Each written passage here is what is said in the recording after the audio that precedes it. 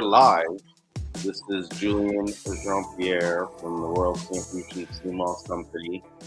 And I'm happy to be here to do another Seamoss talk, or let's talk about Seamoss. And just getting the stuff together. It's funny, no matter how much you program or plan everything, I think I get everything all together. And then when I'm ready to start the stuff, I'm like scrambling to get this thing set up, and this thing's not working, and da da da da da. You know what I mean? And I was thinking like, yeah, I don't even use my light anymore. I'm not using. Before I used to have like a dedicated webcam. Forgot about that. So I don't know. I think this week I'm going to start putting together a proper package so that I can do some live streaming. I actually might even go to the studio. Those that don't know, I have a little podcast space that I invested in to do live streams. And so lately I've been doing mostly live streams with other people in it. They've been using the space to do create content for like cooking shows or different marketing products. There's a lady, Caribbean Delights, that uses it. And so, it's been pretty cool. And they've been getting good value from it. Like, they're enjoying it as far as I can see.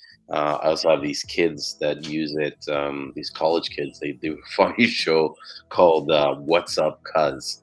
And it's basically these two cousins. One's from the States, one's from Canada. And they're both seriously into hip hop. Like, I think they both rap and stuff. And so they started this podcast show to basically talk about hip hop and life and whatever, urban shit. And so they've been doing it since Christmas, coming almost every week. And that's been cool. And it's good. It keeps these guys off the street. I let them bring their friends in and stuff like that. They get to see what's going on. And one of the things I think it does is that it gives these kids the opportunity to see how things are possible. There's a lot of things that we want to see happen, but we don't think it's possible, or we think it's harder than what it is.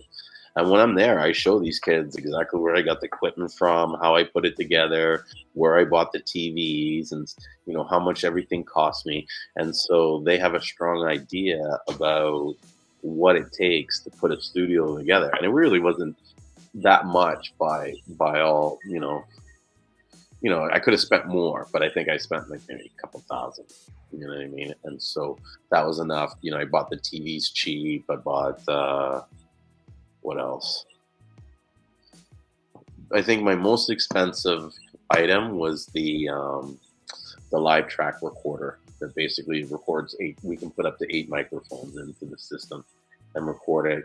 And then, the computer to manage it all. We use OBS and a couple webcams, and they're good to go. So they're learning all this equipment. A lot of times I set it up so that they can just figure things out. And this is a skill that they can bring forward in their life and build on. Like, sometimes it just takes being able to have one opportunity to create that foundation that says, okay, we're going to do next. Who knows? These guys could be like big YouTubers 10 years from the line, or not. You know what I mean? And at least they took the experience of what they did and how they did it, and what it took to accomplish that. And to me, these kind of experiences are like confidence builders, and they're important to give our younger generation these opportunities to build their confidence so that they can be daring and exciting and step out. So yeah, I thought everything was all together and everything, but I didn't even have my hey, do you guys, what happened to the quiet basin, the DJI, the gimbal stand? You brought it to the listing, and then you got it in the car. I think it's still in the car, maybe. Okay. I hope it's still okay.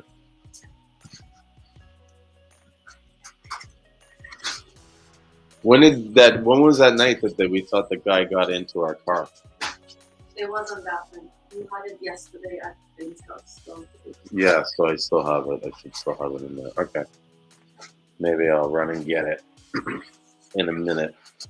But for now, I will set up the Instagram and then let's talk about Seamoss. It's about time we get it together. I know sometimes it takes a little while for the room to warm up and discuss stuff about Seamoss. Oh, look at this, an ad from World Moss. I like those guys. Let's set up this. So, hey, if anybody has any questions about Seamoss, like, feel free to just drop them in the chat there and the comments so that I can see them and we can answer them. And in the meantime, I will check and see. Lately, I've been having these issues with the seeing the people's comments in the chat. I don't know. I think I should write a support ticket to the company Restream that I use this thing. Oh, whose Seamoss is that? No. Oh, I was like, whose pretty Seamoss is that? And I think it's Ricky's. So it looks like Rick has a lot of Seamoss, and he's going to be dropping some specials. Like, we're overstocked on full spectrum Seamoss. We're located in Atlanta and offer free shipping on all our products. Discounts are amazing. Let me just pull this up and share the screen in case anybody. Oh no. I have a feeling. Oh, there it is. Share. There we go. 1 second. I'm going to share this deal so you guys can see it firsthand.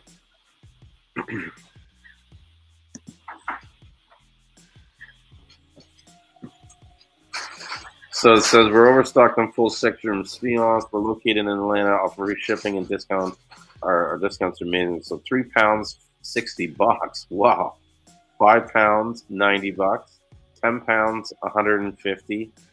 Wow. Yeah. £100, $11.99.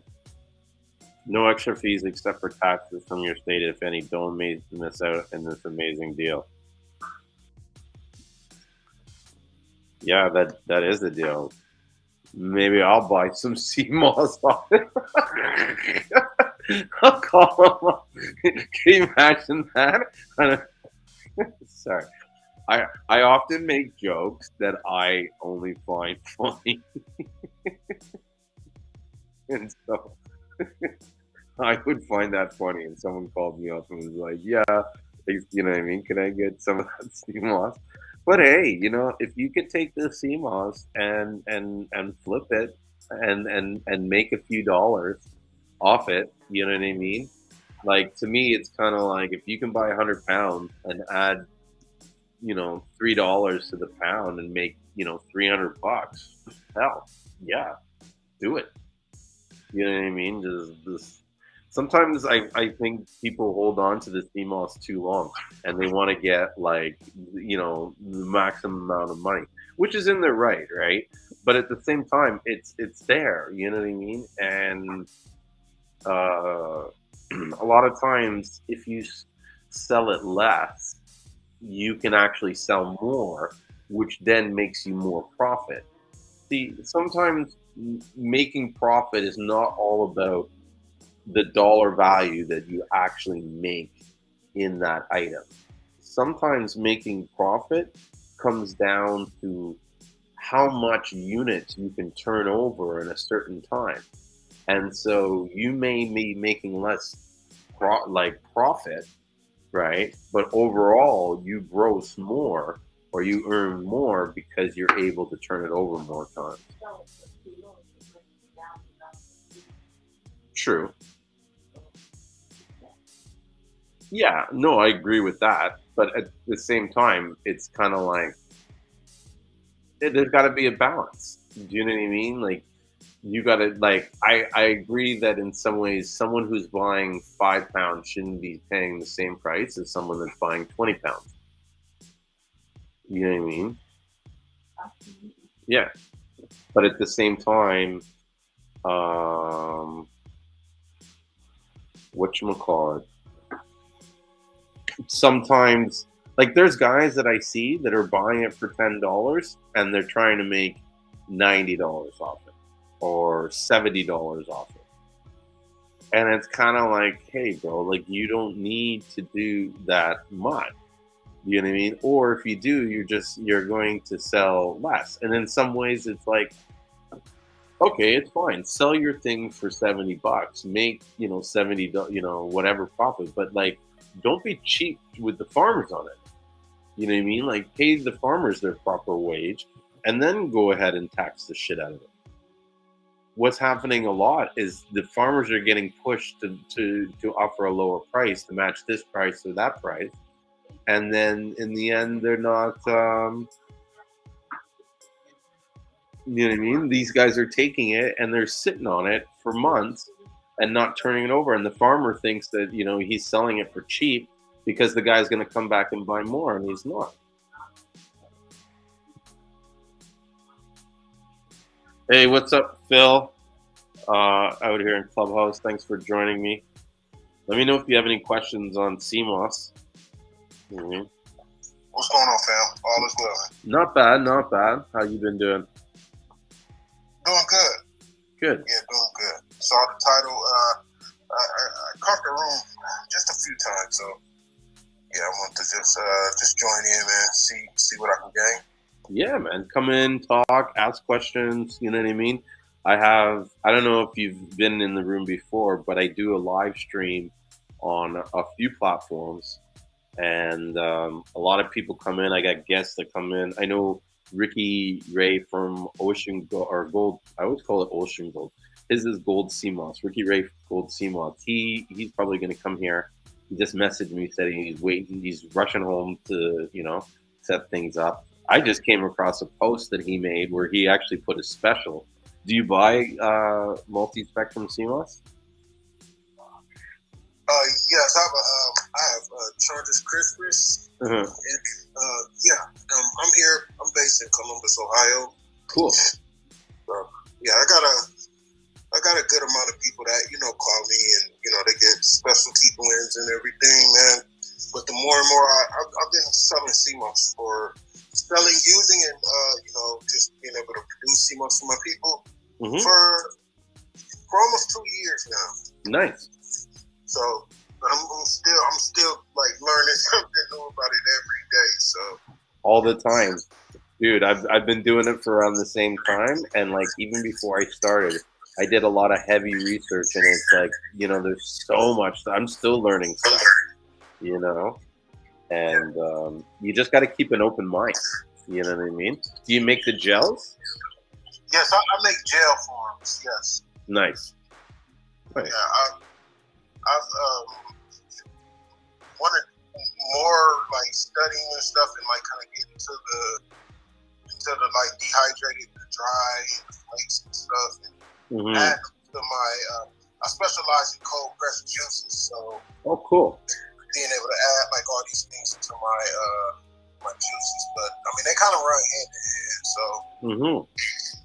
it's pretty cool, man. I'm enjoying being in this market and everything, so. It's exciting, you know what I mean, to be in this sort of stage of the industry growth. You know what I mean? It's really sort of ground floor in a lot of ways, at least in this sort of health food, like nutrition area. Because Seamoss has been around for a long time, and there's a lot of people that have been using it, and it is used in different products for health reasons. But how it's being used has been mostly commercialized, you know what I mean? Whereas they're using it as an additive to other foods and stuff like that, and they're doing stuff to extract it. Whereas now us, black people generally, are using it to, they're infusing it with stuff, but they're more taking the whole form. Yeah. You know what I mean? We're taking the whole Seamoss and blending it up and just consuming it that way, which is a lot different than how it's used commercially, which is good. You know what I mean? And I think us growing the industry and, you know what I mean, building it is important. You know what I mean? It's going to give us something to, even like a stepping stone, because I was thinking about it today. It's like, okay, Seamoss is good, right? But there's so many other health products, and there's so many products. And so once you learn how to sell the Seamoss, you learn how to sell all kinds of other stuff. Like, there's really no limit to what you can really add and sell to your product line. You're so right, man. That's what I like. That's what I definitely agree with that. Like one in particular would be like bladder wrap. I got to learn more about it and just add it to my regimen. It's like, wow, like the two combined, like, they go hand in hand with just like with the health itself, and then like learning and studying more on that. I don't know. I kind of just. I don't know. As I play around in the lab, I kind of like just try the stuff for myself and share with like close friends and stuff before I kind of like hit the market with it and stuff. But you can get real creative, like real creative. True. The possibilities are endless. Oh, look who just joined in. This is Ricky. This is who I was talking about. That he does the powdered Seamoss. If you were interested. Okay, all is well, man. What's going on, fam? You're still driving. Yes, I'm still driving. I'm still on the road. I'm probably like 20 minutes away from the house. So I can hear the car. I had to get on Clubhouse real quick while I'm driving. Yeah, it helps. You know what I mean? Gives you something to do. The traffic's horrible in Atlanta, so I haven't been there, but everybody I talk to tells me how terrible it is. Yeah, it's terrible right now. I actually got on the like a side street so I can really go. It's Sunday night. What the fuck? Who's out? I guess it's all the people going to churches. No, it's not. It's people partying. Oh. Like they don't. It's like. Especially like I was in downtown Atlanta, so I'm kind of coming back to the suburb area. So just to get out of downtown is going to take you a little bit of time. And then once you get out of downtown, you're fine. Wicked. You just get it out of downtown. Yeah, I hear you. And then you'll be smooth. Well, me and Phil were just talking earlier. He's doing all kinds of, he started his business like 2 years ago, and he does gels and stuff. And cold pressed fruit juices, and then he wants to start learning more about you like the powdered, right? That's what we were just kind of talking about earlier, right? Oh yeah, the powders and the flakes and stuff, man. I do want to kind of get into the dry, like making like handmade products as far as soaps and stuff like that. So it's stuff that I can add to my smoothies. Yeah, me personally, like. When we first started off making soap, we actually were making it with the gel. However, I didn't like that because I know the shelf life wasn't that good. So that was one of the main reasons why we started making powder, so we can make soap. Now I do powder for everything. I will make gel, but my preference is powder because it's so quick and convenient for me. Understood. Now, that's what I was thinking the same thing because I do like I make like some body scrubs or like a face mask, but it's like I always got to keep it in the refrigerator. I mean, me personally, I always use it, but I won't like give it to none of my people or nothing because I mean, applying this cold stuff onto your skin, man. That's everybody wouldn't like that or whatever, but it's still, but it works great. Like you said, that shelf life. It's just the shelf life, and you know that your names are attached to it, so you don't want your product going bad on people, and then they have a certain stigmatism, certain image of how your products are going to be. Yeah, that was my biggest thing. Like I didn't want it going bad or molding or anything of that nature while they're trying to use it, because some people are gonna forget to put it in the refrigerator. Yeah. And they're just gonna leave it out for a while. So definitely. And what area you say you were in? I heard you say you're in Ohio. Yeah, I'm in Columbus, Ohio. Oh, I got relatives in Columbus. I love Columbus. Yeah, it's Definitely a wonderful area. Yeah, it's pretty cool, man. I like it up here. I'm originally from Akron, but coming down here is, good people. It's kind of like, a little bit of everything here. So Definitely. Yeah, powder's the way to go now. Were you trying to make powder yourself? Actually, Good. I was just saying that yesterday that I need to kind of look into it more. I understand. I just don't know where to start. You have to dehydrate it or something. Yeah. So how I start off is once I get my Seamoss, I actually will wash it off. Can you hear Ricky? Okay. Like you would do with when you're making your Okay. Give me a second. I'm muted, so he can't hear us. Overnight 4 hours. As soon as But I'll unmute us us in a second. Just let them get a couple questions answered. I typically let mine dehydrate around. Okay, cool. Then just hop back. You can come back when you're ready. 65 degrees Celsius, and then I'll let it dehydrate for about a good 8.5 hours just to make sure that it's fully dry. And once you do that, then you have to crumble it up.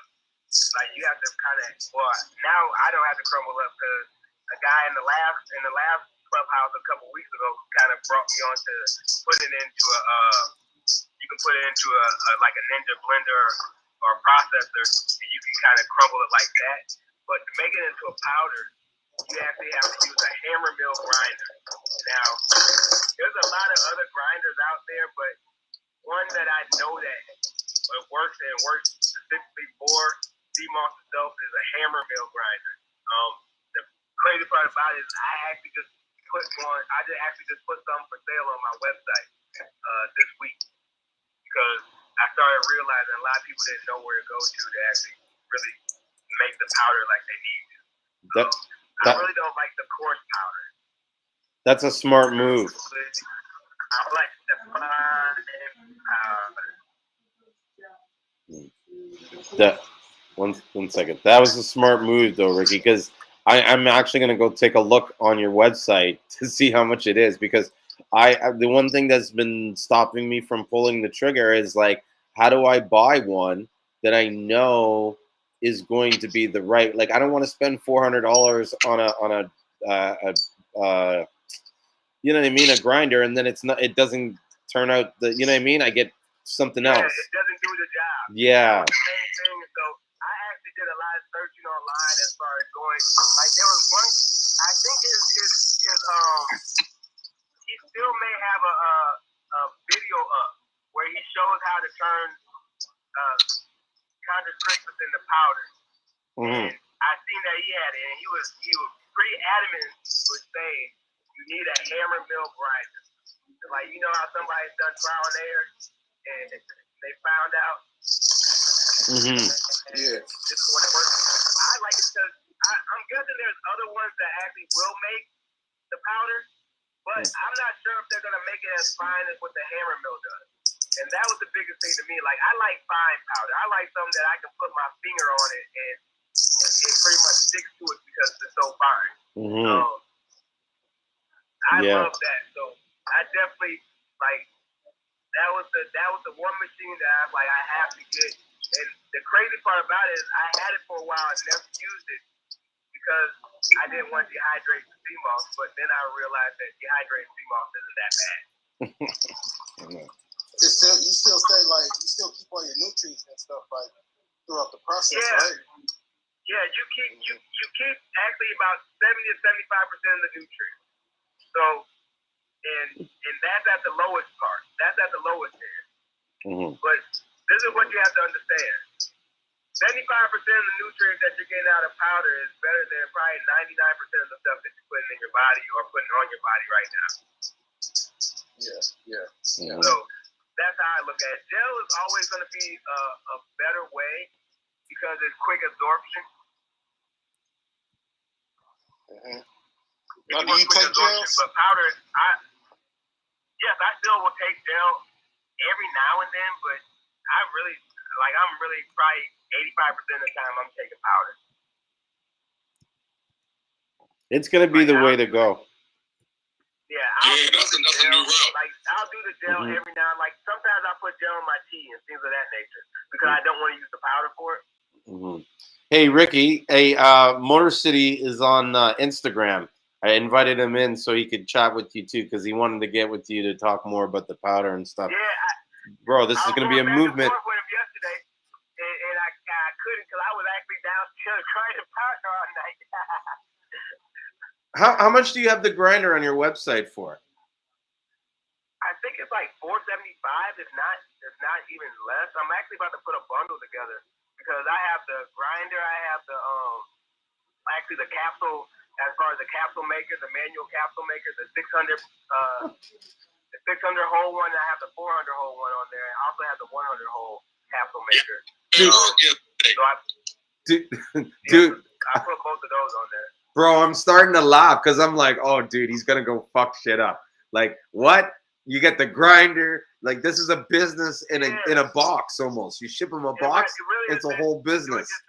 Yeah. Like a lot of people I'll talk to, but they don't know exactly where to get the product or exactly what the product that they want to get. And I'm like, okay, this is what I start off with. Like I'll kind of break it down. I start off with this 100 one, and then I moved up to the 600 one. But I put the 400 in there just in case you didn't want to spend that much money. And then not to mention the capsule counters. So one thing when I first started out, like that was really, really, really bothering me is that I was counting the capsules out by hand. Like once I make them, I was like 1, 2, 3, 4, 5, 6, 7, 8, 9, 10, and it was becoming a like that is challenging. And not to mention another thing that actually was taking a lot of time. And I actually have this on the website as well. I'm not even sure if I think I might have them on there, but the capsules itself. So one thing I always recommend people to do is buy the capsules buy the capsules separated. Don't buy them attached to each other. Like you may look at the price and be like, oh yeah, I'm gonna buy the cheaper ones, and they're together. Then you guys spend all that time to unseparate them. So always buy your capsules separated already. So, Moss Boss, the official Moss Boss, is on Instagram. He says here, Ricky is the man. I'll be in Atlanta next month. I'm curious to see. I'm waiting for you. I'm curious to see what you guys are going to come up with a collab. I'm going to steal some of your ideas. I'm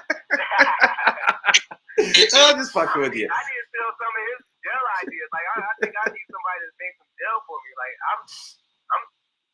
I want to. Like me, I've been in the lab trying to make gels the last couple weeks. Yeah. I just can't get it the way I want it. You know what? Probably because I'm using powder, and I pretty much don't want to use and I'm not talking about Seamoss powder. I've been using like fruit powder. Yeah. To see if I can come up with.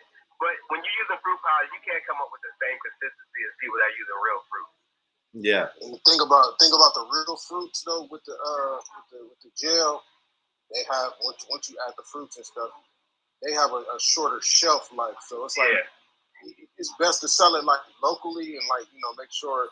I usually do it in an 8 ounce jar, 8 ounce serving. There you go.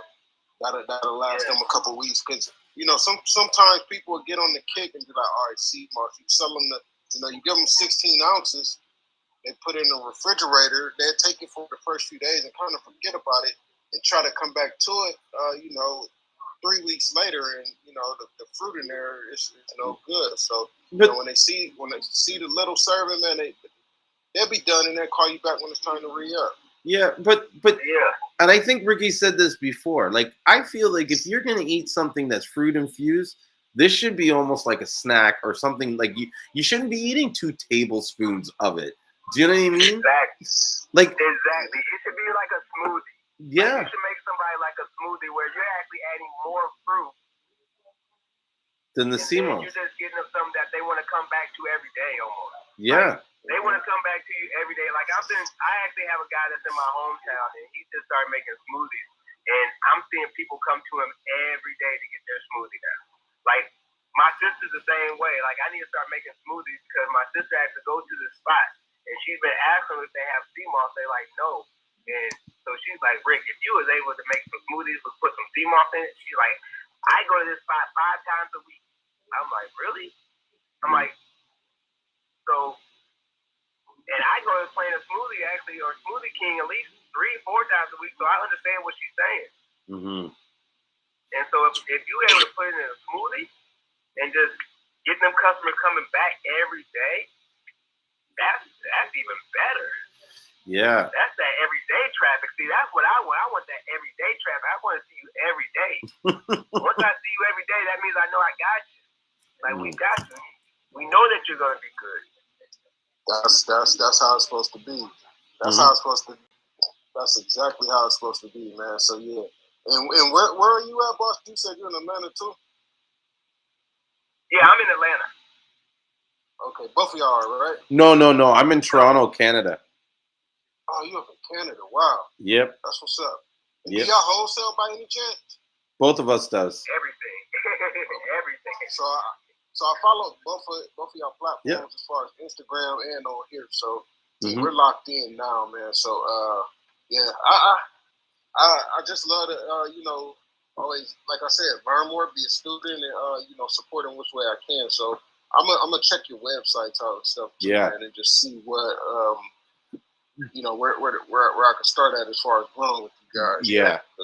Definitely check. Yeah, if you have any questions, man, just message me on IG or anything like that, man. I'm always down to answer questions. I'll talk your head off.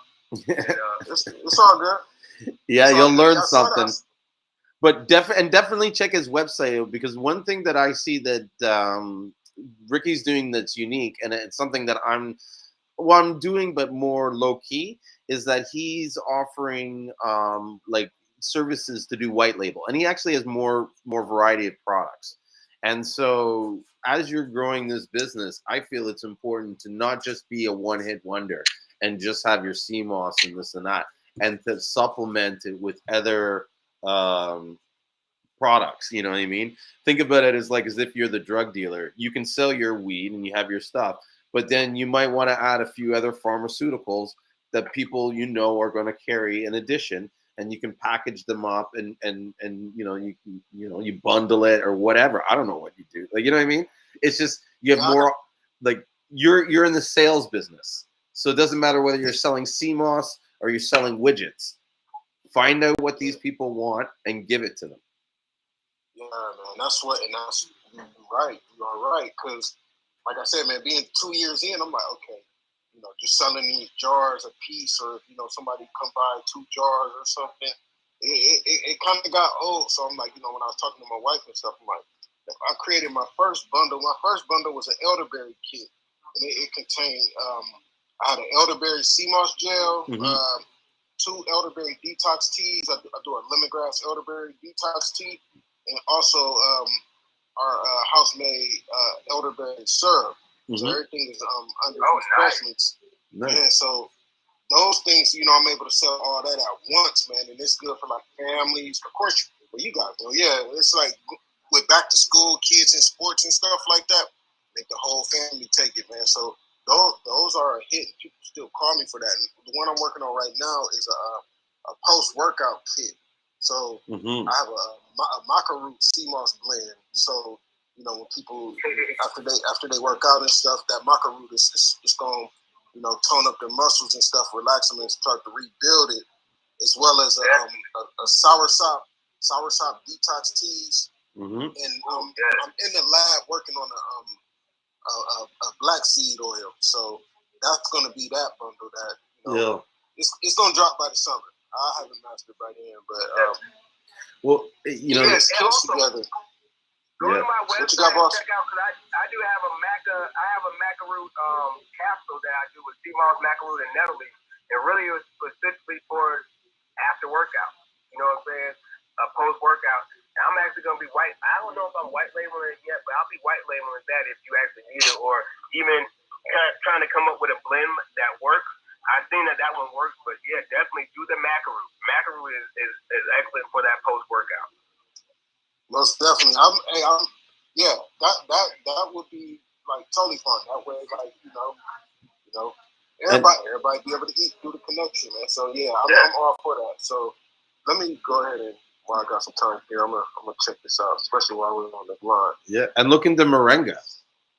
Moringa, Yeah, and Battle was saying earlier, he's like saying it's all about the upsale, and he's someone who's actually like taken it to like a new level, which I think is a great idea. More people need to do it. He not only upsells his products, but he adds merch into it. And so he's got different shirts. And I think you do it too, Ricky. You've got some shirts and clothing that you've designed. I had some shirts. I just didn't like the quality of the shirt. So the crazy part about it is Crystal just ordered some more. Uh-huh. And so I have to go look at them this week because like the merch is actually where we're actually missing out on. Where are you getting it from, though? Now, approximately. You don't have to say exactly who. No, I'm gonna tell you exactly where I get Okay. it. I'm getting my shirts. I'm getting my t-shirts from Alpha Brothers, but it's a local Atlanta company. And the reason why I'm getting because I can just walk into the store and pick up as many as I want to. But as far as the quality of the t-shirts and everything like that, they are really good quality t-shirts. From me kind of buying t-shirts from everywhere. Mm-hmm. Alpha Brothers was one of the best places that I actually seen to get good t-shirts. And then I have a guy here that's gonna go ahead and make them for me. Now, you know me, if you want them, you know me, I'll go ahead and set it up so everybody can get some. Yeah, you man. Just send me your design, and I'll kind of set it up for you. Like, I don't mind that. That's one of them easy situations. Yeah, that would be a good idea. It's also enough. Sorry, go ahead, Phil. Oh no, I heard y'all talking about the merchant stuff. So that's something I kind of like ventured off into with our businesses as well, man. So do you use FM Expressions by any chance? What's that? Do you use FM Expressions? No. I don't. So check them out. If you're ever doing like I guess the same logo or the same print, you can get you pay an initial fee per print, but after you pay that initial fee, I think it's only like $20 or something. You can print as many images, printouts of that same image for like 15 cents a copy. So when you're doing like masking, let's say if you're just doing, your logo on a t-shirt or hoodies or whatever, you can get up to 100 of them, and the price it'll be under $50. It'll be on real cheap. And then when you go to like Jiffy Tees and you buying like mass t-shirts and stuff like that, I mean, you're damn near quadrupling your money. It's amazing. People are gonna want to support it. So what is it? Is it like t-shirt presses or whatever, like the heat press, and then you just gotta get it pressed on for them? Okay, so yeah, I do. I have a t-shirt press. FM Expressions prints out the vinyl. They print out the heat transfer. So or if you send them they have the heat transfer paper. And you just pretty much press it. You buy your if you down in homie's down in Atlanta, so I know he can find like bulk t-shirts and stuff for the low. But like if you can't find it, Jiffy Tees and I can't think of the other site right now, but man, those shirts start off at like $177 per shirt. Mm-hmm. And that's then not going bad. off into the hoodies, you're at like $6 a hoodie. Mm-hmm. You know, if you're selling those hoodies starting at $25 or whatever, however you sell it, whatever, you didn't pay $6 for that and 15 cents for the for the printout. So everything else is capital. Mm-hmm. It's that's something that. Yeah, that's why I say we're missing out on the merch part. Well, we definitely got to get into the merch. Have you guys heard of Printful? Yes. Never heard of it. Yeah, see, Printful's crazy, and I think like listening to you guys talk, it's like I think it might be a good idea to kind of like supplement both, because you need to have the items in your hand to give to people to sell fast. But then there's times where the person's just going to go on the website and order it. And then you could probably import a company like, and there's other ones too. I would research it. I just remember Printful because a couple of years ago I had like a t-shirt drop shipping business that I kind of like toyed with because I had a buddy of mine that was a great artist. And so what I was doing was taking his artwork, I'd remove the background and basically put them on t-shirts. And, I sold a few of them. I didn't really put a lot of time into it, right? But it taught me about how to do the merch stuff. And not only can you do t-shirts, but you can do like socks, you can do like anything, beach towels, all kinds of stuff. And then, and what's good about it is that it requires no investment. And when you do get an order, Printful gets the order, they ship it out to the person, and then you get your cut. And so, I don't know, if it was me doing the merch, I would probably buy some merch so I would have it in physical hands so I can wear it and stuff like that. But then I would also have a bunch on the website so that people that are buying it online can add in. I might even do something where it's like, spend $200 and you get a free design on a t-shirt or whatever. And then come up with some cool slogans like Seamoss Life or, you know what I mean? I don't know. Hey, I get good ones too, buddy.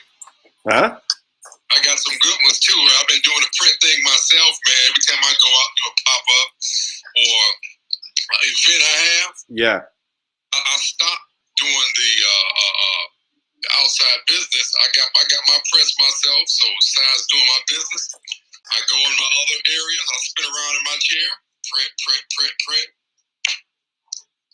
That helps. So how are you selling the shirts? Are they selling? I imagine they would sell a lot at pop-up shop if you have a catchy design or something that someone could like see themselves wearing.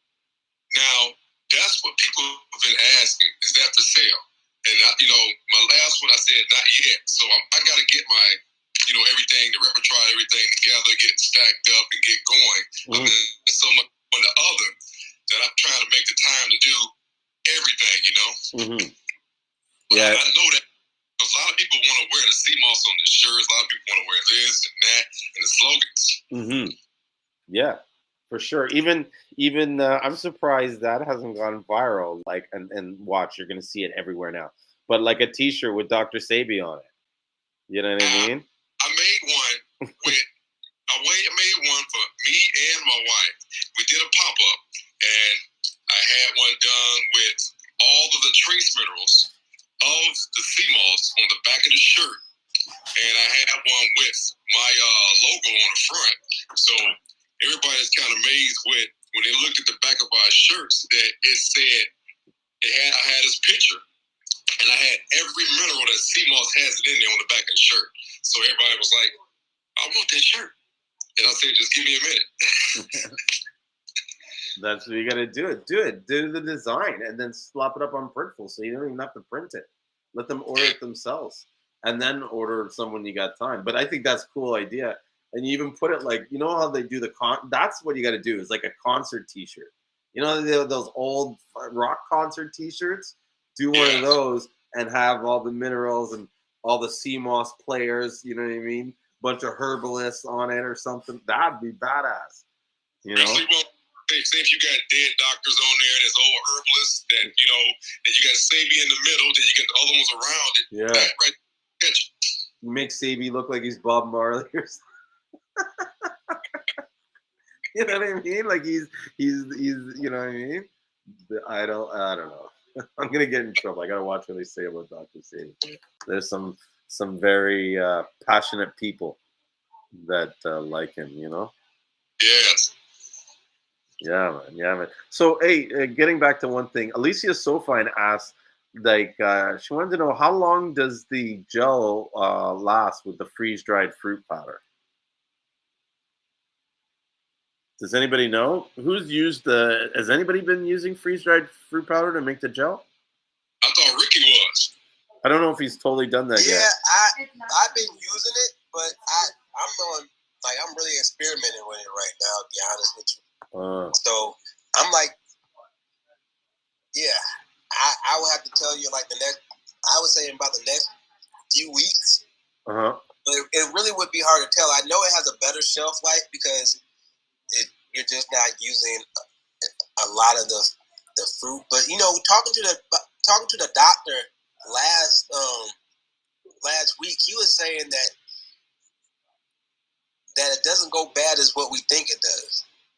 Just because the Seamoss is alkaline, and with the Seamoss being alkaline, it kind of alkalines the fruit as well. Mm-hmm. So that's something that, and I'll be honest with you, once the doctor starts saying all these things, I have to go back and start researching and looking it up. And so that's what I've been kind of looking up and trying to figure it out. But he's a doctor, so he kind of knows a lot more than what I know. Yeah, well, I think what he was saying is that it was like on the surface is where the mold, but if you were to take that mold off the surface, the rest of it's still good or something. Wasn't that what he's saying? Well, what it is what he's saying, that only part that may end up kind of molding up is that top part because of air. Yeah. And you got to make sure that as long as you cover it up in a quick manner, then you probably won't get a lot of bacteria or whatever. Yeah, bacteria that causes that mold. No. You want to hear something crazy? I get the craziest things dealing with people with Seamoss. So I went to this dude's house the other day to sell him some Seamoss and stuff, and he showed me a container where it's this metal container, and he keeps the Seamoss in the container for months. And he eats it like that, just breaks a piece off and eats it. And like popcorn. Huh? Just like popcorn, right? Yeah. Like he says, I take a chunk off and I eat it slowly every day. And I was like, what? I'm like, how long has that been in there? He's like, months. I'm like, are you serious? He's like, yeah. He's like, I'm like, and there's nothing wrong with it. He's like, well, I'm fine. I'm waiting for this guy to like get puke on or something. Because he took a piece and said, no, it's fine. Here, eat it. I was like, no, it's okay. Yeah, I've heard of some people. I've heard a lot of people eat off of it like that. Well, there's nothing wrong with eating it.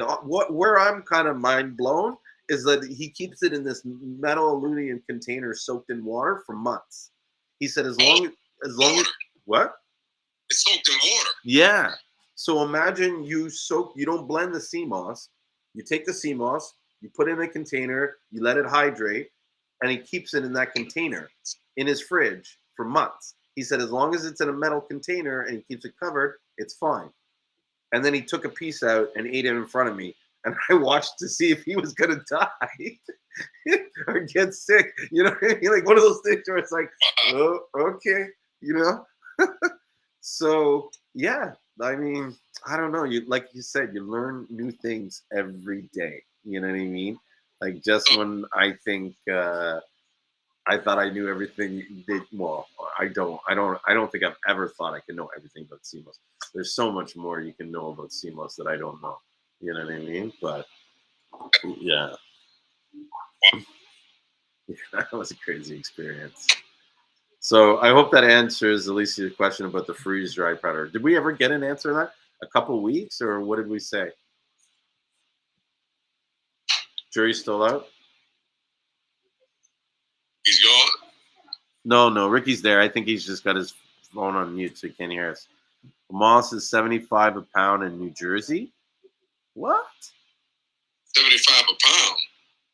See, this is like I don't understand that. 75. Like I'm all for everybody setting up their prices, right? But at the same time, I almost want to call them up and say, how much are you paying for this? Because it's one thing if you're paying $50 a pound and you're trying to sell it for $75, but it's different if you're paying $15 a pound or $20 a pound and you're trying to sell it like dude, like just sell the Seamoss. That's quite of a lot. Mm-hmm. $75 a pound of Seamoss. Yeah. But that's the thing. Some people just like to sit on the product. You know what I mean? And that's where I kind of feel like, and I've said this to some of the stores that I talk to, because I'll sell it to them and they'll come in the store and I'm like, what? $90?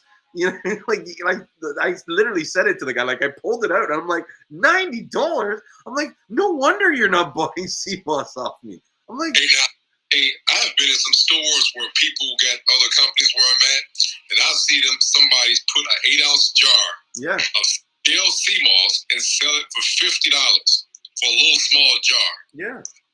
And I'm saying, are you serious? And the one is still just sitting there. Yeah. But, at some point, I understand in some situations, it could be where they're getting the product from.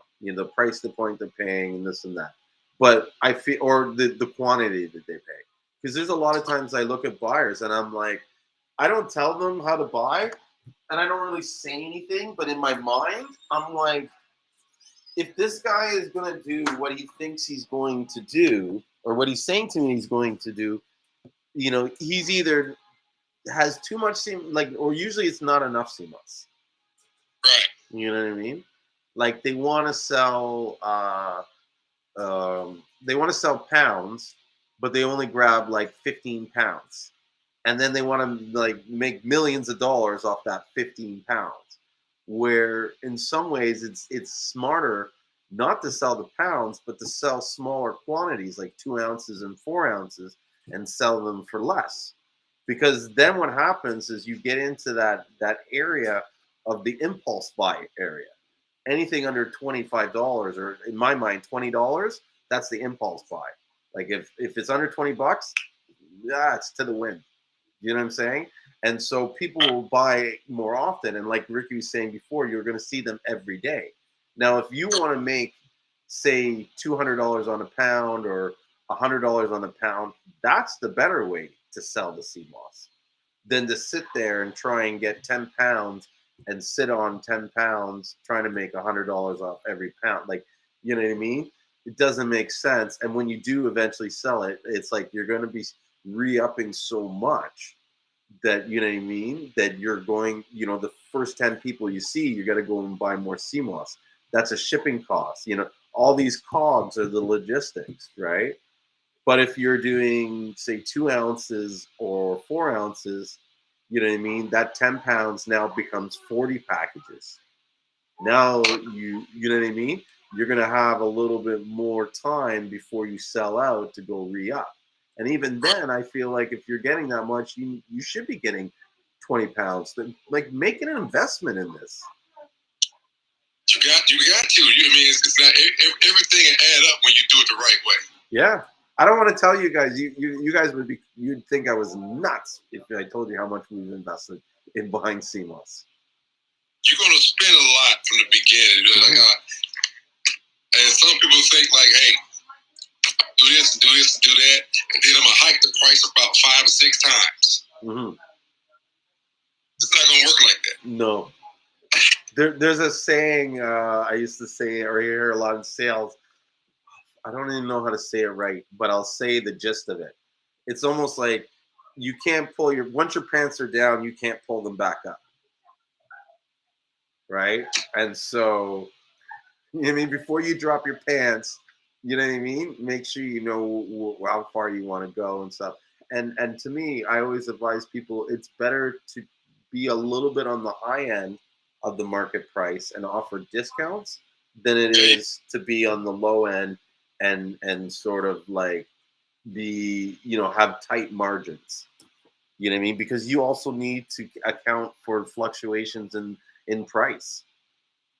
Right. Like Boss just said, branding is the key. That's right. Yeah. A few people have been trying to lowball my store. Branding is key with good customer service. Facts. You know what I mean? Branding is total key. That's right. Hey, what's up, Yusuf? And hey, Christine, how you doing? Let me know if you have any questions. Good, Yusuf. How you been? There you go. What's going on, man? Hey. Hey, I thought I was a busy guy, man. Trying to catch you was like trying to catch the house in the hole. Man, I tell you. Complete thing was, I think I was just on Clubhouse. Like, I was downtown actually waiting for this lady to meet me.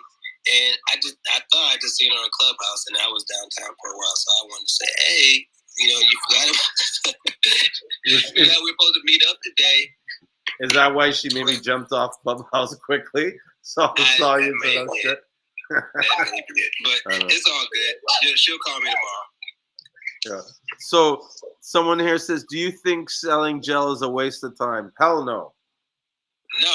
That's actually the best way to start your business. Yeah. Especially if you're doing local. Yeah. Like if you're really saying, okay, I'm about to brand myself locally, start out with the gel, because that's what that's what everybody knows Seamoss for is the gel. Yeah. So if you start off with the gel, they're going to be more aware of that than anything. And as long as you make some good gel, then your next product that you come out with, they're going to trust you.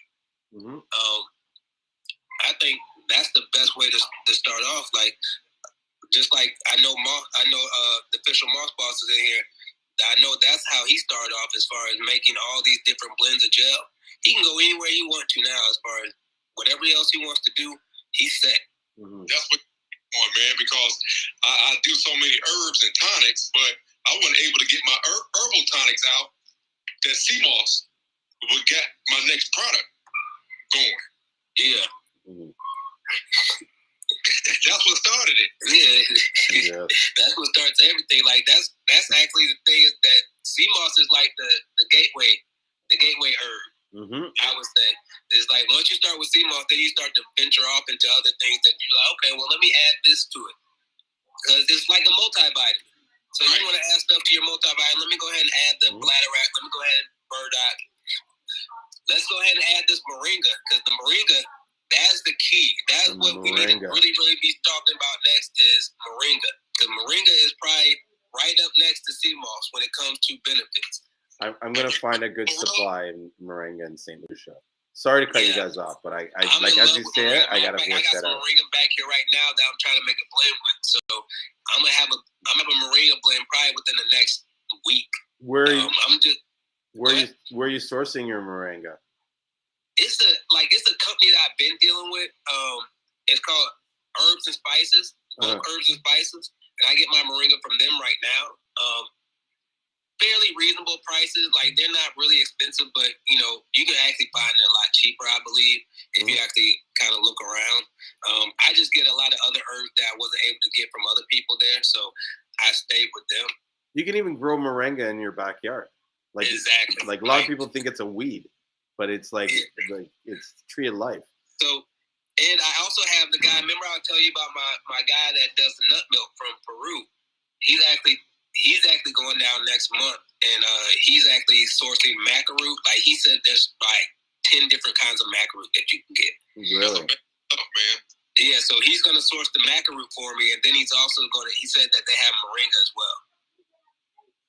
So I'm going to but I'm kind of waiting for the moringa from St. Lucia. That's really what I want. Yeah, I'll work on that. I'm just gonna worry about the moringa from St. Lucia. I'll get some from Peru as well, but I definitely want that moringa from St. Lucia. Yeah.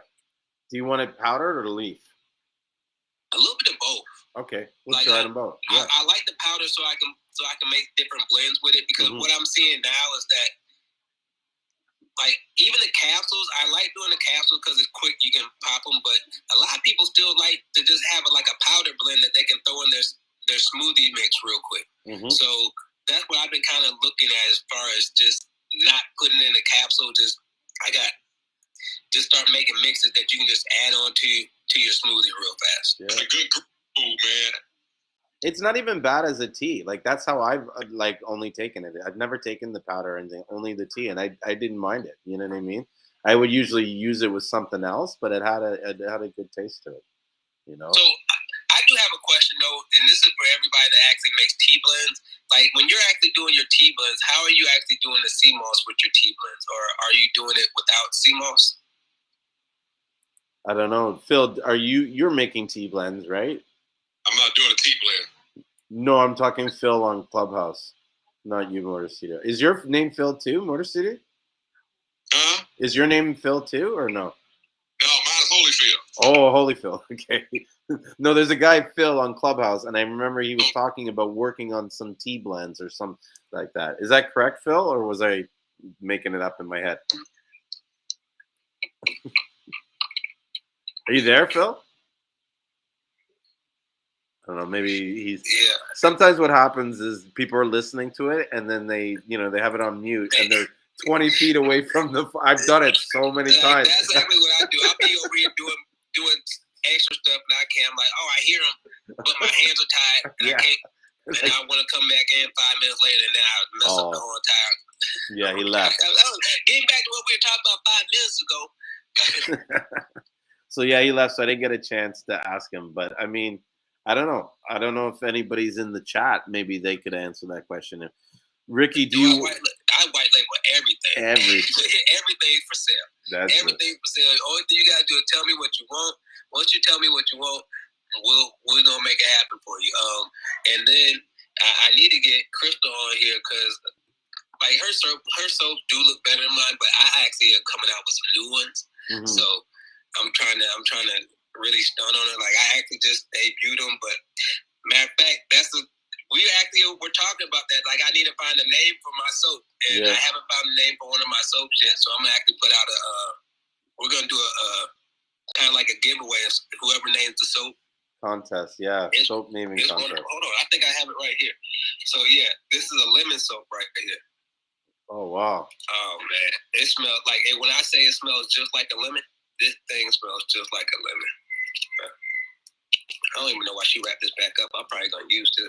But it smells one. Oh, this is another thing. We actually made a moringa. Now this is this is me and moringa again. Mm-hmm. That's bomb right there. That's a big bomb right there. Yeah.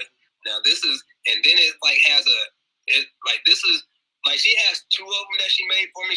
This is for men because this has more of a manly scent to it. Yeah. And then she actually has one that smells for women. Oh yeah, this smells good too. Oh, this smells better than what it smelled yesterday. Hold on. Mm. Yeah, so we sit up here all day and make different soaps all day long. Hey, Ricky, do you use a digital marketing company that's experienced with Seamoss supplements? Not really. Marketing company? Yeah. No, like everything we do is pretty much in-house. Mm-hmm. I like marketing companies, but I'm not sure if I want to use one. I think they know how to get to an audience, and they may know how to place your stuff in the right place. But as far as what I want to do, as far as with marketing, I don't think they can they won't really be able to understand what I want to do with marketing. Like I'm different. Mm-hmm. I do everything in-house, and every job I've had, they've always been everything is in-house. And them companies that I work for in-house, they expand it real big. But you start off where you at, but when you get to the end, your money go out and it come right back in. That's the best way. Even if you having a hard time at the beginning, it's gonna eventually go and it's gonna stay. Yeah, I'm just now figuring out, really be honest with you. And this is in year 2.5, I'm just now figuring out, because that's something that I didn't know how to do when I first started. I can sell. That's where I came from. I came from selling, and I didn't really need marketing and advertising to do what I was doing. Mm-hmm. It was just pretty much, I'm in the streets with it. So I can sell it. It's in your blood. It's in my blood. Yeah. I'll go straight to the streets with it. So I'm comfortable. Mm-hmm. Now, it's okay, so what happened was that you walk into an arena where these people know marketing and advertising. And so they are just, they were just skating past me. I'm like, hold on, what's going on? But they know how to set up audiences and make sure their products get into the right people, and even setting up how their landing page is. So once you actually get them and you actually get them to your page, how to set it up so it's like a quick sale because you got all the information right there. These are all things that really you have to end up teaching yourself by studying all these people. And I'll study somebody's page, okay, let me see what's working. And I'll look at their page, and I'm like, okay, I see that's working. Oh, this person's ads are working really good. All right. So, and then you start seeing what the formula is. Everybody's formula is going to be different, though. That's what I say. Some people are just going to be straight marketing and advertising. Mm-hmm. Mine is more, I'm in the streets with the people. So the more I get on these clubhouses and lives and things of that nature, that's what they want to see from me. They might not they might love my reels because I do real reels. So I'm starting to understand that, all right, so reels work for me if I'm doing stuff that they understand, okay, this is really Rick. This is a reel that Rick would do. I'm not really commercial. And I don't want to feel I don't really want to look commercial either. I want to look like, hey, I'm grassroots. I'm right here with y'all. I'm learning how y'all learning. Like, Yeah. That's what I call it. yes. There is a company that I have spoken to that I know. I don't know how experienced they are with supplements, but I know that they've worked with Seamoss companies before to develop audiences. And that company, if I'm correct, their name's Ads That Scale. So I don't know if you want to check them out. I have heard about them. Yeah. And some of these companies are actually really, really good. And truthfully, it's like I'm just hands on. Like, and this is where I was going to go to after that, is to say I think it's important to be a little bit of both, right? The only purpose of really getting these digital marketing companies to come in and pay them to do the work is to do the work that you don't want to do, right? Yeah. So that you can free up your time so you can do it. But I also feel like in order to trust them and know that what they're doing, you got to understand what it takes. Because once you understand the work, then you know what I mean? Your mindset changes and you understand the value of what you're asking that person to do and all that stuff. Like I think one of my strong points in dealing with these farmers is that I've worked with them and I understand the work that they've done. So when I deal with them, I have that certain respect to talk to them so that I wouldn't say certain things that I know are going to drive them, or someone else would say, not realizing it, would just drive them crazy. Because it's like, you know how much time I put into this? What do you think this is? I just throw it out of the sea and it's Seamoss? So, and I hope people do respect that. And that's one of the things I always try to play on these live streams is the amount of work that these guys do. And you know that too, Ricky. You spoke to a lot of these guys. You know what I'm an advocate of, and people will hate that I always say this, but I'm an advocate for farmers getting more money, and we actually go up on our prices as far as like if they're charging, I feel like they should charge us a little bit more. Reason why I say that is because bottom line is that if we like it or not, big corporations are gonna come, and when they come, that price that we didn't want to pay, they're gonna pay it. Like, and we don't want to put the farmers in a position where they're feeling like they almost have to go to these people because we keep on lowballing them. Like that's a big thing that we have to be cognizant of, is that it's going to get bigger, and even though we're making it hot to where it's that thing right now, like once it really starts catching on, and it really hasn't caught on yet, it's going to hit the masses probably within the next 6 to 8 months. You're going to see where everybody trying to figure out how they can get Seamoss, or it's going to be like cocoa butter. Like, when cocoa butter first hit, or when, I would even say right now, what's the new thing that everybody uses now? Coconut oil. Just coconut oil. Like, when coconut oil first hit, like coconut oil, like first everybody's like, but now if you go to anybody's house, they have coconut oil in their house. They have it in their bathroom. They have it in their kitchen. They have it everywhere. Like I put coconut oil everywhere. So Seamoss is going to be in the exact same mind frame as far as you're going to have some in your bathroom. You're going to have some in your kitchen. You're going to have some in your medicine cabinet. You're going to have it everywhere. And so if we're not really, really cognizant of what we're doing, then we're actually going to be left behind. And we're going to make it hot, and then we're going to be left to say, okay, y'all get this little bitty piece of the industry, and we're going to take 90% of it. They did it to us with weed. We can't let them do it to us again. We must stop them. Exactly. Shea butter. Shea butter was the other thing that came in, and everybody needed shea butter. Yeah. I'm actually trying to work on a good link with shea butter. My pastor goes to Ghana like 3 times a year. And so he's trying to find a good village where we can get it all made and sourced and do it like one step, boom. So because I put that in some of my soaps. Oh yeah, that's like a lot of my soaps have shea butter in it. Like that's a mainstay. Like you gotta have some shea butter. Shea butter, coconut oil. Those two right there, shea butter, coconut oil, and I'm still gonna say moringa. Is going to go crazy within the next year. Once more people start taking moringa, that's going to be the next new wave. That's chlorella, man, because chlorella, another strain. Yeah. It's about to go over the chlorella like a pine bomb. Yeah. And boy, and like you said, that Seamoss, man, you know what that Seamoss, I keep saying it, that Seamoss, you know, back in the day when you go into a club and you're partying, what everybody asks for at that table, they ask for that Moet. You know what people ask for in the future? They'll give me some of that moss. Put it on the table. Yeah, give me some of that moss. Give me a moss drink. Like, they don't be trying to get right. Like, this, I'm feeling like a lot of people don't even like to go out no more because really people don't like to drink like that anymore. Like, it ain't even in them. Like, I don't think, I can't remember the last time I really, really drank. Like, I'm talking about really, really drank.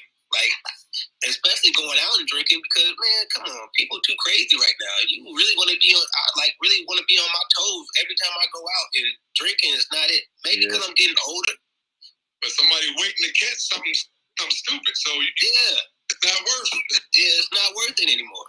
Like, I like to have all my mind frame. Like, I think we're getting away from a lot of stuff that we used to do. Like, you realize you don't have to be drunk to go out anymore. There you go. Like, you don't have to, like, you want to make the, like, and not to mention, you got to understand, like, back then, you could actually be a little aggressive and get away with it. You can't be a little aggressive right now. You going to jail. Or vice versa. Yeah, you going to jail for that. Like, come on now. Like, you got to understand, you better be on your right mind, and you can't think that everybody out there is drunk and they going to accept what you're doing. And when you drunk like that, that's just a quick way to give you 5 to 10. Like, I'm cool on that, man. I need to be aware. I need to be understanding. Like, I always tell my homeboys, like, hey, you know, you might want to be aware of everything that you're doing because no means no. For real now. There you go. That's for sure. Run stuff. You gotta understand. You women run stuff. Like, they got their power. Like, and they ain't taking none of that anymore. Yeah, none of that. Look at that. To get drunk, I wake up and train 5 days a week. Now you can't get too wavy. Everything has to be intentional. Yeah. He's exactly correct. Like, I know if I'm going to actually go out and have a drink, I'm prepared. Like, okay, I need to get my fire. I'm flushing my body out. I'm doing all this extra stuff to actually make sure I have a proper day. And I'm probably going to end up getting drunk at the house with my girl. Mm-hmm. So I know I'm not going to run into no issue. I have somebody ask me, they say, hey, man, I got a job interview. Please tell me you can make me a tonic. You know? Because I've been doing this and I've been doing that. A cleansing tonic. Yeah. That's not a bad idea. I wonder if there is some things that you could put together that kind of either set the test off or inhibit it or something like that. A lot of people. Hey, the world is coming to us. It's a different world in the future. Yeah. Like, you gotta watch. Like, okay, so I think we went through an era where it was like it went from drugs to hard drugs to prescriptions. Once it went to prescriptions, like it just totally just messed everything up after that. And you've seen how bad it got. Like, everybody was looking at how bad it really, really got. And then once they seen that, it was like, okay, we need to start rolling up off this. Like, it's like a lot of people got addicted to prescription pills, and then you got fentanyl out there. So a lot of people don't even want to party that way no more because they scared. Yeah. Have you seen Forks Over Knives? No. Hey, you watch that. That's all I gotta say. When you write that down. Forks Over Knives. When you see that, hey, everybody telling on each other. Oh yeah. And most of the people they're telling on, some of them are already deceased. And man, that is line up with a whole bunch of other different things. Man, when you watch Forks Over Knives, you go in your refrigerator and you might say, garbage, garbage, garbage. You look in your refrigerator again, you might be like, I gotta go shopping again. That's exactly how they put it on there. And I remember that I think we talked about that as well, Official Moss Boss. I lost one of my close friends, like really my business mentor, like 6 months ago to the fentanyl. Like, it's crazy. Like, he liked to party a little bit, but like, you can't party a little bit now and think that's gonna be okay. Wow. Like, because you really. So like a lot of these pills is fake, and they getting these $5. Like, people don't even understand. And a lot of these actors and actresses that actually came up dead, and nobody wants to talk about it. Everybody knows what happened. Mm-hmm. To be honest, it was they were being sold bad drugs. Yeah, finding people in hotel rooms all of a sudden. Just like what? Yeah, because like once you start really understanding about what's going on, like fentanyl's cheap. Like, they put it in the pill form and it's super cheap. Like, these buyers are getting them for like $3 and selling them for $30, and so they don't really care because the profit in it is so good. But it's just like you get a bad batch that's not made right, and you're gonna have a lot of deaths on your hands. Yep. So, like, that's something that we really, really have to think about, really have to be mindful of this. And I think a lot of people are mindful of it because, I know a lot of people that used to like lightweight party. I'm like, man, no, I'm not even risking that junk no more. Shoot. Like, I'm in the house with it. Like, they want to go out, they're like, you know what? I'm good with weed. Yeah.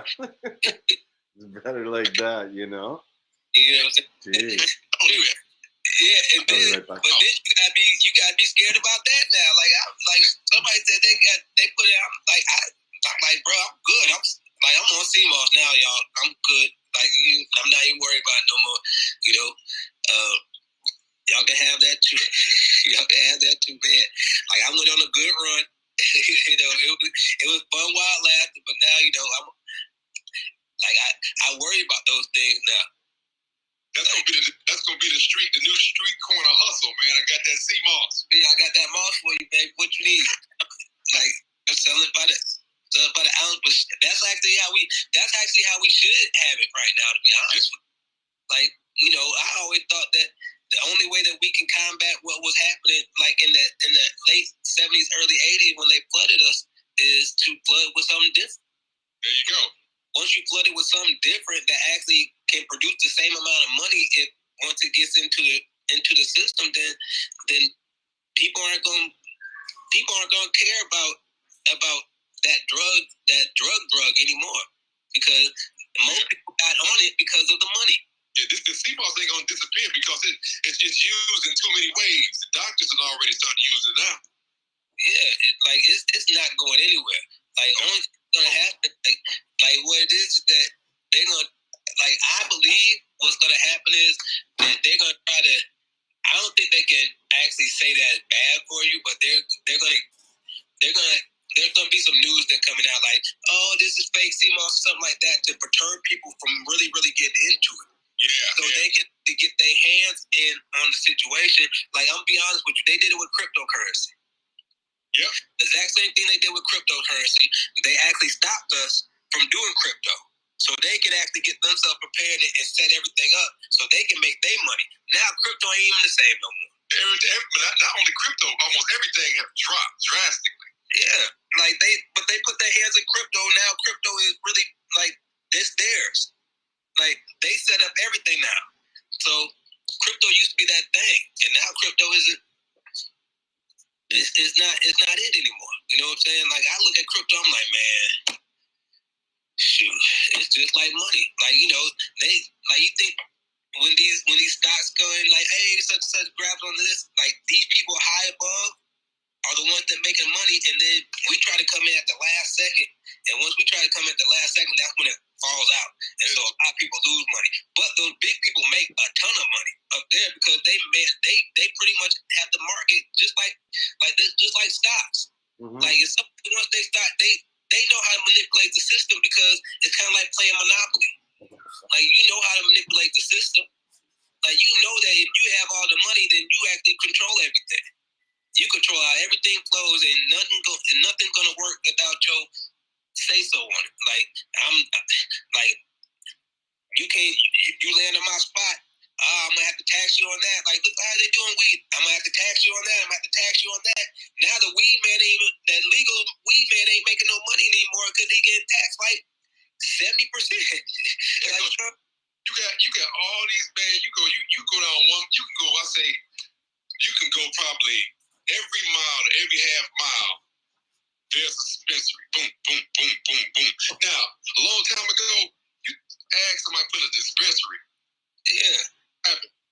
Like even when they first started, like, you know, a lot of people would, like, a lot of companies were like, no, we don't want dispensaries here, we don't want dispensaries here, until that money started coming in, and the city learned, hey, you're gonna make a lot of money in taxes, and then, man, once they did that, the game is done.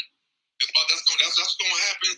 It might not happen that fast to Seamoss, but I think within the next year to 2 years, you're going to see, just like you see a Ford and GM building, Yeah.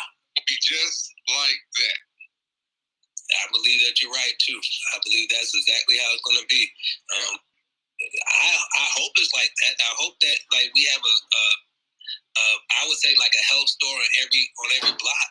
Like, you know, they used to always say, I used to always remember this, like, this saying that in the hood you can find a chicken spot and a liquor store on every block. Yeah. And so my whole mind frame is like, okay, I need to change that narrative. I want a health store on every block. Like, every block that you go to, you'll be able to find a health store, someplace where you can get fresh produce. You know what I'm saying? Things of that nature where we actually have a hard time finding. We got to go all the way out to the Sprouts or something like that just to find some good produce. Like, you should be able to have that local store that actually have that produce at the store. They're always getting the produce every week, you know, and start off there. And sometimes it's just a matter. The reason why it's not happening is because no one wants to take the risk. You know what I mean? That's really the biggest thing. I think that's the biggest thing is that, you know, like I always say, the person that actually does it first, you know, they never get the credit, and they know that a lot of times that they're not even going to make any money because it's going to take them so long for people to catch on. But sooner or later they're going to catch on. By the time they catch on, like, you pretty much almost out the door because ain't nobody supported you. Mm-hmm. You know, that's the biggest thing. Everybody knows that if you're the first person to do it, then nobody's really going to support you. And you got to hold on for dear life until the people start coming. And, you know, that's the biggest thing is, like, how do these people hold on for dear life? You know, and, like, when you get this health store, unless you're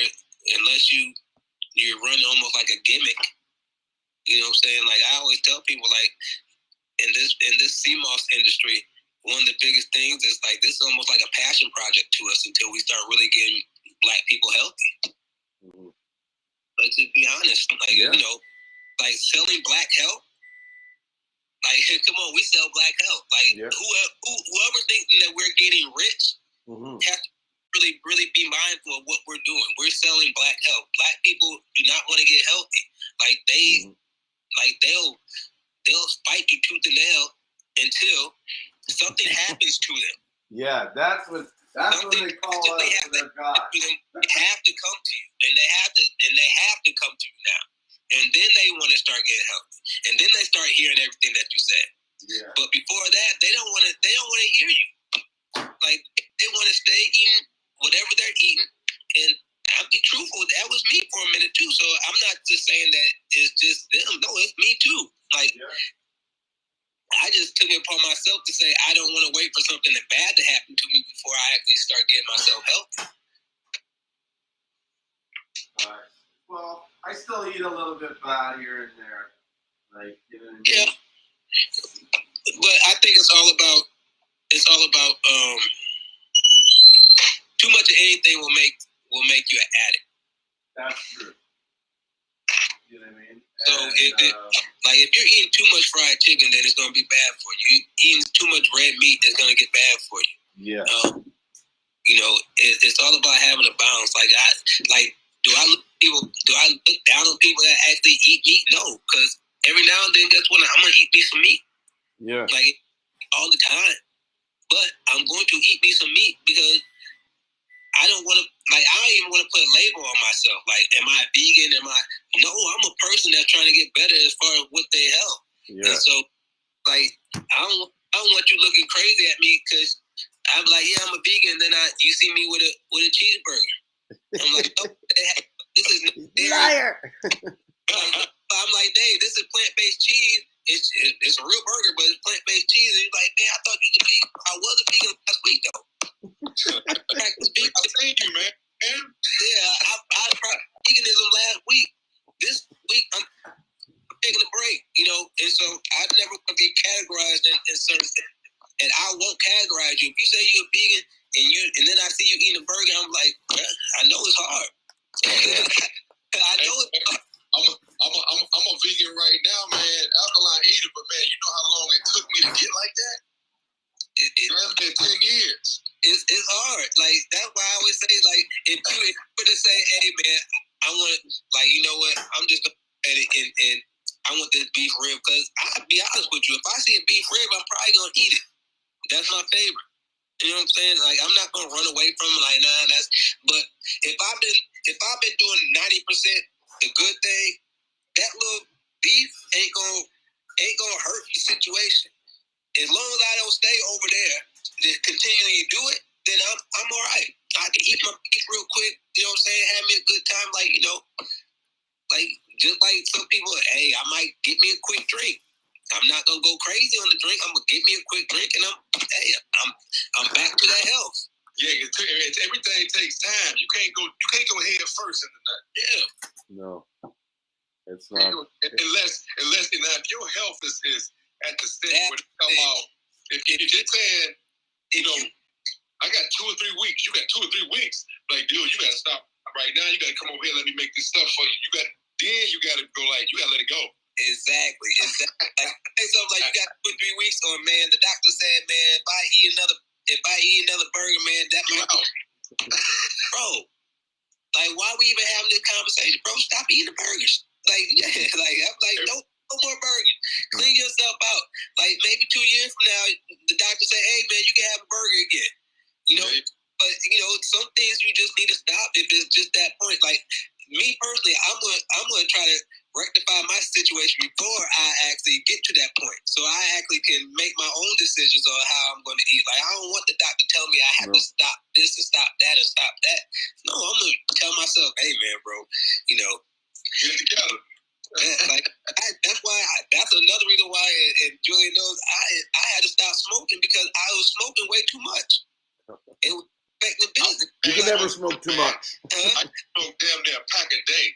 Man, boy, no, I smoke much weed. That's the problem. Like, I'm smoking a lot of weed a day, and so it was just too much. Where it was like, and I know, and this is the thing that I know I should have been smoking joints instead of blunts because blunts ain't good for you. But it's something that I grew up doing for like 20, 25 years is smoking blunts. And so you try to tell somebody to stop smoking, I'm like, oh man, shoot, like half the situation why I like it is the process of rolling up and everything like that. That's really the love that I had is sitting there breaking it down. But like that's the whole process. And so once I got that process, and I'm thinking like I just had a expensive tobacco habit. Mm-hmm. After I just had a expensive tobacco habit because mostly the blunt that I was smoking, like, because I can smoke a joint and be like, nah, man, I need a blunt. Yeah. So I knew what it was. Mm. I knew what it was, and so I was going crazy. I'm like, I was in denial. Like, you know how Joker be in denial, like, man, no, it ain't that. It ain't that. And then I had to realize, bro, it is that. Right. Like, I was better than smoking that. Man, I was smoking the Newports like crazy. Oh, well, because it's the same exact thing. It's the same exact, like, and we don't really want, like, I used to tell myself, I have an extra expensive tobacco addiction. Like, it hurts to say, like, I'd be like, what? You know what? You have to be honest with yourself if you want to really stop what you're doing. And, I had a conversation with Kenyon, and when I have that conversation, he would kind of break it down, like, yeah, I stopped. I'm like, ooh, you stopped? I'm like, okay, well, you seem like you were smoking like me. I'm like, all right, well, shit. Let me try this out. Now, I went for 3 days, and 3 days turned into 5 days, and 5 days turned into a week, and a week turned into a couple weeks, and then I was done. That's so awesome. You know what, for me, man, it took me, I was trying to stop, just like, I'm a plant. My stop wasn't a plant. I just got one day, man, I bought a pack, And I said, you know what? Here, you want this pass? Let's get it to somebody. I said, I don't even want this. I had to stop by. It wasn't like a force. I just did it. It just went away. I ain't went back. Uh-huh. You get when I was trying to plan it, it wasn't working. You get to that point. I got to a point where I had to start look. I had to look like, damn, I'm spending a lot of money on. Man, what am I doing? Because the weed is expensive now. Like you can't like. It ain't like what it used to be. Like, you spend a couple dollars and you good for the week. Man, no. You spending $50 every 2 or 3 days. Mm-hmm. Think about it, man. I'm spending 2 or 3. Like, man, I be going out getting debt. I'm like, man. And then I started looking like, okay, how much Seamoss is that? I'm like, damn. That's a lot of Seamoss. Seamoss. Like, man, that's a 3 pounds in one. Like I sell 3 pounds of Seamoss and I just bought a 7. Hey, you know how you get the infomercial on the little kid, man? He started counting on his fingers. Yeah. That was me. I was like, oh no. I bought a 7. Like I just bought a 7. I'm like, dang. I'm like, man, what are you doing, Rick? Mm-hmm. Like I just bought a 7 and it cost me the same amount of 3 pounds of Seamoss. And then I'm starting to think like, what happened to the game when the game is messed up that and I always say this and Crystal always tell me you need to put this out. It's like, I be trying to sell health and y'all keep on buying death. Mm-hmm. I be trying to sell y'all health, but y'all keep on buying death. Mm-hmm. Hey, if you ever see somebody buy some Seamoss, man, and then it's like they're trying to combine the gin with the Seamoss. Man, I was like, man, don't do that, man. Someone did that? Seamoss cocktails? And I was like, man, I'm buying death, and death is expensive. Like, I'm selling Seamoss for cheap, and I buy a 7 or an ounce, and an ounce costs $350. I'm like, man, what the fuck am I doing? Like, and every time I would buy one, I would get mad at myself. And I would always say, hey, I'm going to sell half this. But I know that I'm never going to sell half of it. I'm going to sit there at the house. I'm going to end up smoking. Mm-hmm. And so I'm just starting to look like, bruh, like this is, and then I started looking at how much Seamoss costs compared to weed. I'm like, man, so why is Seamoss so cheap and weed so expensive? Shouldn't it be the opposite?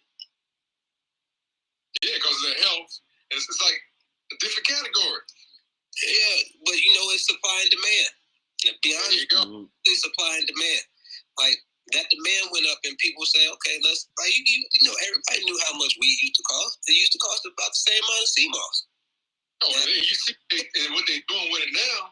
Oh man, you can go to Florida, or and they got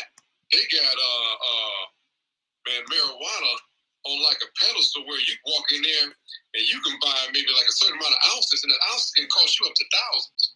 Man, see, that's for one. And okay, so what the funny thing is, I'm not even mad at it.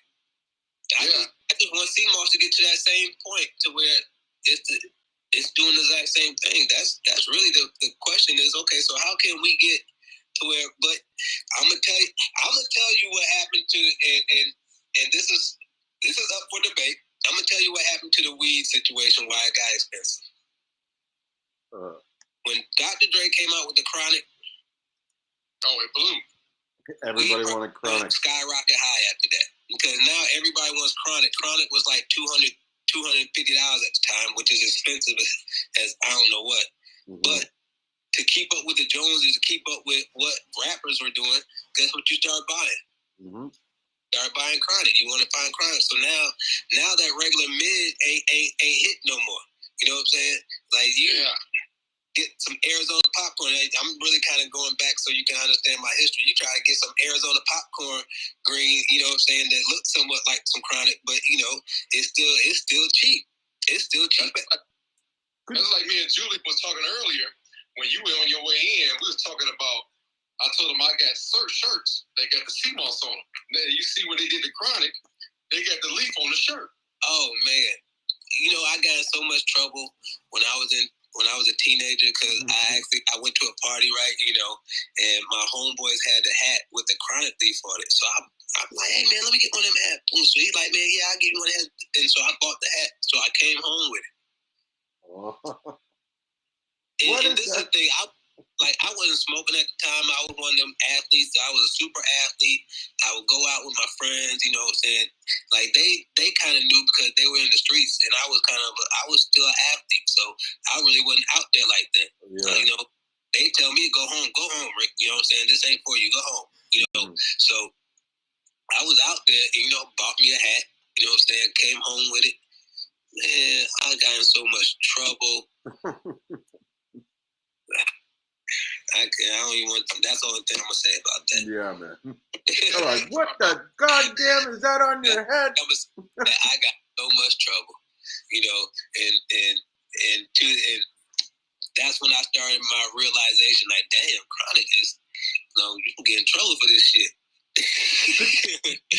You know what? Like, you know, rappers talking about like it wasn't that. I'm like, oh shoot, like shit, smoking chronic. Like, and he's like, I was like, you smoking what? Like, smoking chronic. Like, boy, you. Yeah. But could you imagine if all of the rappers suddenly dropped weed and embraced like plant-like living and healthy and shit like that? Like, I would love to see if we could do an experiment like that and to see how quickly you know where it goes from there. Like, yeah. That's really what exactly, like, that's what's gonna end up happening. Like, you'll hear some of them drop like certain situations, like, you know, like you hear Mill say, "Damn, I'm feeling a lot smart. It must be that Seamoss." Mm-hmm. You know, drop little hints like that. But once it starts getting to where, like, people are talking about, you know, I done took a purple. I done took some purple Seamoss to flush my system out, stuff like that. You know, they start putting it right. And you just said it right there. You just said the first magic word. You know, because you got the green, the purple, and you know what I'm saying, the golden. So you're going to have somebody put it in their rhyme and say, I dropped that purple today. You know, you have something. Yeah, Styles P be on it heavy. He really don't talk about it a lot, but, you know, he drops the jewels. Styles P be on, like, Styles P got his own stuff, and, you know, I like to go to his website and look at his stuff. His stuff fancy. He's got a store, doesn't he? Man, I like to go check him out over there. Yeah, I commend him on his, because, you know, they dropped the juice bar. They've been on that health kick, and you can tell they've been on that health kick. Oh yeah, you can tell, man. You know, he mentioned himself. I watched a little documentary on him, and he said how he was knocking at the door of some big illnesses before he took that to the next thing. Yep, Juices for Life. That's the name. But he had a lot of people that, like, there's a lot of investors in Juices for Life. There's a couple people that actually went in for Juices for Life. NEL Chopper, he actually liked that. He actually has his own Seamoss brand, and he also has, I think he was high on chlorophyll as well. Like, chlorophyll, because he was really trying to break chlorophyll down. I commend him too, because, like, you know, you can really tell he's aware of what's going on. You know, he really tried to change the culture, and some people are really listening to him. To be truthful, like, they're really, like, you know, he ain't. I won't say he's an A-list, but, you know, he's into a point where he has a little influence on what people think, and I think he, you know, just being around that and like, people watching him hoop and things of that nature, and he still have energy and all these other things, and he ain't doing a lot of stuff that he used to. Like, people start to look at that, and what happens is right now is that, okay, so when will it start to become cool? Who will actually make it cool? Mm-hmm. That's really what, like, who's going to make it? It's going to take somebody that's really, really on top of their thing to make it, like, where it's like, oh man, this is it. The time right now, though, is I think by the summer, I can see, man, people like Snoop and all of them, they already aware of it. But I think most people like Snoop and Dre and all of them is just waiting for the time to jump in like a jump rope. Well, yeah, I think that is, and most of the time it's when they always follow somebody. Yeah. So once it actually hits, and it's somebody like, okay, so right now somebody like Lil Baby says that he's on that Seamoss hard. then guess what? Now you start to change some Lil Baby, Lil Durk, and you get somebody like NBA YoungBoy saying, "Man, shit, I'm trying to get my mind right. I'm on some Seamoss, bro. You done changed the whole entire game." Now you got everybody out. You got every kid not only gonna be talking about Seamoss, then it's gonna make everybody like, wait a minute now. My kid wants some Seamoss. They wearing Seamoss shirts. They, that's a game changer. Yeah, and I say NBA YoungBoy because that's the craziest person I know in the rap industry right now. Like he's go, like and so. What about Kodak Black? I don't follow any of those guys, by the way. I don't listen to any of them. The thing is that, yeah, Kodak Black, but I'll be honest with you, a lot of people don't. I don't really take Kodak Black serious. Well, what I mean is he looks crazy. Like yeah, he looks but you don't. insane. Like Kodak Black is like one of the people that he's like almost like a troll. Like I don't really take him serious as if he's like, oh man, I'm off that Seamoss. Like he might. A lot of people might think he's just joking. Yeah. Right, you know. Right. Now, if NBA YoungBoy talking about he taking serious because he's serious about everything. Yeah. Oh, I'm just saying Kodak Black's crazy. Like yeah, like if he's just out there, Seamoss, weird. you would probably know it because I think all that craziness will kind of leave.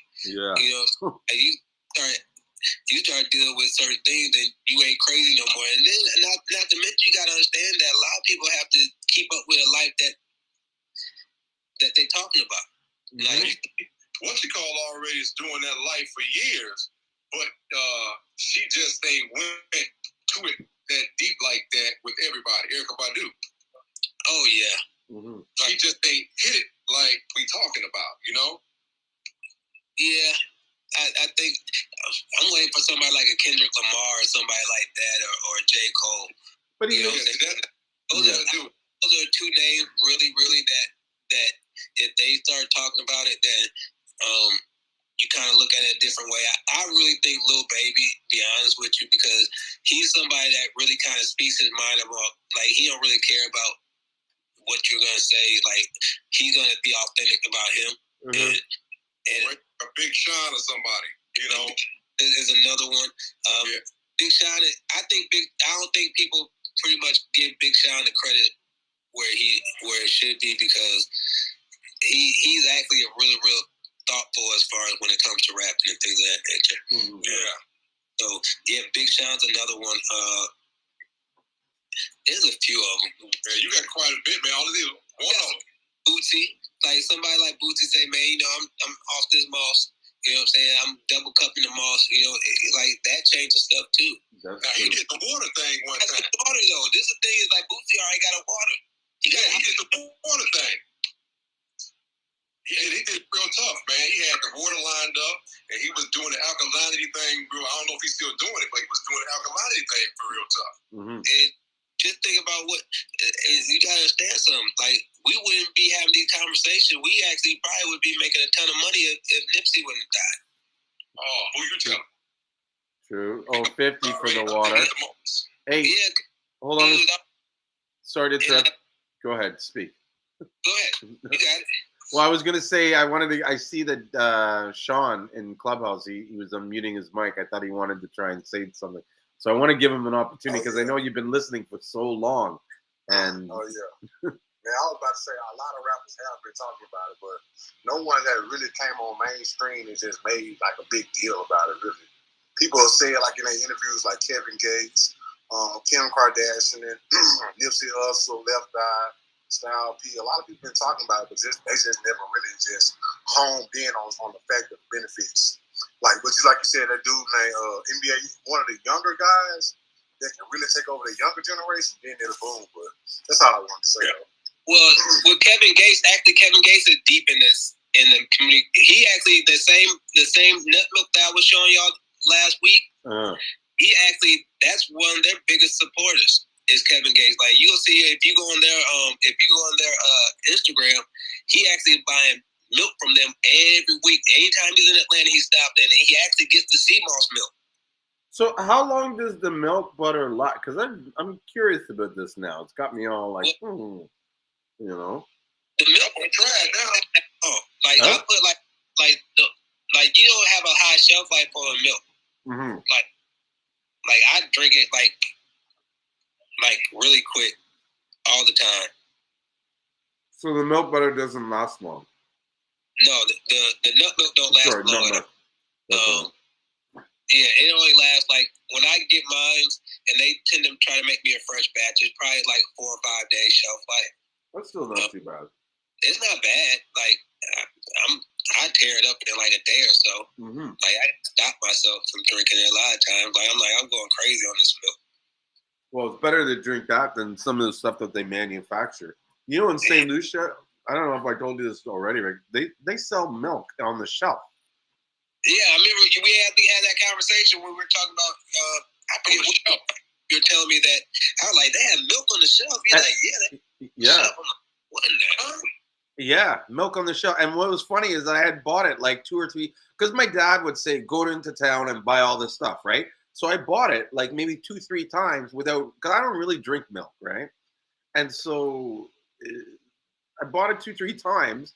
And then I realized, I'm like, wait a minute, I'm not getting this out of the fridge. Like I'm going to the counter aisle and off the shelf. And yeah, and I think it had like a 6 months expiry date or something ridiculous. But I know it's like once you open it, then it spoils quickly. But you know what I mean? I think I see where you can actually buy like almond milk, like silk almond milk, and it's not in the refrigerator. You can actually buy that. Like I've seen that before too. Okay. So yeah. Because you know St. Lucia has a lot of cashews. Yeah. Milk on the shelf. They have a lot of cashews. Mm-hmm. See, that I know that's one thing that they actually use as far as with their milk. They use a lot of cashews. Yeah. I did not order the milk this week. I'm about to send my order in just a minute. Hold on. There's like cashews just grow wild there. Like I know guys that like when I was down there were guys that would just go pick the cashews and roast the cashews and then give me fresh roasted cashews that they roasted themselves. Like that's why I love that island. Like where can you go where you could just walk down the road and climb a tree and pick cashews? You know what I mean? Roast them and boom, bam, they're yours. You know, same with mangoes. You know, Ashton has a tamarind tree, and I used to pick tamarind tree on the way to town. Like there would be a tree, and sometimes I would just grab like a pod and just chew it on the way in to get some energy. Like, love it. Hey, I even put tamarind. I make it a Seamoss tamarind. Mm-hmm. Tamarind's really good, man. Good. That sounds good. I love tamarind. It is like to me my favorite sort of like fruit, vegetable, whatever. You know. Waddle do a lot of little vids putting Seamoss and shit. What? I'm not sure what the kid said. Wallow? Oh, I know what you're talking about. The artist. Okay, Wale, yeah. Yeah. Yeah, he been on the health kick because he actually was having issues for a minute as well, I believe, too. You know, like we say, a lot of times once we get to these certain points and we start having issues, we start trying to find the situation. You know, I actually told you the story about Left Eye. Like, that was somebody, like, she been on the Seamoss since 2000, like, when I didn't know what I was taking. Like, she was taking it at the same time I was taking it. Yeah, I think she actually was more aware of what she was taking more than what I was. I didn't know what I was taking, truthfully. I didn't know it was called bromide. Bromide Plus. Yeah. It's called bromide from Nature's Way. You know what I'm saying? You know, the yellow, like if people know, and you get the yellow bottle with the yellow writing on it, and I don't even know what symbol it was on that yellow bottle, but like then you start to know, oh, those were them products from way back in the day that everybody was taking the bromides, and when he was prescribing, when Dr. Say was prescribing them things back in 2002, 2003. Wow. Like, yeah, and so yeah, that's been a long journey. Mm-hmm. I didn't know what I was taking back then. I was just like, man, you know, cause you look at the stuff, but like there's certain, like, you know, we always knew what echinacea, and you might knew a couple herbs back then. I was only like in my early 20s, and so like I would be like, oh, okay, yeah, and then but when you started looking at Seamoss, I don't even think they were calling it Seamoss at the time. I think they were calling it Irish moss. Mm-hmm. You know what I'm saying? And then, but you really, like, I really wasn't putting two to two together. That's really what he was talking about. back then. I was like, I just need to take some stuff because I just don't want to eat this meat no more. I'm feeling off. Man, I was in the streets so bad and eating Wendy's every day because it was right down the street from where I lived at, and just needed a life change. I threw the Wendy's away, and then left out, and then all these people were telling me about Seamoss, and I need it. And then Dr. Sabi had his. I don't know if it was. I can't remember if his wife. I think it was his ex-wife and his daughter had a little spot right next to Little 5 Points in Atlanta. Yeah. And you go up these stairs, and they would break it down to you. And like I used to always tell people, if you go upstairs, you will not eat meat for a while after they have a conversation with you. Like that's how powerful they were. Like I remember me and my roommate went up there, and I was like 22, 23 at the time. He was like 18, 19, and she started talking about cheese and what cheese really was, and she would just tell us, do experiments, pour water on the cheese, it doesn't break, it doesn't do anything. She said, just think about that. That's going into your body. It's just sitting there. And then she went into chickens and eggs and all this stuff, and when they slaughterhouses and stuff like that, and what you put in your body and what they see going. Like I was like, I left out of there. We went to the house. We threw everything away. Everything. If it's like that, like I told you about forks over knives, don't watch it until you're ready. Then. I'm good now. Like after I listen, nothing else can even like you say, man. The way they explained it, like it's hard for anybody to top that, really. Like, cause I got scared afterwards. Like, what are we doing? We got parasites in our body. Like, I'm just like, cause she showed the meat in the Coke or the ham in the Coke. Like she put the ham out. You know what I'm saying? And she was like, just watch. It start moving on its own. And somebody do to me, man. I had somebody take a piece of I forgot what it was a pork chop or a steak, and they took a McDonald's hamburger. They say, now put that McDonald's hamburger. She put it on the table and let it stay there all night. Do you know that dang on thing did not spoil? It's not. They have burgers like there in the same form. They have burgers that have been lasted for like 20 years and haven't molded. Your insides, man. Boy, that just made me just think of my insides right there. Like that just sitting. It's just sitting there. And and that's probably why they had that thing where you had to chew 21 times. Like dude, you gotta chew your food up 20. Like how am I gonna chew something 21 times? That's like. But you got to put it to a point where it's almost like dissolved.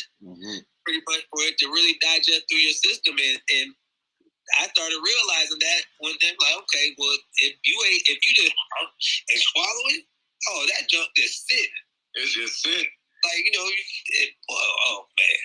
But at the same time, I wonder, like, did they say 21 times because it just sounded better than saying 11 times?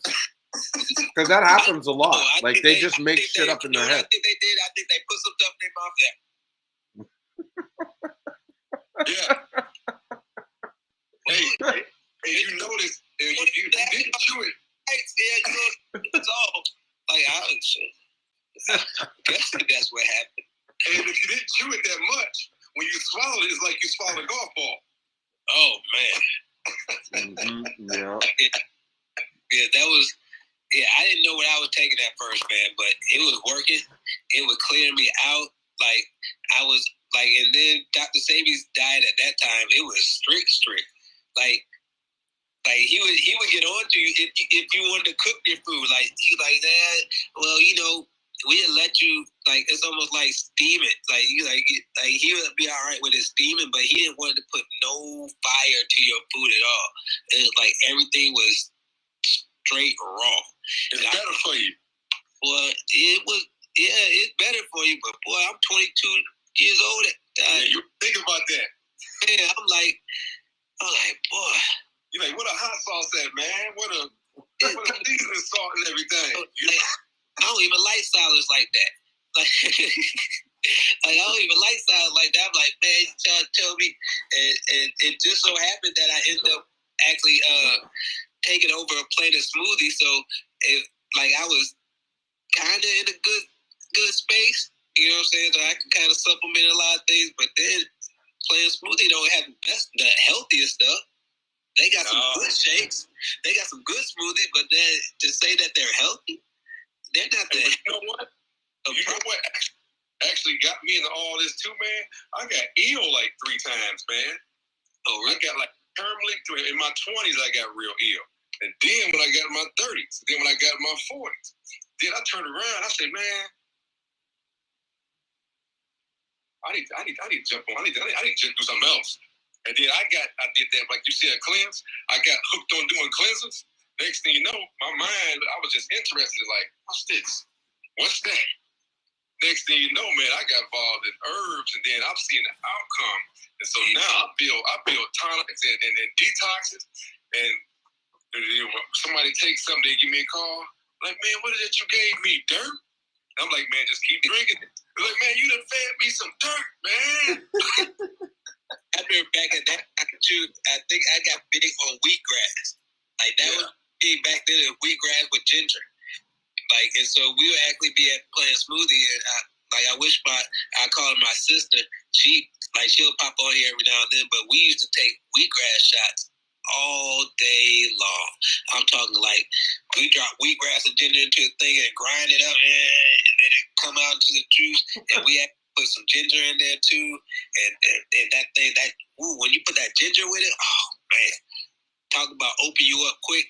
Like I felt like one day I was gonna OD on wheatgrass shots. I think I might have took like 4 double shots, you know, and like that 4th one, like I'm no lie, my eyes got stuck on the side, like. And it felt like my eyes were wide open, and like they couldn't shut. And it felt like they got stuck on the sides. I'm like, my eyes feel like they're stuck. It was bugging out. It was some man. That's crazy. That's crazy. Yeah, I love wheatgrass, and to this day, I live off wheatgrass. I'm like, man, you got wheatgrass shot? Somebody tell me they got wheatgrass shots. I'm taking one. You're done. You never got used to the wheatgrass, man. I can do the ginger shots. I can build the ginger shots and do them, and I can do them all day long, man. And some people, man, I see them take that ginger shot, they straight to the bathroom. I have a bestie, right? It's a clean out. Like if you have anything, and see what I started realizing about the wheatgrass is that the people that had a lot of toxins in their body is like feel real bitter to them. Yeah. So it was like as soon as they take it, it was but them toxins are just they hitting them toxins quick. Right. Big thing about the wheatgrass shot, like you would always because I would always get people. I'm like, hey man, take a wheatgrass shot with me? Come on, take a wheatgrass shot with me. Hey, I'd be having customers like, hey, what did I just have? Like, hey, I'm trying to just clear them toxins out. Like, you know. I made my first tonic, man. I gave my first couple of tonics away, and a friend of mine, he took one of my tonics. I had maybe 15 herbals in it, and he took it. He said, man, you know, I can do this. I said, but he has illness, gastro and all this stuff. He said, I can do this. Guy turned around. He calls me. He said, hey, man, is this supposed to happen? I said, what? He said, man, I'm at work. I said, what you mean you're at work? I'm at work, man. I said, okay. He said, you gonna leave? He said, man, I can't get off the toilet, man.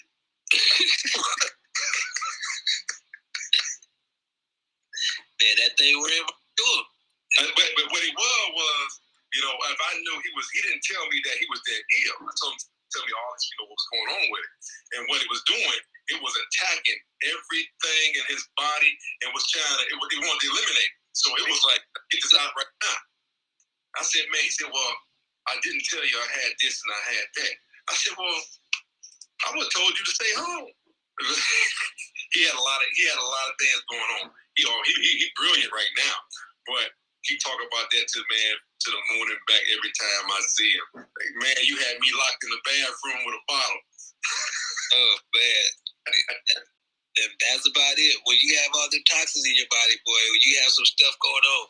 Like, but that's the same way with Seamoss. A lot of people, when they first take Seamoss, they start, they going back to back to back. They like, man, what's going on? I'm like, man, Yeah. it's regulating that gut. You got a lot of stuff in your gut that need to get out. I done seen nose runs. I done seen people taking it. Like, man, my nose, is this supposed to happen? My nose is running like crazy. Or the, like, I called the like, I would sneeze. Like, I would sneeze for like a good, I would say probably like a 10 minutes off, like nonstop. I'm like, what is going on? And I'm like, oh, this stuff is getting out my body. Yeah. I'm like, man, like, so it's always, that's one of the key things I ask somebody when they first take Seamoss. I say, did you have a sneeze attack? Yeah. And they're like, yeah, I kind of did have, like, I was like, yeah, you didn't know what was going on. You just started sneezing and kept on sneezing for a few minutes. Yeah, I did do that. I'm like, yeah, that's just, it's trying to release, and it's going to release as quick as it possibly can. Hawking up phlegm, that's just something, hawking up everything right away. And that stuff act fast, man. It act fast. Definitely do. That's the love of it. That's the love of it. Like I always talk about that first time people take Seamoss and exactly what it did. Like, yeah. Like and the thing was, like, I think my girl told me I better stay on Seamoss. She was like, you know what, you need to stay on Seamoss. Like, I was like, oh, really, what you trying to say? Like, what you trying to say? Like, no, it's that good. It's like, give you extra 10, 15 minutes. You know what I'm saying? Like that. But you know what? I because I'm truthful, it's not even the 10, 15 minutes. It's actually being able to control yourself. Yeah. Like, that's more than, like, you can, it's the control. Like, you actually can control yourself. Like, before that, it's like, you just be out of control and, and you're not really in tune with your body. That's your real blue pill.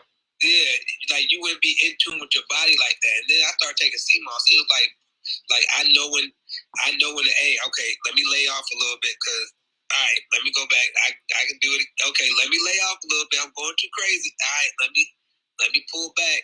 You know what I'm saying? So the brain, it's the brain and the gut. But that's what we're gonna call it. That it worked. It was working. I was like, man. Like, so that's why I always tell my homeboy, I'm like, bro, y'all don't even understand. Like, I'm like, I'm on a level right now. Like, I saw one guy in Alabama. I saw one in Alabama, man. He was talking about that. He said, all I know is, man, when I took it, he said, man, she told me to go to bed. Like, you be on a whole nother level with it. Like, that's what, like, and then it's like, okay, so then now it's like, all right, I'm like, you start to really start feeling yourself. So, like, hey, man, let me go ahead and, let me go ahead and, like, my knees don't hurt that much no more. Let me go ahead and try this new situation out. Let me go ahead and let me see if I can do this. Man, I started trying all that. I ain't tried it, like, last 10 years. You know what I'm saying? Like, I'm 40-something. I'm 40. About to be 44 years old, so I'm trying to go back to my old player days. Like, I'm like, man, yeah, bro. Yeah, because I be doing things too, man. And sometimes I find myself doing something since I've been doing so much stuff. Now my kids be looking at me like, for real. That's crazy. Yeah, so that's why I used to always say, hey, because some people used to ask, like, hey, what does Seamoss do for you? I was like, you know what? It's better to ask my girl what the Seamoss do for me. I'm like, baby, what that Seamoss do? And she's like, ooh. And then I'm like, there you go. When I was younger, just made up a new shirt, man. Yeah. Some shirts that say what that Seamoss do. I don't know if she has it on right now. She like she has a shirt that says, I would talk to you if you was off that moss. Yeah. Like, Well, that's what that's where her shirt is. I was gonna say. When I was younger, I used to have a buddy that would make the Irish Moss drink and bring it up from Bermuda, and my wife would get mad when she see him. Like, don't give that to him. I don't want that. Like, that's the no. He's good. Okay, he's good. That's what happened with the Bebande. Once I actually graduated and went up to the Bebande, and once I graduated and went up to the Bebande, then it was like, okay, Rick, you going out of control now. Yeah, that's too much. Like no, I was out of control. But the crazy part is that she liked the Bebande more than I liked the Bebande. Yeah. Like she was like, I gave her some, and I knew the difference. I was like, hold on. I've been trying to give it to her all the time. Now I'm like, hey, check this. Like, cause she went crazy. I'm like, what? And I know she probably was like, Rick, I can't believe you just talked about this, but she knows me, so she knows I have no filter. But yeah, she like when I say she loved, I'm like, it worked for you too? She's like, yes. I'm like, that's all I need to know. Oh shit. This is our next product. Like, but I'm gonna tell you something else I have though too. What? That I did. I wait for a few months. The Royal Honey. Oh yeah, you mentioned that to me. Yes, I got the Royal Honey. It came in. I haven't even touched it though yet. I'm kind of scared to touch it. I'm supposed to be putting it on the new website. So I'm gonna put it on the new website. But yeah, I'm gonna try it out. You might have to get some feedback letters from the first few buyers. Yeah, like I heard that stuff is potent. Hold on, I bought a whole bunch of it. I'm about to go up there and get some. Oh. Yeah. Well, before you get into that, right? I don't know if you saw this. Did you see me playing around with this? So, and I'm going to touch on it quickly so you can get back to the Boy Blonde. So, what this was an experiment that I was working on. I don't know if I can show that quickly. So, I took a bunch of the salt that came off the Seamoss, and I put it in some water, and I let it soak in there, right? Because basically I wanted to see what was in the salt, right? And what I found was, like, first of all, it's got fucking dirt, like a bunch of microscopic crap. So for me, I wouldn't recommend anybody using the salt to consume it like internally, right? But what was interesting about the test that I did, and I don't know if you guys can see this on the Instagram. I'll bring the camera quickly. Actually, let me switch. Oh shit! I just made a whole bunch of mess. Let me switch the camera. So, do you see that? Yeah. So you know how everybody talks about how they add salt to it? They don't add salt to it. This is the salt from the water. And so what happens is when they dry it, these salt crystals form. And I think part of it is because they have the Seamoss sitting there for like so long. You know what I mean? And it's got so much of the seawater moisture that as it dries, these crystals just form naturally. Because I was one of those guys too that was against the rock and stuff. But when you look at that crystal. Does that not look exactly like the stuff that's on the Seamoss? Yeah, so what I used to see is like because a lot of people are like, well, I see the salt trying to clump up. I'm like, well, if it's in a bag, that's what it's going to end up doing. It's going to end up, once it hits the other salt, it's going to pretty much combine itself and it's going to kind of. But I think it's because there's so much moisture that it allows the crystals to form like that. And when you're doing the other Seamoss, like the ones that we have that are drier, these don't get a chance to form because the moisture is gone. Wow.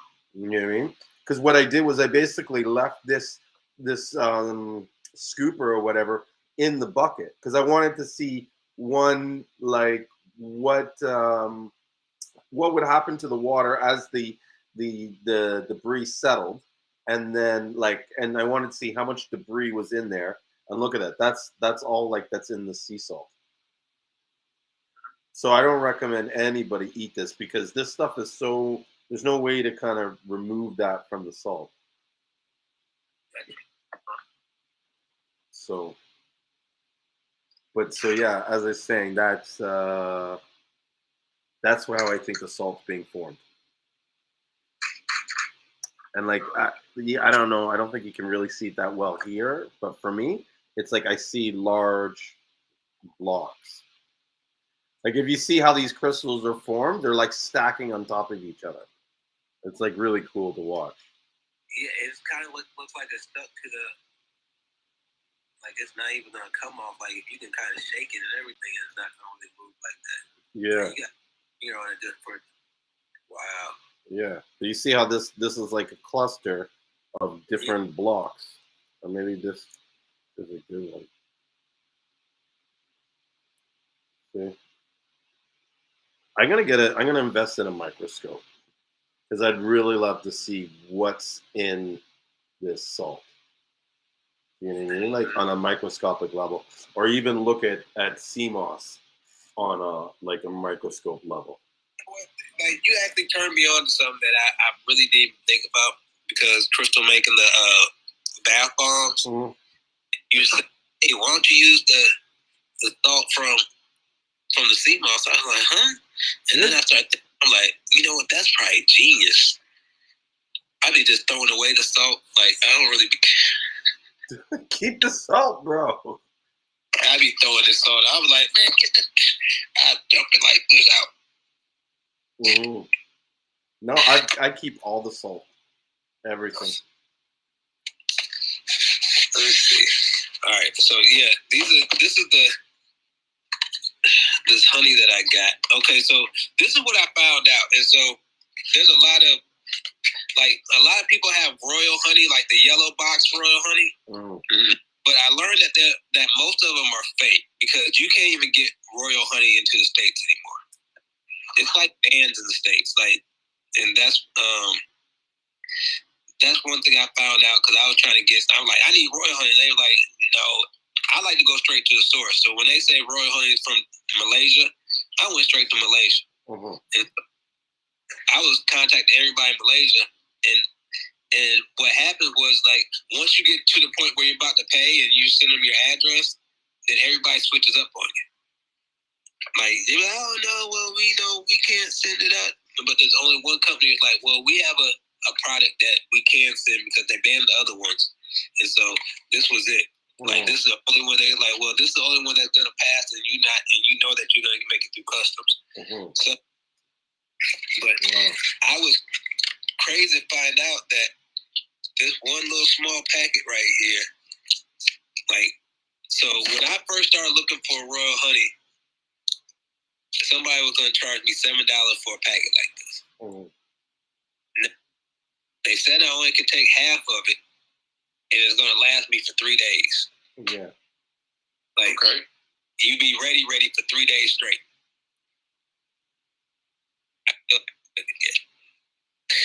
I'm still, but yeah, I bought a few boxes. I'm like, okay, I'm about to buy a few boxes of these and see what happens. But yeah, it's just this one little small packet cost $7.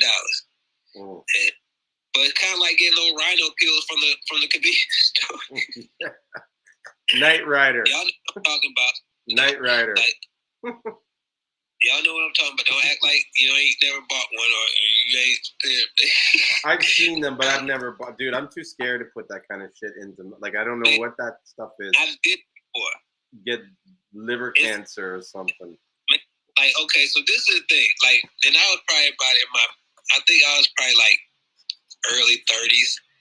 You know, I think I was late 20s, and I actually took one, right? And when I say I was just like, I was in the bed and my heart was just beat. I was like, what the fuck is going on here? I'm like, you know, and it like you have to, like, you better be ready to perform if you take one of them. You can't. She better not cancel. I just put it like that. She better not cancel on you, because if she cancels, you in trouble.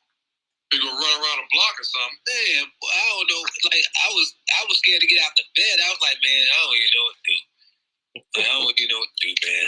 So yeah, so I'm gonna take I'm gonna take this sooner or later.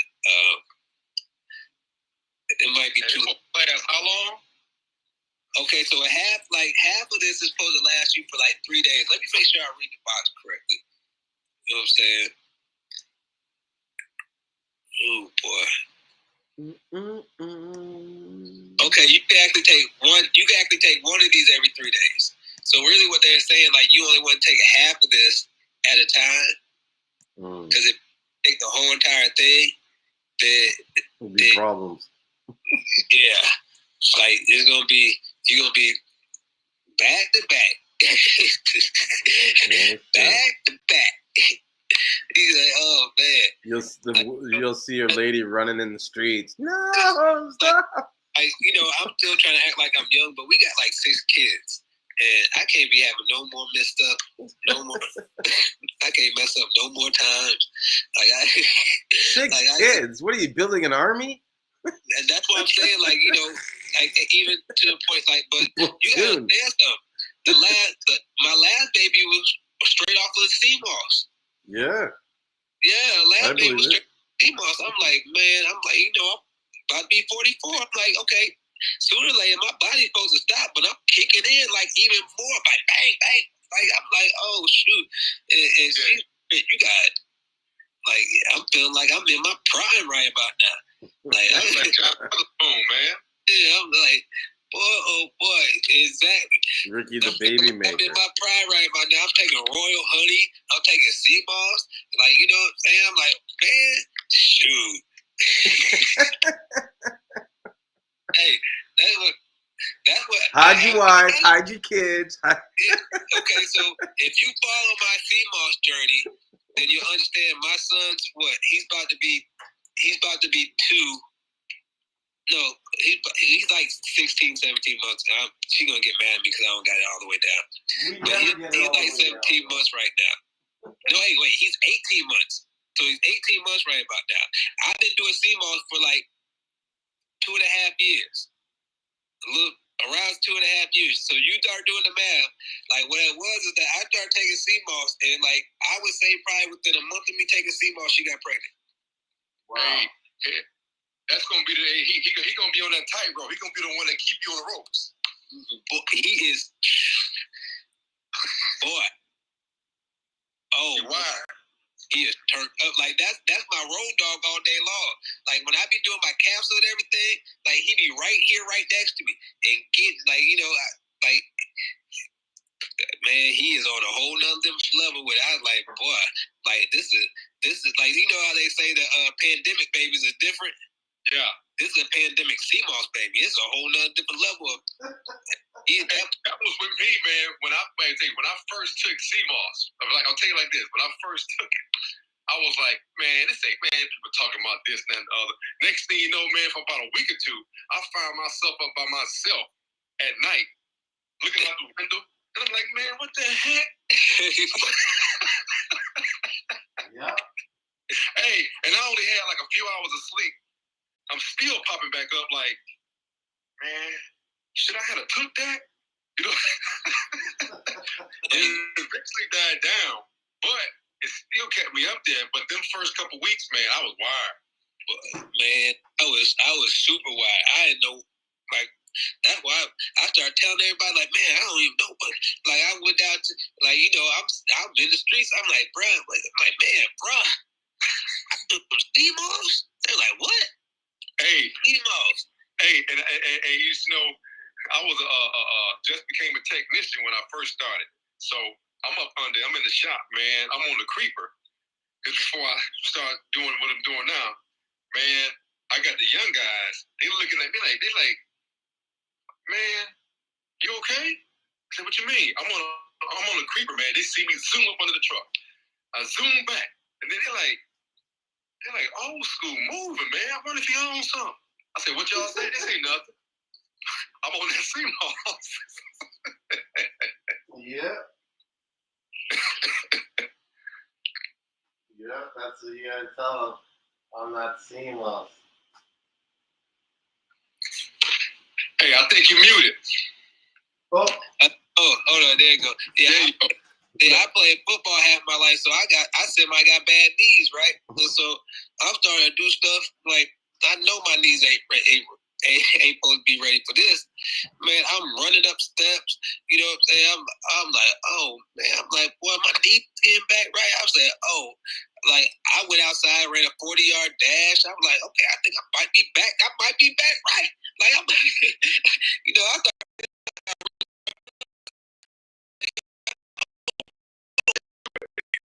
Yeah, I'm like, I'm about to get back, right? I'm like, and you know, I started like, man, I'm about to get back in the gym.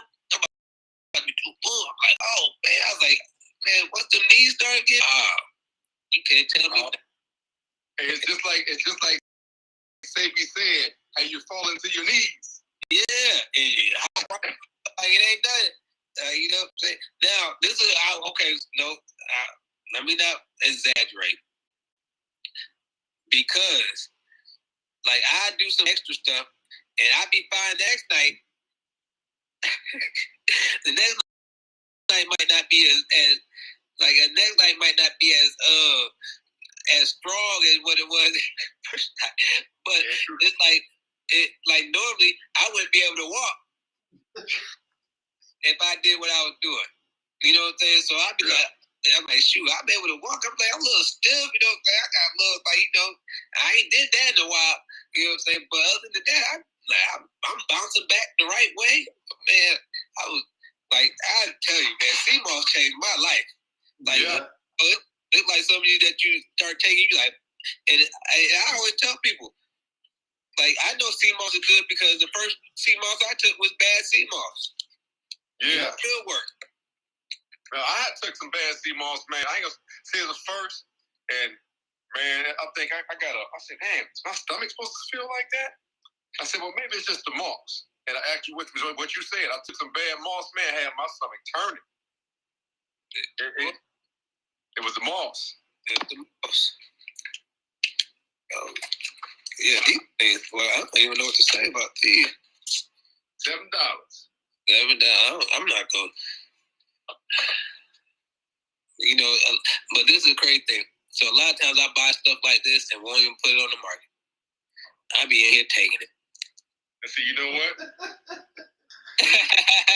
we probably gonna hear you say a story about you done combine it with the Seamoss and you done put it with the Moringa. Hey, she gonna wake up and see you on top of the ceiling. You gonna okay. So tonight I'm actually as soon as I get off this live, like I'm supposed to be making me and I'm not gonna put this in it, but I'm supposed to be making like a powder blend, and so I already got ashwagandha and macaroon over there, and I'm actually and Julien probably knows what I'm about to say as well, like. So I got this other capsule that I'm supposed to be coming out with, but I'm supposed to be asking the people to come up with a name for this one too. I might as well start it on this live. So I have one that actually has, because I done turned the babande into a powder form. So I got the ashwagandha, I got the Seamoss, I got the macaroon, and I got the babande. What about the yohimbe, man? Man, okay. So this is the thing about babande. Babande is really like yohimbe. It's like the strong version of yohimbe. I would say. Like boy, oh boy. Yeah, boy button days. They say that's the name right there. What's that? That's the name right there. Boy, oh boy. No, boy, oh boy. Boy, oh boy. That's one of them. See, Julien, what's the name that I came up with? That boy. That boy is. Oh, it was Man Up. Oh, Man Up. Yeah. Man Up. Hey. So now, like, there's a couple of them. Like, I'm just really trying to find the one that I'm gonna talk. What's that? What'd you say, Yusuf? I didn't say anything. Oh, someone's saying something. Maybe it's the echo. No, I think it went. No. That's probably the No, they got other driving. Oh, the guys outside. We could hear the driver. Because I could hear someone yelling, and I thought you were like, "Hey, what's going on?" And I'm like, "Oh, okay." Hey, you did the same thing, man. Boy, oh boy. Yeah, boy, oh boy. That sounds that might be it. That boy, oh boy. Hey, bro, my bad for sending you that stuff late at night like that. I thought that was your boy. Message. I sent it to the wrong person. Man, I was looking. I'm like, I know I just seen him on the live. I'm like, Yeah. I was like, he must be sending me everything from the live. So I'm starting to go look through. I'm like, okay, I must have missed a whole bunch of stuff. So I'm going through. I'm like, hey, I'm like, hold on. Like, Look at like, and so I started, me, I started saving pages. I'm like, I'm gonna save this. I'm gonna come back to this. I'm gonna come. I'm gonna come back to this one too. look.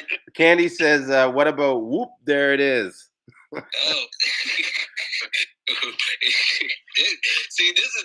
I'm gonna have fun with this one. I don't even know what I'm gonna call this one. To be honest. But that would be a good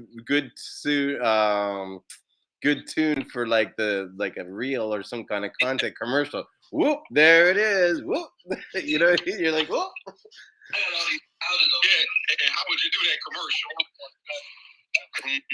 I don't know. Like something where like you turn around and you knock something over. So this is my only problem right now is that I don't know how much babande I want to put in this because I don't want to go crazy with the babande. Bro, you send people to the hospital. I Yeah, know. it'd be at the clinic, man. No, I shit you not. They're, like that's the biggest urban sort of story around this stuff is that if you take too much, then your shit won't go down and you have to go to the hospital and get it drained. Yeah, that pound. Yeah. Y'all got me scared, bro. Hey, man, it ain't that bad. You leave that raw honey off of it. You know, like the best thing is they say they come back quicker if they OD. That's exactly how it is. Somebody OD and then everybody want the product. You're gonna have. Like, that killed him. Can you picture that on the news, dude? I'm watching Atlanta. I'm gonna watch the Atlanta news after you drop the product, and it's like hospital reports an influx of our hospitals are getting overwhelmed. Gave me a bad batch. Yeah. Y'all gave me a bad batch. I'm like, hey, bro, I'm surprised Julien up after I gave him both of those websites. Yeah. I haven't. I spent some time on it. I have to go back to it. That's the wrong person to give a website to. Oh, you checked them out? I gave them to you too. Which ones? With the free books. No. Oh, you didn't know about that website? Website with free books too. Somebody sent that to me. Yeah, it's called PDF something, right? PDFdrive.com or something. Yeah. Hold on. I gave them two. But the book I sent you is on there about the Seamoss, the seaweed. You saw that? Are you talking to me or are you talking to Rick? Rick. Yeah. What's that? I sent you that book with the seaweed. Yeah. Bioavailable seaweed. Sent me right. The last one you sent. Yep. Yeah. Okay. That's a good book. Okay. See. I sent it to you on WhatsApp. No, not WhatsApp. It's on me on Instagram. Clubhouse. So it don't allow me to put the link in Clubhouse. On Instagram, the other website. But I sent it to you on Clubhouse. Okay. I knew I seen it some way that you sent a whole bunch of them, but I remember the last one. But I think it went through my Instagram though. No, it don't. It can't go through that. One can go through, but the other one, you're not allowed to post it. Okay, hold on. Let me see if I sent it to your club. Hold on.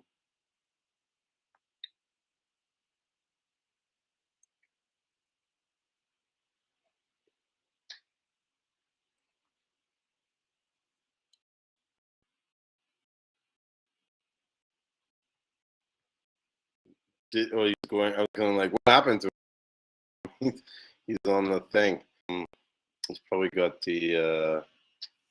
He left his app, so it's paused. What was I trying to do? Oh, he left. That was it. I'm trying to add the link to you so I can share it with you guys. You got it on there.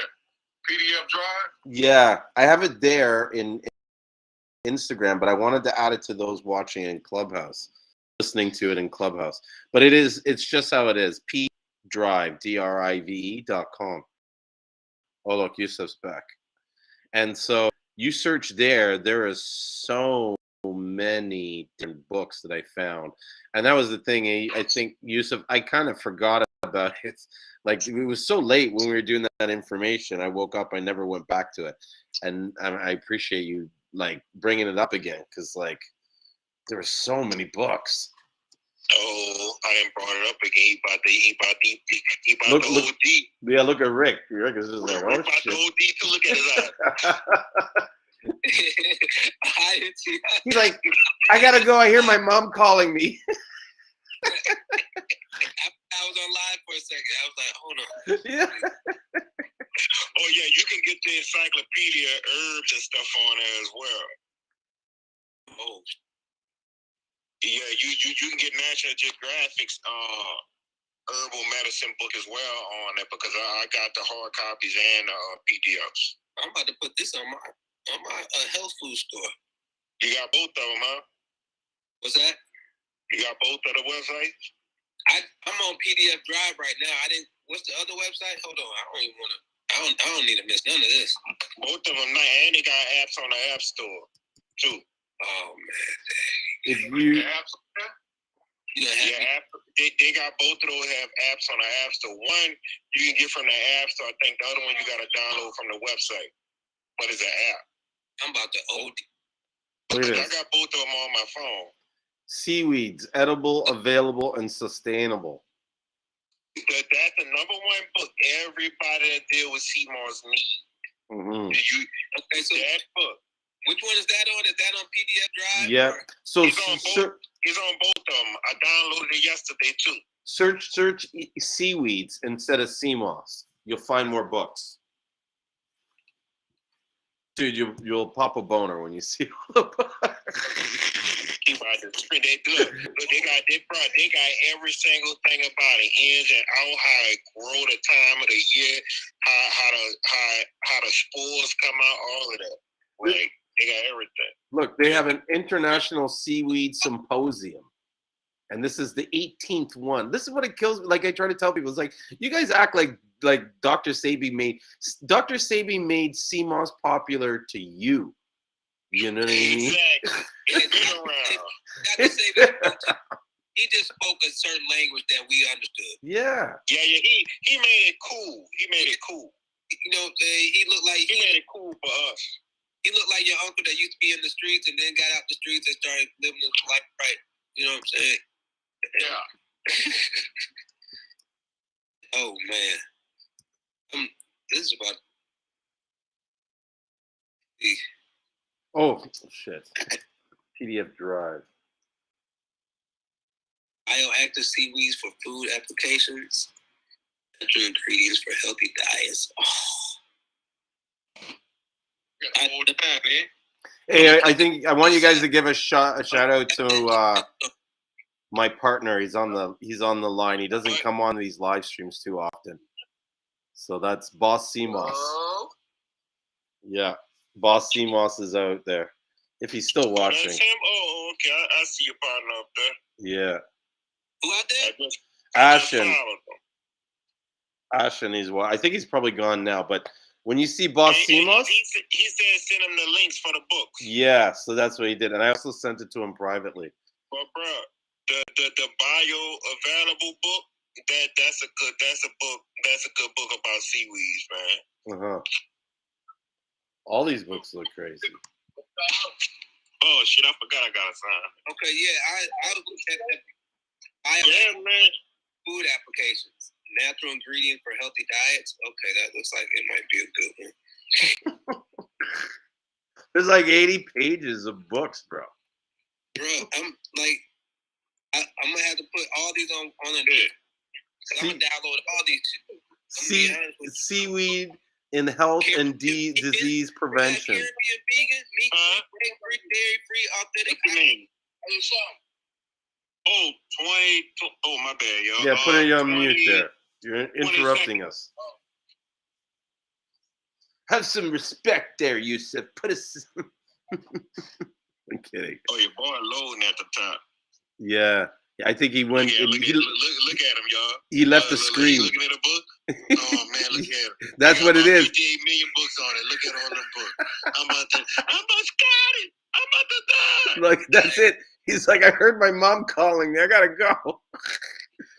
I used to always do that when I wanted to leave and I didn't know how to like give an excuse. Or the best one is I would always tell people I have to go take a dump, and that's like, you know, you have those guys on the phone that just they never like.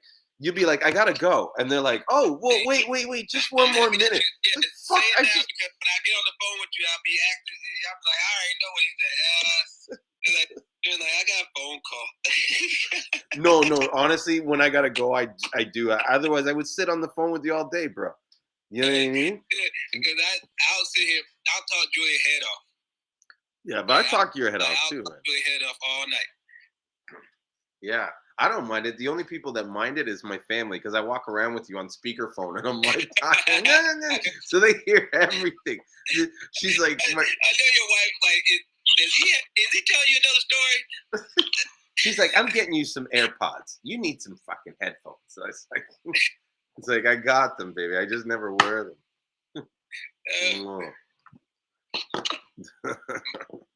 So she just walks out the room now. Like, who are you talking to, Julien? Okay. Yeah, that's it. That'll be a couple hours. Now, it looked like he looking at the websites too. He trying to look at the phone, but he looking at the computer. Yeah, that's it. Hey, I put my phone down. Books for days, man. I put my phone down. See, the thing, okay, see, I'm going to tell you, and I'm just going to give me a... He put the phone down with the laptop over. My phone getting a low battery, so I'm going to let it die on y'all. And just see me that I'm just out. That means my phone died. That means... All right. Hey, man, that's what just happened to me because Julien had to dip me back in. My phone going dead. Oh, yeah. Shit. Well, I'm going to let it die tonight. See, I'm not like you guys. I think ahead. I use a charger. There's this thing called a charger. Hey, you can plug it in your phone and use it at the same time. Them books, so he gonna take it off the charger now. No, I took mine off the charger. I'm like, I'm gonna let mine die out on. And I'm not. I'm be truthful. Like, hey man, my phone about to go dead, man. I'm gonna see y'all tomorrow. Meanwhile, 2 days later, you're still up reading books. So, don't act like I didn't warn y'all that it was gonna. Hey, I just let's ask the people in the clubhouse, because they've been sitting there nicely, if they have any questions. I want to make sure we're being because it's so easy to get caught up just talking in the room, right? But hey, Rio and Chris, Clubhouse needs video. huh? Clubhouse does need, but then it wouldn't be Clubhouse anymore. You know? Yes, it would. Everybody picture would be a video. It don't gotta be big like this. Is just be the picture, the icon. They got an app like that too. I forgot what it's called though. Really? I never knew that. That probably be all right for this room, but for other room, man, there'd be a whole bunch of BS going on. Some of those rooms, I'm just like, I'm embarrassed. Like, this is black people in here? Like, what? Okay. So this is what I'm gonna say about Clubhouse is that, like, I know people go on Clubhouse and I don't care if these dudes get mad at me, but there's a whole bunch of men on here arguing like little bitty girls. Yeah. And then they starting to sound like, hey man, y'all, one at a time. I'm like, man, is y'all over here arguing like little girls, gossiping, arguing like? It's always black against black or women against men on there all the time. That's crazy. No. Like, what? And at first I used to like Clubhouse. I'm like, okay, let me go ahead. I figured somebody would get some information out and stuff like that. But now, just like joking. No, bro. the morning time, if you're looking for business, they be on there in the morning, about 5 o'clock in the morning. If they talk about real estate, marketing, they talk about credit, bro, they going deep. I be on Clubhouse every morning just for that. They going deep on that. I listen to Clubhouse in the morning sometimes for that. Like, anytime I'm like, man, are they talking about Megan Thee Stallion and some dudes talking about Megan Thee Stallion? Yeah, no. Megan Thee Stallion, what's the dude name? What's the dude name that the women's arch enemy right now? Kevin Sang. They love talking about him. Oh, that guy's a badass. I love that guy. He's for real, for real. Or somebody like Charleston White or Whack 100, like, you know, them. Yeah. Like, them the most notorious, hated people.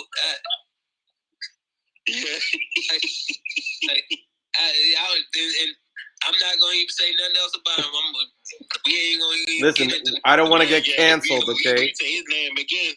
The views ain't going to pop up out a million. They can't. No, because then they're going to. Then we're going to start acting like them, and I don't want to start acting like them. I don't want to get canceled. Conversation right there. We on Seamoss. That's it. We're on the positive stuff. We're on Seamoss. But we are not to that. But hey, I wanted to ask, make sure, Christine, if you had any questions, you got a chance to ask them. And Rio, how you been doing? I hope all is well and stuff. Hey, you know, you're not going to get canceled here, but I'm so weird. I don't know what's wrong with my screen. I only see you and Rio. I don't know where it's been like that all night. I left and came back. It's still like that. I don't see anybody else. It's the power of technology. All right. So I am sitting here. I wish I could show you like the screen. So I have my laptop, I have my iPad, and I have my phone. And so I'm doing people with you. Okay. Yeah. So they're talking to us on a group chat on Instagram. And then and then I'm also live streaming on YouTube and Facebook. Look at you. Okay. Yeah, I'm putting it out there, getting the message. I need everybody to, you know what I mean, learn more about Seamoss and, you know, reach the masses. Oh my God, I need help so bad. I want to really push this, and I've been doing nothing because you know where I got stuck? It's so stupid but true, and it's just laziness. It's just branding. Yeah. You know, because I'm not going out there until I have my brand. Because, I mean, I don't know how you can. But, I mean, I have a marketing background, and it just stops me up because it's so simple, it's stupid, and then it's not. It gets so complicated in your mind. But anyway. What's the challenging you're having with the brand? Because really, the brand is what you create it to be, in a sense, right? I know. Man, what is going on here? Oh, man, what type of app you got? Hold on, guys. I'm in the middle of talking, and you're interrupting with a monkey. That is so offensive. I didn't hear what they said. So, because he's on the Instagram, so he's like, "Hey, what's going on here?" And he came in with a monkey filter, so he looked like a monkey. Oh, gotcha. He's just being a joker. No, seriously, it's brand and then distribution for me. Like, it's just me not doing my homework, to be honest. Yeah. It's me just doing my lazy thing. But I've got Seamoss has done so much for me and for. So she has a logo and everything? Sorry, Rick, what? So she already has her logo and everything. She just kind of. No, that's the thing. I'm not doing it. I need to do it. That's where I get stuck. I haven't even done my logo. I'm not doing anything. So what's the name of your company? Seamoss. Exactly, nothing. I do. I don't mean to laugh, but it's just the way you said it. Like you're like nothing. Yeah, that's exactly the problem. But you got the desire. That's number one. Oh, I'm doing. No, I really want to do this because I'm not joking you. I was sick as hell. And Seamoss helped me so much. And you know, I'm actually doing a lot of I'm doing a nutrition certification and some other stuff, and it's just, you know, I've got a lot going on because I completely shifted my entire life. But I want to, so it's not like I'm just doing nothing, but I have a lot of Seamoss here, and I had plans to push it a lot sooner than I have. Did you buy the Seamoss for me? No, I had this before I knew about you. Not that it matters, but I was kind of doing a joke first, but I wanted to make sure before I made the joke. No, I was on your room like maybe a month or two ago. Was when I first learned about you, and I'd already had this Seamoss, and I had asked you the questions about the differences between the Gracilaria, the Condus crispus, and blah blah blah. I got a few books. A couple of your friends sent me some good links, and it was really super helpful. Probably Yusuf, yeah. Yeah, yes, exactly. And so I've got all the stuff I need, but I really, really want to do this. It's almost like I need somebody to just help me one-on-one. I don't know what the heck to do. So my question would be, actually, where are you located at? Dayton, Ohio. Okay, another Ohio person, wonderful. Yeah. Rick's originally from Ohio. You're talking. No, I'm Iowa, but I got a lot of family members. I thought it was Ohio. Sorry, Iowa, Ohio. But wait a minute. Okay, so Dayton, Ohio, and you're saying that you're taking classes like herbalist classes or nutrition classes? Yeah. Well, it's funny. I'm taking a holistic. It's a completely plant-based nutrition certification. But there's an herbal component to it. And another thing I've been doing on the side is making herbal tinctures. I do those more autoimmune related. Like I do, right now I'm making cat's claw, I make ashwagandha, I make nettle leaf, I make mullein leaf. I say that wrong. I make, God, I'm forgetting another one that I do. What the heck? Anyway, I've been making a couple herbals that I don't distribute them. I've just been using them for myself and family right now, and I've been playing with herbal tinctures, alcohol based and glycerin based. Just trying to really dig into the differences. When you're dealing with stuff like I was bedridden for 2 years with autoimmune conditions that I turned around and I'm fully functional again, and I really shouldn't be. If I should change my profile picture to here, I'll do this. I'll change my profile picture to what I look like before. I'm not going to show you my face. I can't do that. I'll show you my feet. But I think I did this before in the room. Maybe we got talking about this. No, I remember you talking about the journey that you went through. But you can show it to other people. That's fine. Yeah, I did it again. I got super sick. And a lot of these herbals helped me. Seamoss helped me. And so I've just been playing with this stuff because it's not what I did before. But anyway, I really want to get into making a living out of this because I can't go back to what I was doing before. I'll just get sick again because I was in sales for 20 years. I was in medical sales, so a lot of this is natural to me from a sales perspective. But I don't want to travel again, and I don't want to get into the running with the horses and the medical sales and out all night with the drinks and the food and the travel. It doesn't work for health. It's not good for you. So go ahead, Rick. Rick, did you want to ask something or? Well, my first question, my next question would be is, so you actually, because it sounds like where you're actually stumbling, that you're actually stumbling as far as a name for your brand, really. Yeah, it's dumb. It's everything. It's focus for sure. I mean, I don't think it's that hard if I was to focus on it. I just need to employ the right person from a branding perspective. You know what I mean? I'm not going to do that myself. And then... well, maybe you might want to reach out to Rick because not only has Rick got some of the branding down where he's got the guys with the designers and the labels and stuff like that, that's part of his sort of like angle in a sense where he sells a lot of these different products that he white labels.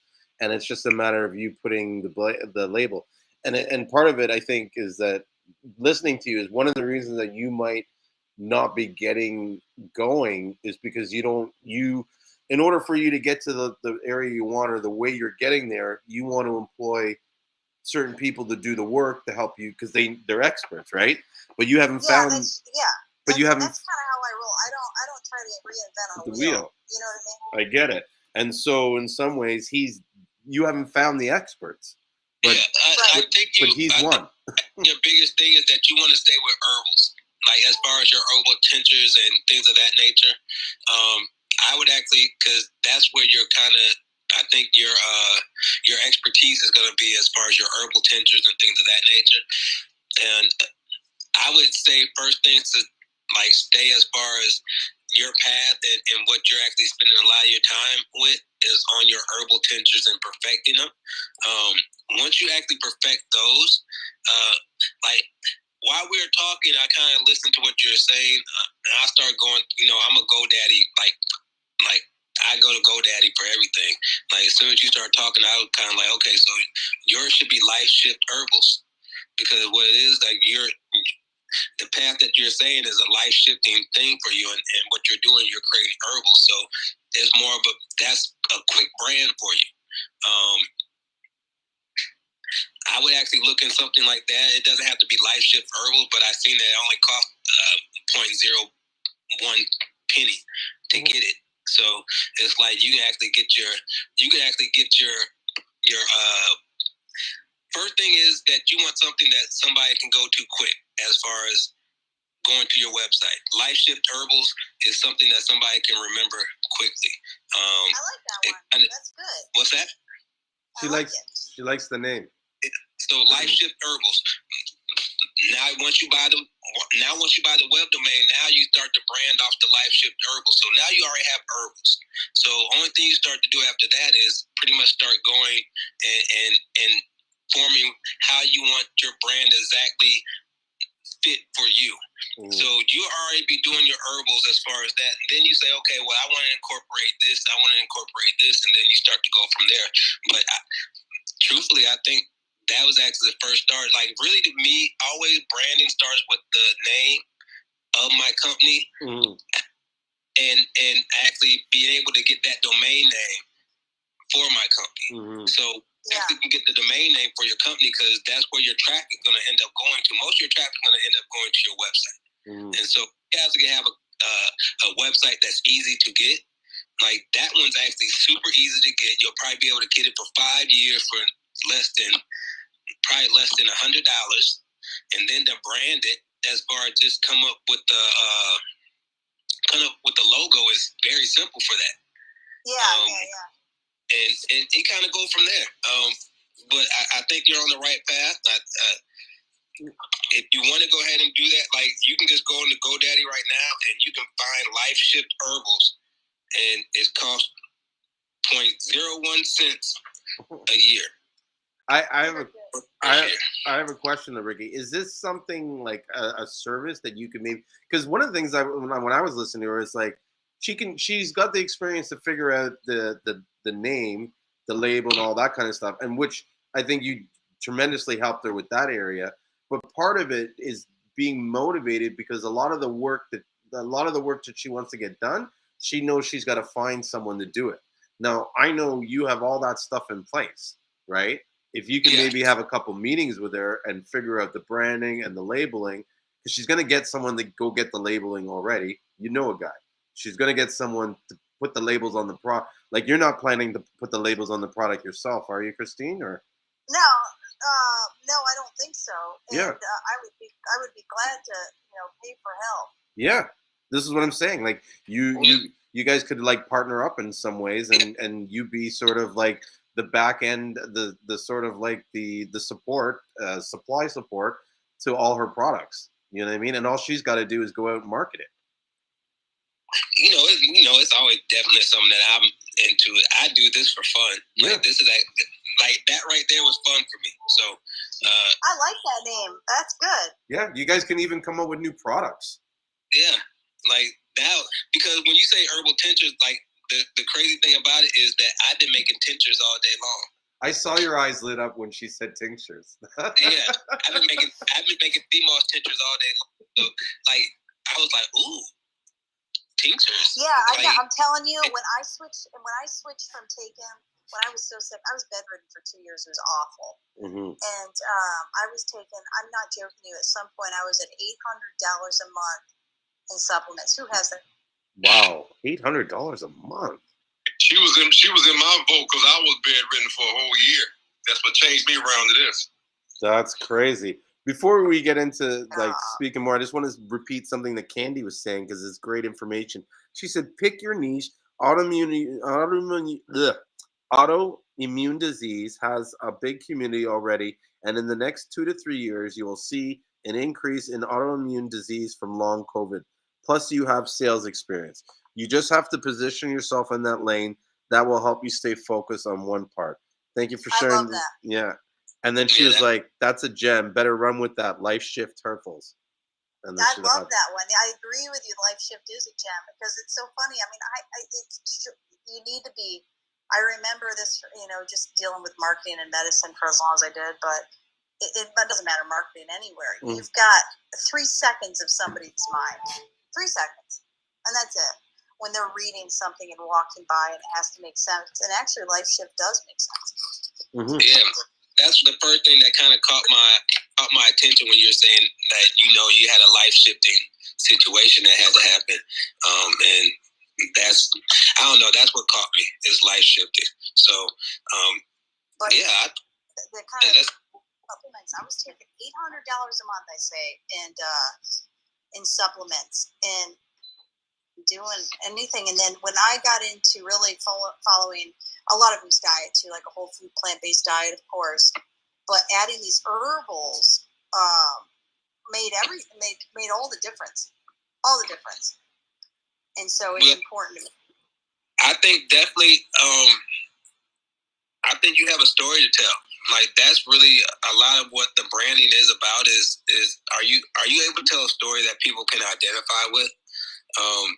And it sounds like you actually have a wonderful story that people would definitely be able to identify with. There's a lot of people that, like Motor City Mouse Man actually said, like he was actually bedridden. So when you start saying that, you actually kind of hit a certain nerve with him, hit a certain feeling with him, as far as how do you get better from being bedridden? A lot of people don't have the knowledge to say, okay, let me start making herbal tinctures. And with you being able to say, hey, this is how I actually got myself out of bed and started getting better. That's really your brand right there. Like that's like you start yourself off of your experiences. Like I always ask people when it comes to branding, really, how do you perceive yourself and how do you think people perceive you? Like when people look at you, what do they see? Mm-hmm. And that's really what your brand is. Like, if you're trying to brand yourself, because most of the time now it is having to brand yourself and not branding a company, so to speak. It's really kind of the company based off of who runs the company. Like everybody wants to know who runs the company now. Like I think I always talk to Julien about this. Like I want to be in the background and not know. I don't want nobody to know who I am and things of that nature. And you can't get away with that anymore. That's not exactly because we're so.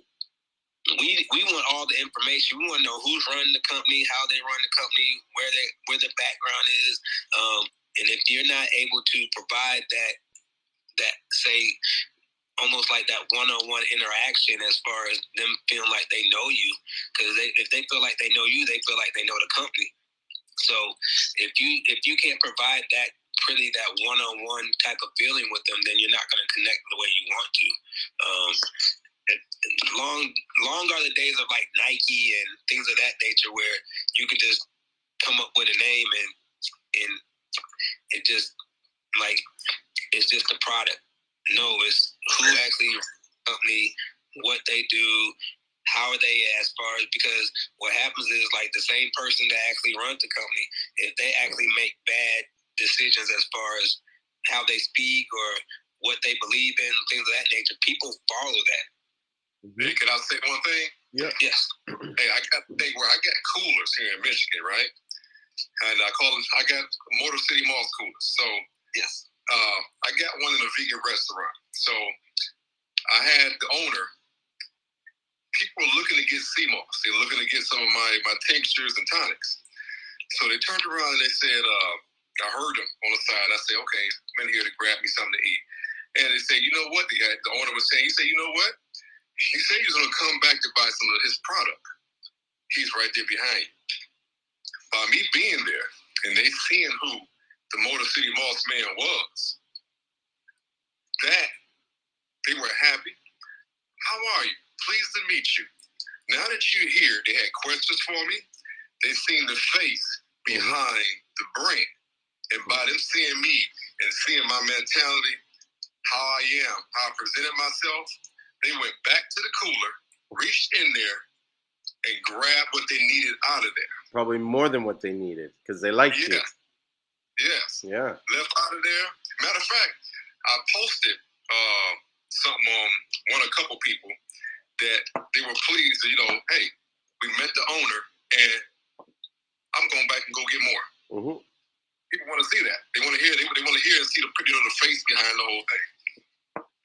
And a lot of times, and with that interaction right there, it's one of those situations where, say in 5 years, your business is booming and it's big. That's a story that they can tell somebody. Mm-hmm. Oh yeah, I met this guy. Yeah, spot man. Yeah, he was just starting off. Like, that's one of them stories that everybody likes to tell. Yeah, I was gonna say that. So the owner, like, no, I met him at the, and then it's like, so when you make it, that's their story. That's their personal experience with you that they get to tell everybody. Mm-hmm. Like, when people have a personal experience with you, then it's they always are rooting for you to come up. Yeah, they're like, hey, me and that guy, we was getting it off real good. We had a long conversation. We laughed and talked. That guy's a cool guy. That's how they're gonna do it. Exactly, and that's what you want to see because. Oh, I know that guy. Yeah, like, and then they'll say exactly. And don't let them cross your path again, and they're with their family or with somebody like, hey, that's him, and then shake his hand, and then y'all have a conversation. Hey, how you doing? Like, that makes their day. Like, I know that would make my day. Yeah. Well, you guys should see me in the streets. I'm like walking around, kissing babies, shaking hands. I'm like, give me the key to the city. I'm the Seamoss Don. Like, I like when I go certain places and you get one or two people that might know who you are and they're kind of looking like, hey, don't you? And you like, and then you stop and you have these conversations with them, and once you start having these conversations with them, and it may not be a lot to you, but like, sometimes it's a lot to them. Yeah. Like, I didn't grasp it at first, and then I had a guy from Alabama, and he comes in every now and then, and like, he was so excited to always come to the warehouse. I'm like, man, why is this dude so excited to come to the warehouse? Like, Joe could be. I was like, then I had a conversation with Crystal. He's like, come on, like she like, man, you hot in the streets. I'm like, what? She's like, no, people know you. I'm like, do they? You got a billboard. How could they not know you, bro? Hey, but see, this thing. Okay, so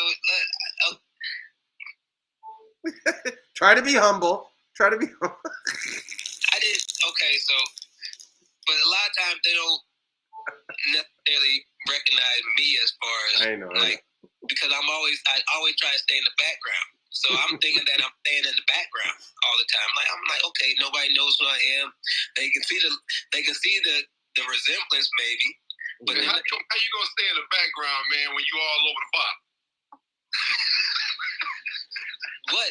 There's a lot of bipolar. That's why I say it's a like I have a face that's somewhat similar. You know what I'm saying? I was like, man, that look like him too. You know what I'm saying? So there's another guy at the warehouse that actually had the same type of haircut, had the same beard and mustache and everything. And so when people would come in, they were like, "Hey, Ricky Ray," and he would laugh all the time. And so I think the thing was that I ended up growing my hair all the way out. Yeah. And then I stopped looking like the logo.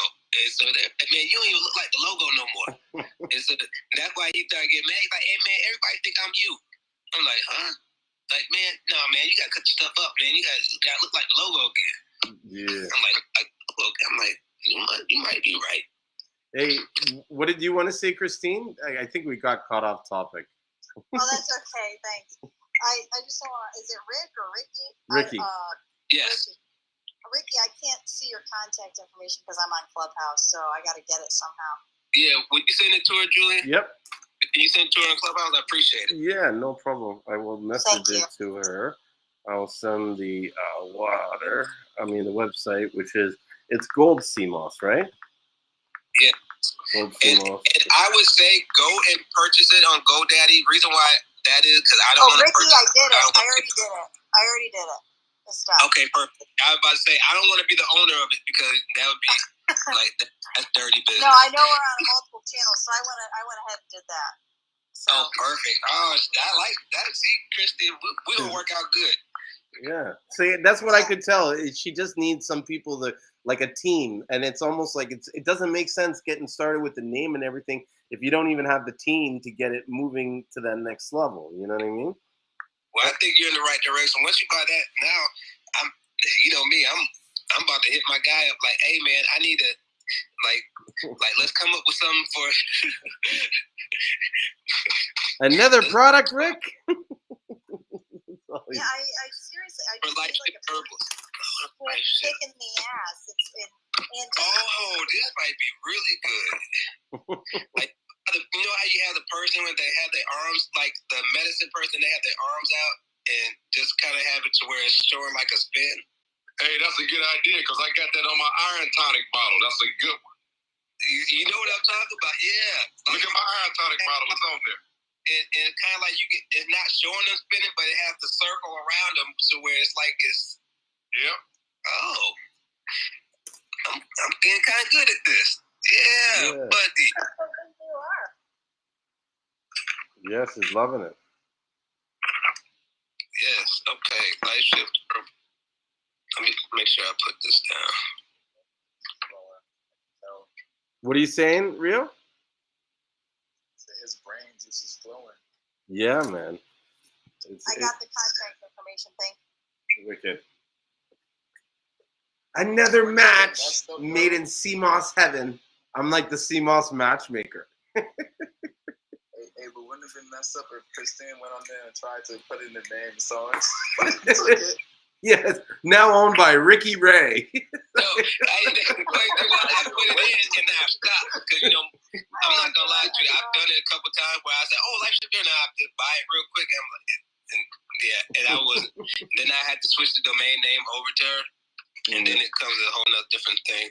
So yeah, I'm happy that you went on and bought that before somebody else on the Clubhouse or one of these Instagrams went and bought it. No, that would have happened. Someone would have watched it and said, "Oh, let me get it. That's a great name. I'm gonna take it." You know. I was surprised St. Lucian Seamoss was available. Okay, so I was going to buy that too. I think I seen someone take it, and then it was gone, and then it was available, and I was like, "What the?" No, I was going to buy it, but okay, so I didn't want to just be specific because I was like, okay, what if I had to go get some different type of Seamoss? Yeah. Like, because I didn't really have ties to St. Lucia. I'm like, okay, what if I had to go get Grenada Seamoss, and now I'm stuck with St. Lucia Seamoss? I was like, okay, I can't do it. So I got the closest thing to it was like, what was St. Lucia known for at the time? Gold Seamoss. That exact same thing you described happened to Jamaica Seamoss. He started with the Jamaican Seamoss and he decided to switch to the St. Lucian because he liked it better. And then and he gets his shit by both Jamaicans and St. Lucians. I feel bad for him because he's constantly having to explain to people why his name is that, and it's just. He spent all the money and all this stuff on packaging materials and stuff like that. He's just like, I can't be bothered to change the name. I was like, who cares? You know what Seamoss I got. I don't lie. I tell him where it's coming from. So it's obvious. I ran into that with a company. Not the same. I worked in dermatology in a lab environment. But these guys, first of all, they named their first company after the TV show MASH. These guys are now 70. They used to watch MASH, the TV show, and their medical building was the Dover building. I didn't watch MASH, so I don't know what that means. I used to watch MASH. Yeah, so it was the Dover building, was the medical building there. And then they named their company It was the worst name ever. It was so long. It was Dermatopathology Laboratory of Central States. I mean, I came in there and I was like, what the hell do you want me to do with that?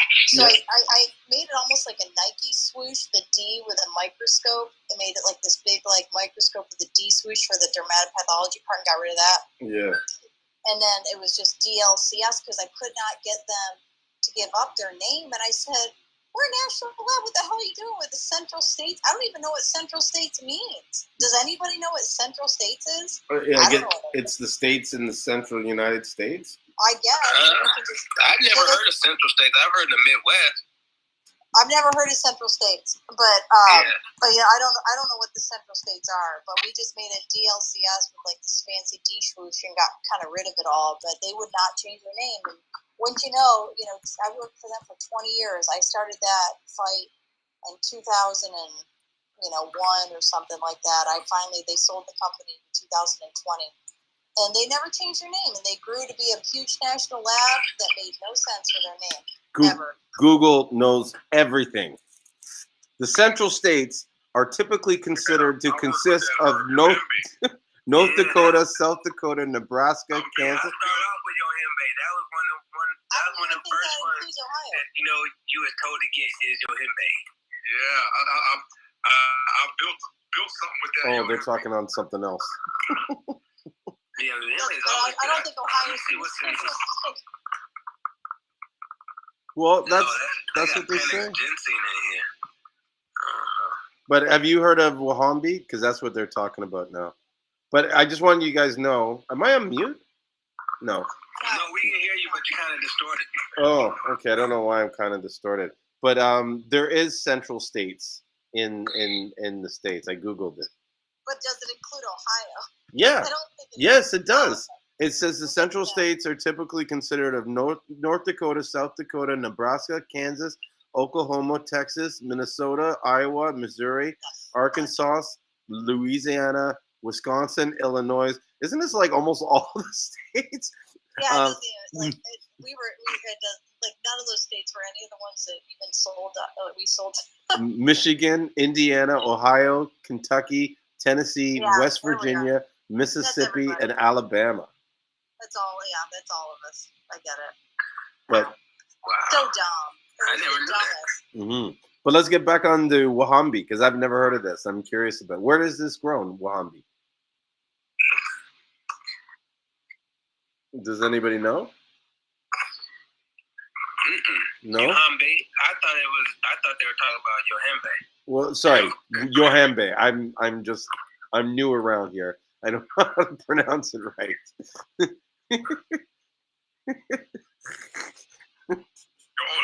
Did you? I think he meant it as a joke. Because he's like, I don't know what you're talking about. I heard of Wahambi, but not what I said. It's like, yeah. So this herb, how do you pronounce it? Wahambi? Yohimbe. Yohimbe. Yeah. Yeah.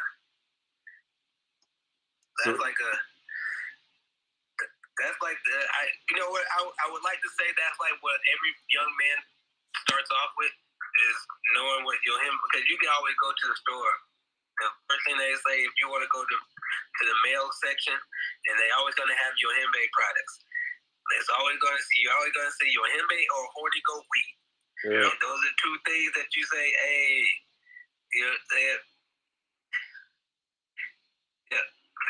like once you start using that Yohimbe, you start seeing a little difference. You start feeling a little mannish. You have to add sildenafil, and I think that's the stuff that they put in Cialis. It's spelled Sildenafil.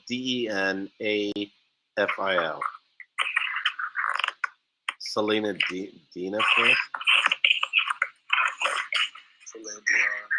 Huh? Is it Celine Dion? No, I thought for a second you were right. I was like, was I that off? Like, holy shit. But it's supposed to be good, almost as good as Viagra. You know, I wonder what it'd be like if you added that with the Bob and Day. I actually added it with some other herbs. Uh-huh. It takes it to another level. But that Bombay, Ricky's got over there, Uh-huh. the stuff you got, like you said, you be careful with it. Dude, yes. Like, really. And I mean, I was scared when I first started trying it, but I've only cooked it as a tea where you boil it out of the wood. And so he's talking about taking it to the powder form. And when you get on that, it's like you're not even boiling it, you leach some of it out into the tea. This is just it's almost like I would eat the stick raw.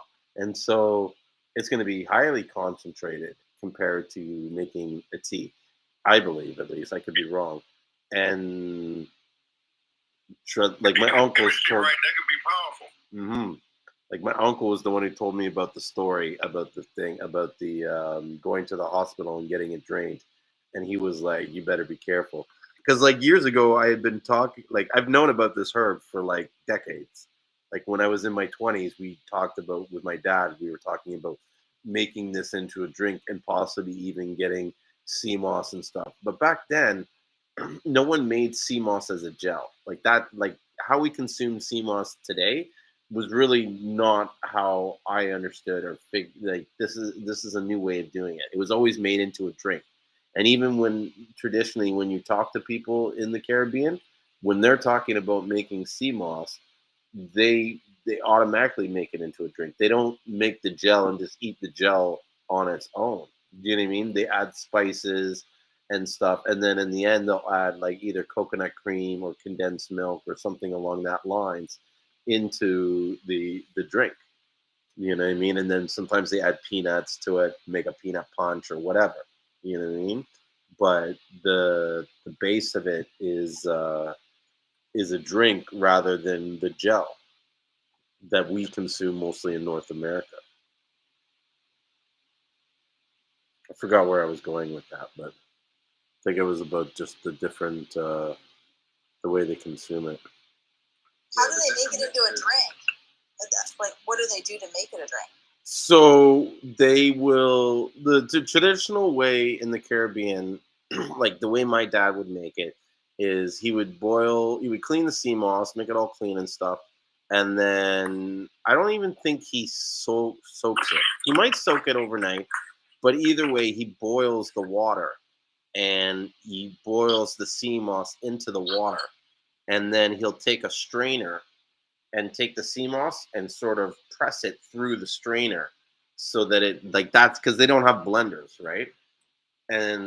Or they didn't have blenders in those days. So he would do that, and then he would add stuff like star anise, some nutmeg, cinnamon, like he'd throw cinnamon stick in there, nutmegs, cloves, and some bay leaf. And so he would season it, as he would call it. He would add a flavor to it with spices. And then from there, he would add condensed milk. But if you're not, like a lot of people wouldn't take milk, they would add coconut milk. Like if you're a starch vegan, you would make it with the coconut milk. I've seen a recipe online where they make it like with the milk, the coconut milk, but they start with the oil first, and then at the final stage, they blend in the cream top. So when they buy it in a can, they separate the two parts of the coconut milk, the oil, and then the cream, and they add it at the two different stages. And then that's the drink. They'll add something else to it, like maybe tamarind or whatever, if they wanted it flavored. But a lot of times they'll make it just like that plain. Yeah. Very interesting. It's cool. Mm-hmm. If you want to do a lemonade, just when you need a Seamoss, it's just the water content, and it depends on the thickness of the Seamoss too. And You're dying out there, Rio. Can't even hear you now. Sorry. Strawberry and mango. You can do a lemonade with it too. And even if the lime is I'm thinking about to die out here too. Helps with the preservative. But all right, you got it. Nice. Yeah. So I think we're gonna lose more Seamoss man soon. Rick tapped out. His phone died. But I think that in some ways we should do that. Like set the phones up on full charge and then do the show. And then when the battery runs out, that's because there's times where I'm on the live stream till like 5 in the morning, 4 in the morning. And my family hates it because they can hear me talking because I'm doing it in the living room. So they're upstairs trying to sleep and sometimes I get loud because I forget that what I'm doing. I get just so wrapped up into the world of Seamoss that I just start disturbing their sleep. They gonna send you to the warehouse. Be like, you need to go to the warehouse. Well, you know what's crazy? I can't go to the warehouse. I was going to the warehouse, and then apparently, the tenants that that rent the place next door to me, they're landscapers, right? And one of their things is that they do 24-hour snow removal up here. So in those situations, you got to have a guy. Oh yeah, we lost more signal. You have to have a guy up there that can like sort of be available 24 hours because if the snows at 2 in the morning, someone's got to go out there and plow the snow before the morning comes. So there will be guys that sleep there. But apparently, like I think it's the owner's kid or something like that. He started living there. So when I go there all the time, he's there. And so before I would work till like 2 in the morning, right? And I think I was even doing a live stream once and we were doing it to 2 in the morning. And he started like fucking crying about the noise. And it's like when he's doing it, I can hear him the wall is so thin that I can hear him talking, like as if he's like literally right next to me. And so he's like, fuck, that guy's all making noise again. And I just want to like bang on the wall and be like, bro, I can fucking hear you. Like, I don't know why you're pretending like that's what irritates me more than anything is the fact that he's acting like I can't hear him and he knows I can hear him and he's just talking shit about me. And I just want to say, look, you got a problem. Like, just, where are you located? I'm in Toronto. And so Scarborough area, I have a warehouse there. It's about, I don't know, maybe 3,000 or 4,000 square feet. And so it's a part of a big building that's been subdivided. And so that's a little section there where it's like, it's not even like supposed to be someone living there. That's why like normally there wouldn't be an issue, right? But I guess this guy didn't pay his rent or rent's high up here in Toronto. The cost of, there's no real affordable housing. And so I'm from Rochester originally. Mm-hmm. So you've heard about how Toronto is with the housing, or? No, I haven't been in Rochester in about 20-something years now. But so no, but at least we were neighbors at one point. Yes, very close. Yes, Rochester is a great town, but in Toronto the housing is pretty expensive, and it's like the affordable. There is no affordable housing. Like our average home is $1 million. That's insane. Yeah, it's ridiculous, and it's going up by like 100. Well, it's $1 million Canadian, right, or 1.1 now, but it's going up like 100,000 at least every year.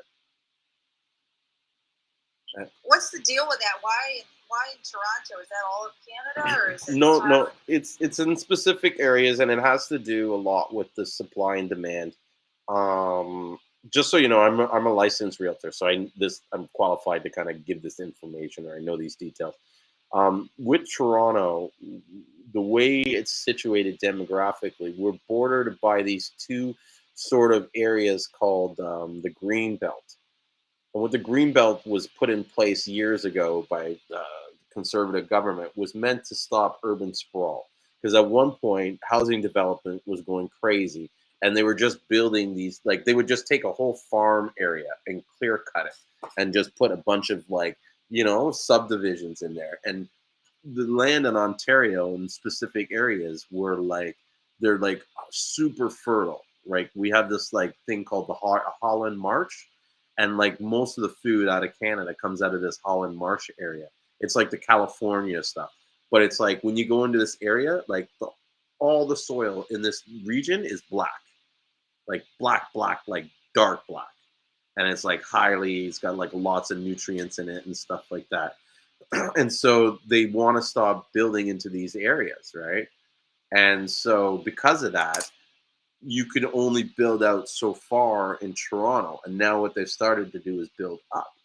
And like if you want a detached home, it's almost impossible to buy a brand new detached home unless you want to live way far out of the city, or you know what I mean?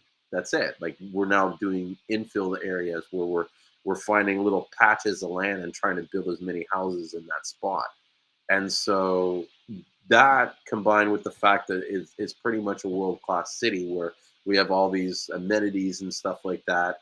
And then combined with, so there's a lot of demand of people wanting to live into Toronto, but then we're not able to build more houses, but no one's selling. And so right now, currently, I think we're at like 1/10 of the availability of what we're used to having in a normal, like, and not and an average market.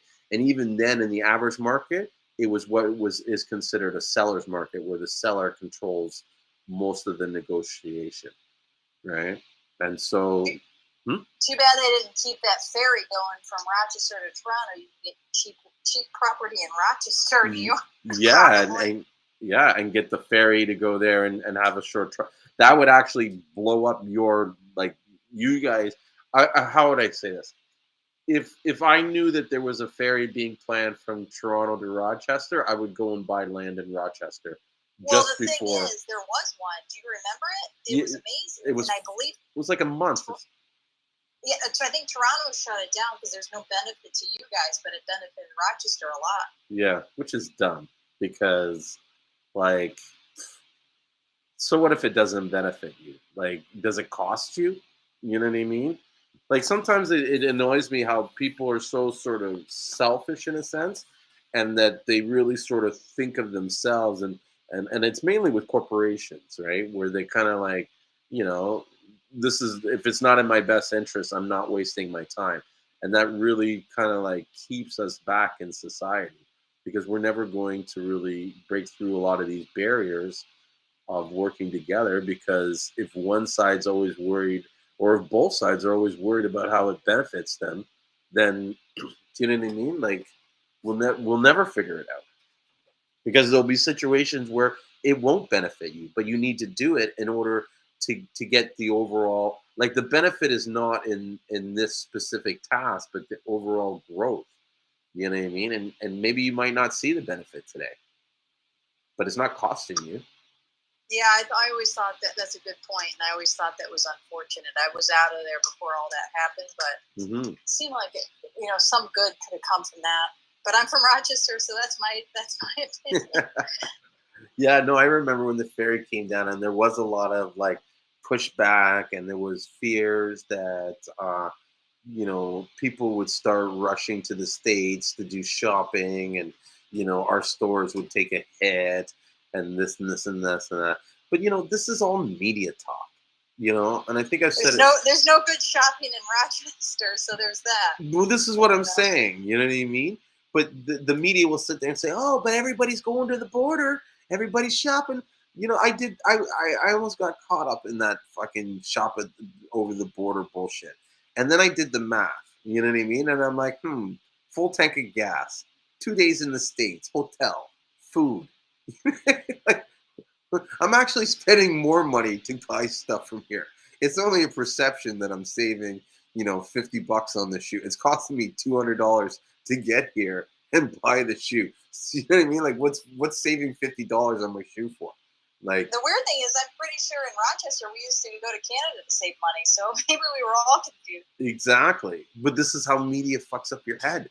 Do you know what I mean? This is how, like, sometimes you can't trust the message that's being pushed, because anybody that's pushing the message, they're pushing it for their own agenda.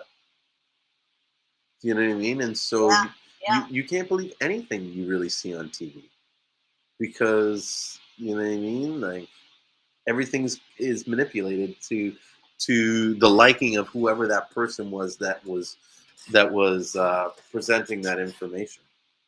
Like, I've watched where news outlets had, like in COVID, there was a news outlet that got caught for using a picture of overpacked hospital in Italy as to show overpacked hospitals in the United States.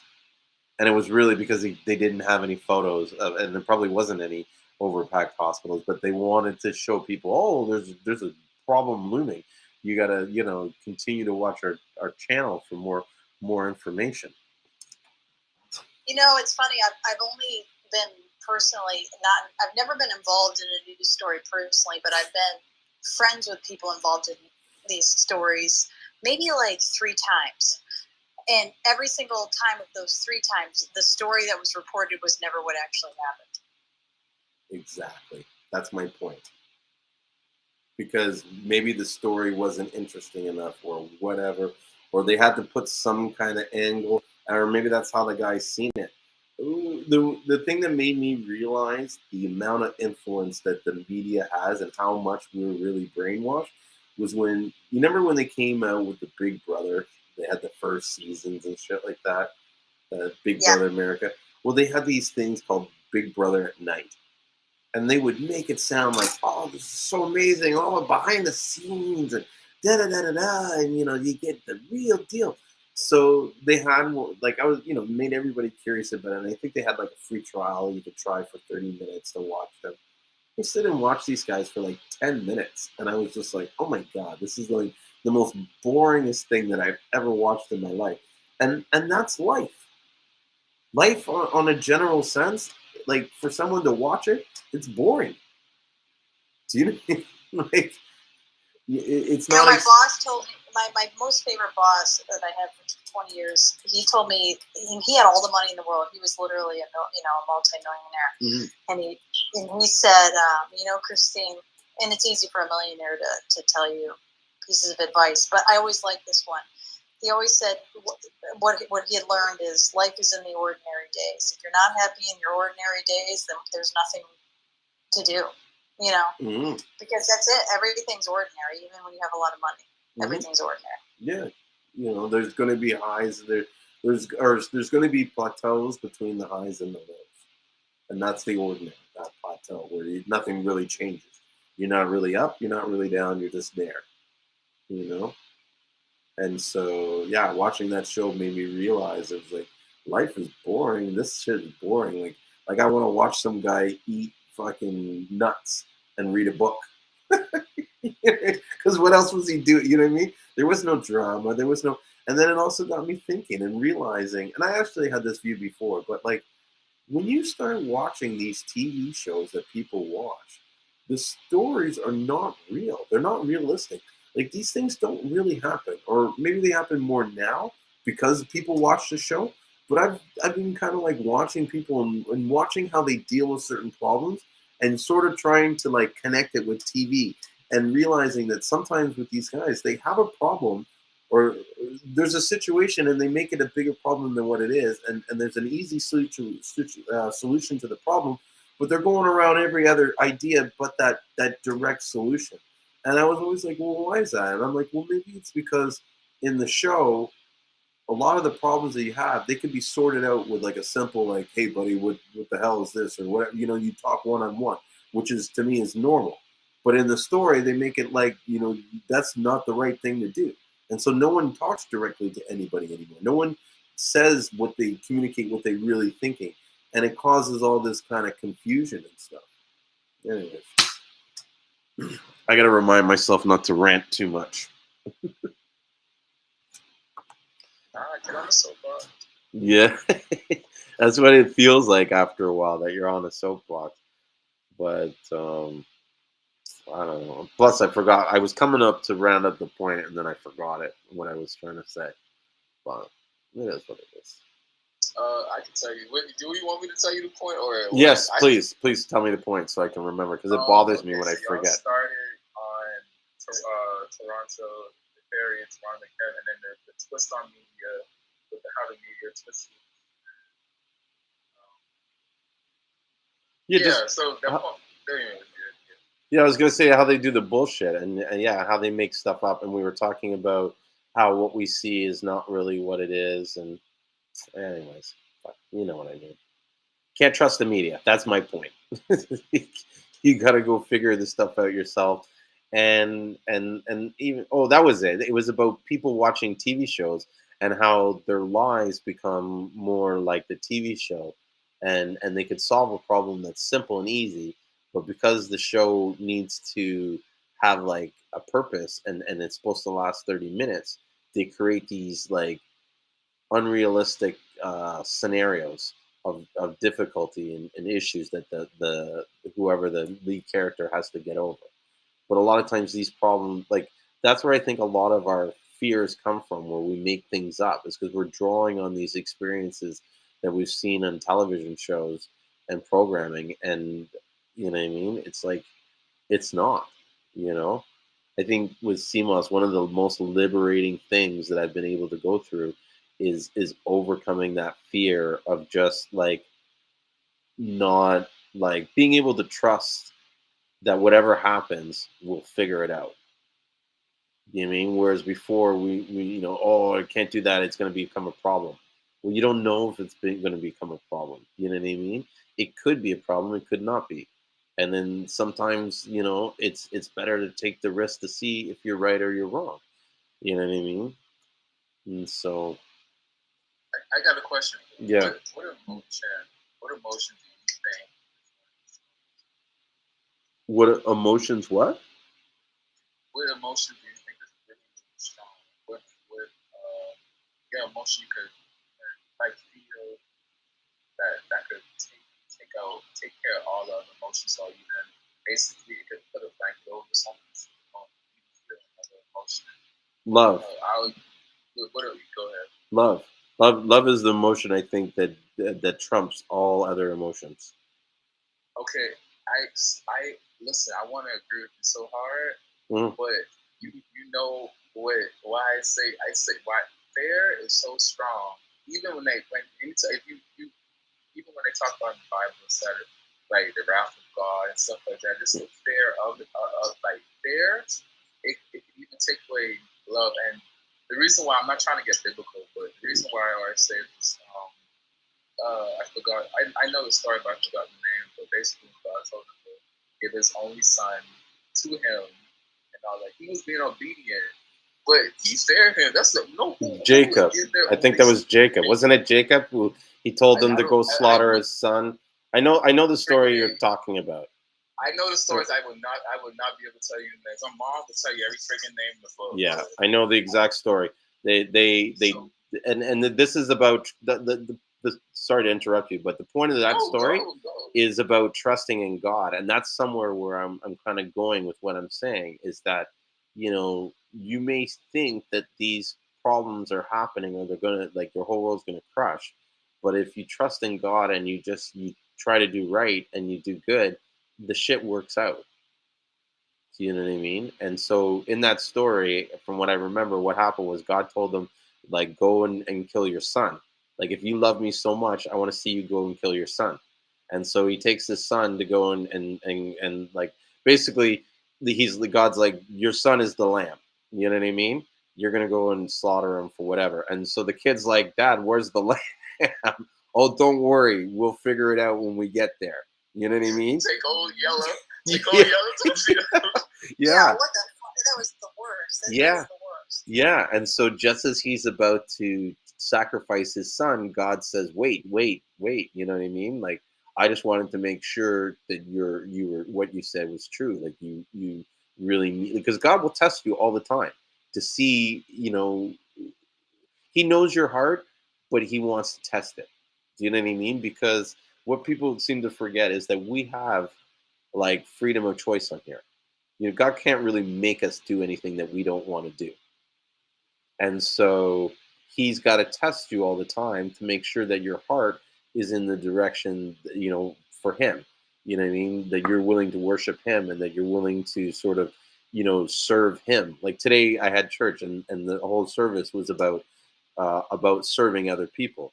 And a lot of times that's what they're missing as a Christian, is that you're not doing enough work to serve. Right. And then I started looking at all the stuff. Like, dude, the moment I started serving in the church, my life changed. Like I went literally from being the tail and always shit bad happening to me to changing my life, where it's like, all these, like this whole Seamoss to me is God's gift for my service, for all the stuff that I've done. Do you know what I mean? Like, what are the chances of me? And I'll tell you this: I know shit about Seamoss before I started getting into Seamoss. And to build it and see it grow to this level, it's not just me. Yes, I'm doing the work, I'm serving, and I feel like this whole platform is meant as part of God's service to bring more people. Like someone asked me the other day, like, why am I doing all this stuff, right? Like, I'm not selling Seamoss. I'm not trying to sell Seamoss. You know what I mean? I'm bringing competitors on to the show to talk about their business and stuff like that. And I do calendar links where I talk to other competitors and I basically brainstorm with them on how to improve their business. Do you know what I'm saying? And she was like, well, why are you doing this? And I'm just like, look, if I can do something to help the industry, you know what I mean? Like, if I can do something to help your business grow, you're going to help me grow this industry and make more people come to it. And yeah, you may never ever buy Seamoss off me, but you may turn someone on to the Seamoss business who then can turn and grow huge and end up buying from me. I don't know. But I know this, that the more people I can help and get into the space, the bigger it gets, the better it is, and everybody wins, and God will bless me for my service. Love that. Yeah. So if you ever want to know why, like what my true why is, it's to receive blessings from God. That's why I'm doing a lot of the stuff I do. And he has blessed me, Me and my mom, we have like this thing. We like, because you can't really fact check it, but we really do believe it's like something called spiritual currency. Basically, like it's not money or anything like that, but the blessings. Like my mom is real big on stuff like that. Like she will sow stuff in your life, and like even me, and I'll be like, I'm good. She'd be like, no, I'm trying to get my blessings. She was like, here, take it. Like, all right, got you. It's so crazy. They talk about like tithing and giving. There's never been a time where I've tithed a certain amount of money and didn't get that money back before the end of the next week. Meaning, like, I will give, say, $500 to the church, and by Thursday, someone's called me and said, hey, I don't know if you remember, but I owed you money and I got the $600 here. I'm going to deposit into your account. Like, stupid shit like that would happen. Or like the other day, this dude, like out of nowhere, started calling me up and ordering like tons of Seamoss. And I'm just like, in my head, I'm like, where the fuck did this guy come from? Like, and he didn't like email. He messaged me on WhatsApp. So I'm like, how did this guy even get my number? Like, what the you know what I mean? And gift from God. You know what I mean? God probably spoke to his heart. He listened. He called this guy. Turns out to be me. Boom, boom. That's how it works. You know what I mean? The spiritual currency. You got to put it in there to get out. And what people don't realize is it's not so much God doing this himself, but the rules and laws that he's put in place for the universe. And so that's why you see sometimes people that are not Christians getting these benefits. Like, how is this guy getting blessed? Because you don't see it because you don't know him, but at some point he was doing some kind of service, or he did something to attract that stuff back. Do you know what I mean? If you read the book Think and Grow Rich, it really opens your eyes to understanding about the power of the different laws in the universe, like the law of reciprocation, the law of gratitude, the law of attraction. all those stuff. Those are all laws. They also call them keys to the universe. And so if you figure out how to master these keys to the universe, you can literally control the world. That's why God says, we gave, dominion over man. And I think there's some kind of saying where it says like, God can do it. I forget, but it has something to do with basically the fact that God needs us to do work on earth because we have the dominion, and so that's why you'll see in like Adam and Eve and stuff like that, they'll always use someone to do God's work. God doesn't always just do it himself, you know what I mean? Unless it's like the air, or, some atmospheric thing he can control, but like people doing things and making that, he can't control us. You want me to tell you why I think that is? Why? I honestly do. Like, just because I think it's how you say like universal rules, but like, okay, so if just in everything is in balance. So even the devils or whatever, if it's a God, devil, etc. So in some instances, if he was to interfere, it would give way for him to interfere in the same way. Kind of, it's almost not tit for tat, but that's the only way balance can really be. That's the only way you can really be balanced. So I mean, it's almost like God was like, I'm gonna bless you for no dang reason. You feel me? Like yeah. So like you might have a way to just wreak havoc for no reason. Everybody would be like, why? Why was it me? I don't know. No, that's a good point, and maybe there is some truth to it. I don't know. I'll be honest. Like I'm not some God Christian. I'm not a religion expert. I don't really believe in religion so much because I believe religion is something like man-made. And so it's not so much spiritual. Like even in the Bible, he says that many times, like, you know what I mean? I'm not in this. This is something that man, I will not dwell in these areas and stuff like that. And it has to do with the fact that like, it's man-made or something like that. I don't know. But,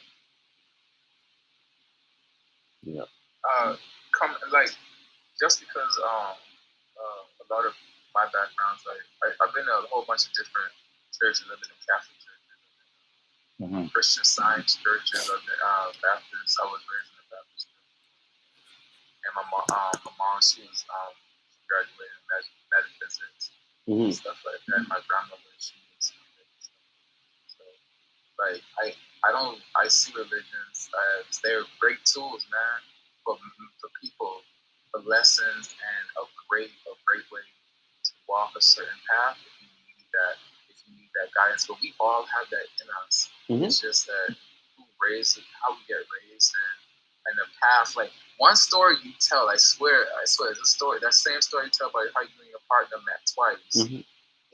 It's such a good story. It's so why it's so great is you could stray from a path and it could come. It's like you could come right back to it, and you don't even realize like you're on like something that you want to do or a way that's led, or even this road that's paved out for you already. It's almost like you could go against it, but it's almost like it's paved. This is your road. Well, it's almost like a nectar with once you kind of like go with the flow, like. I know I'm on a mission by God. No one can tell me that I'm not.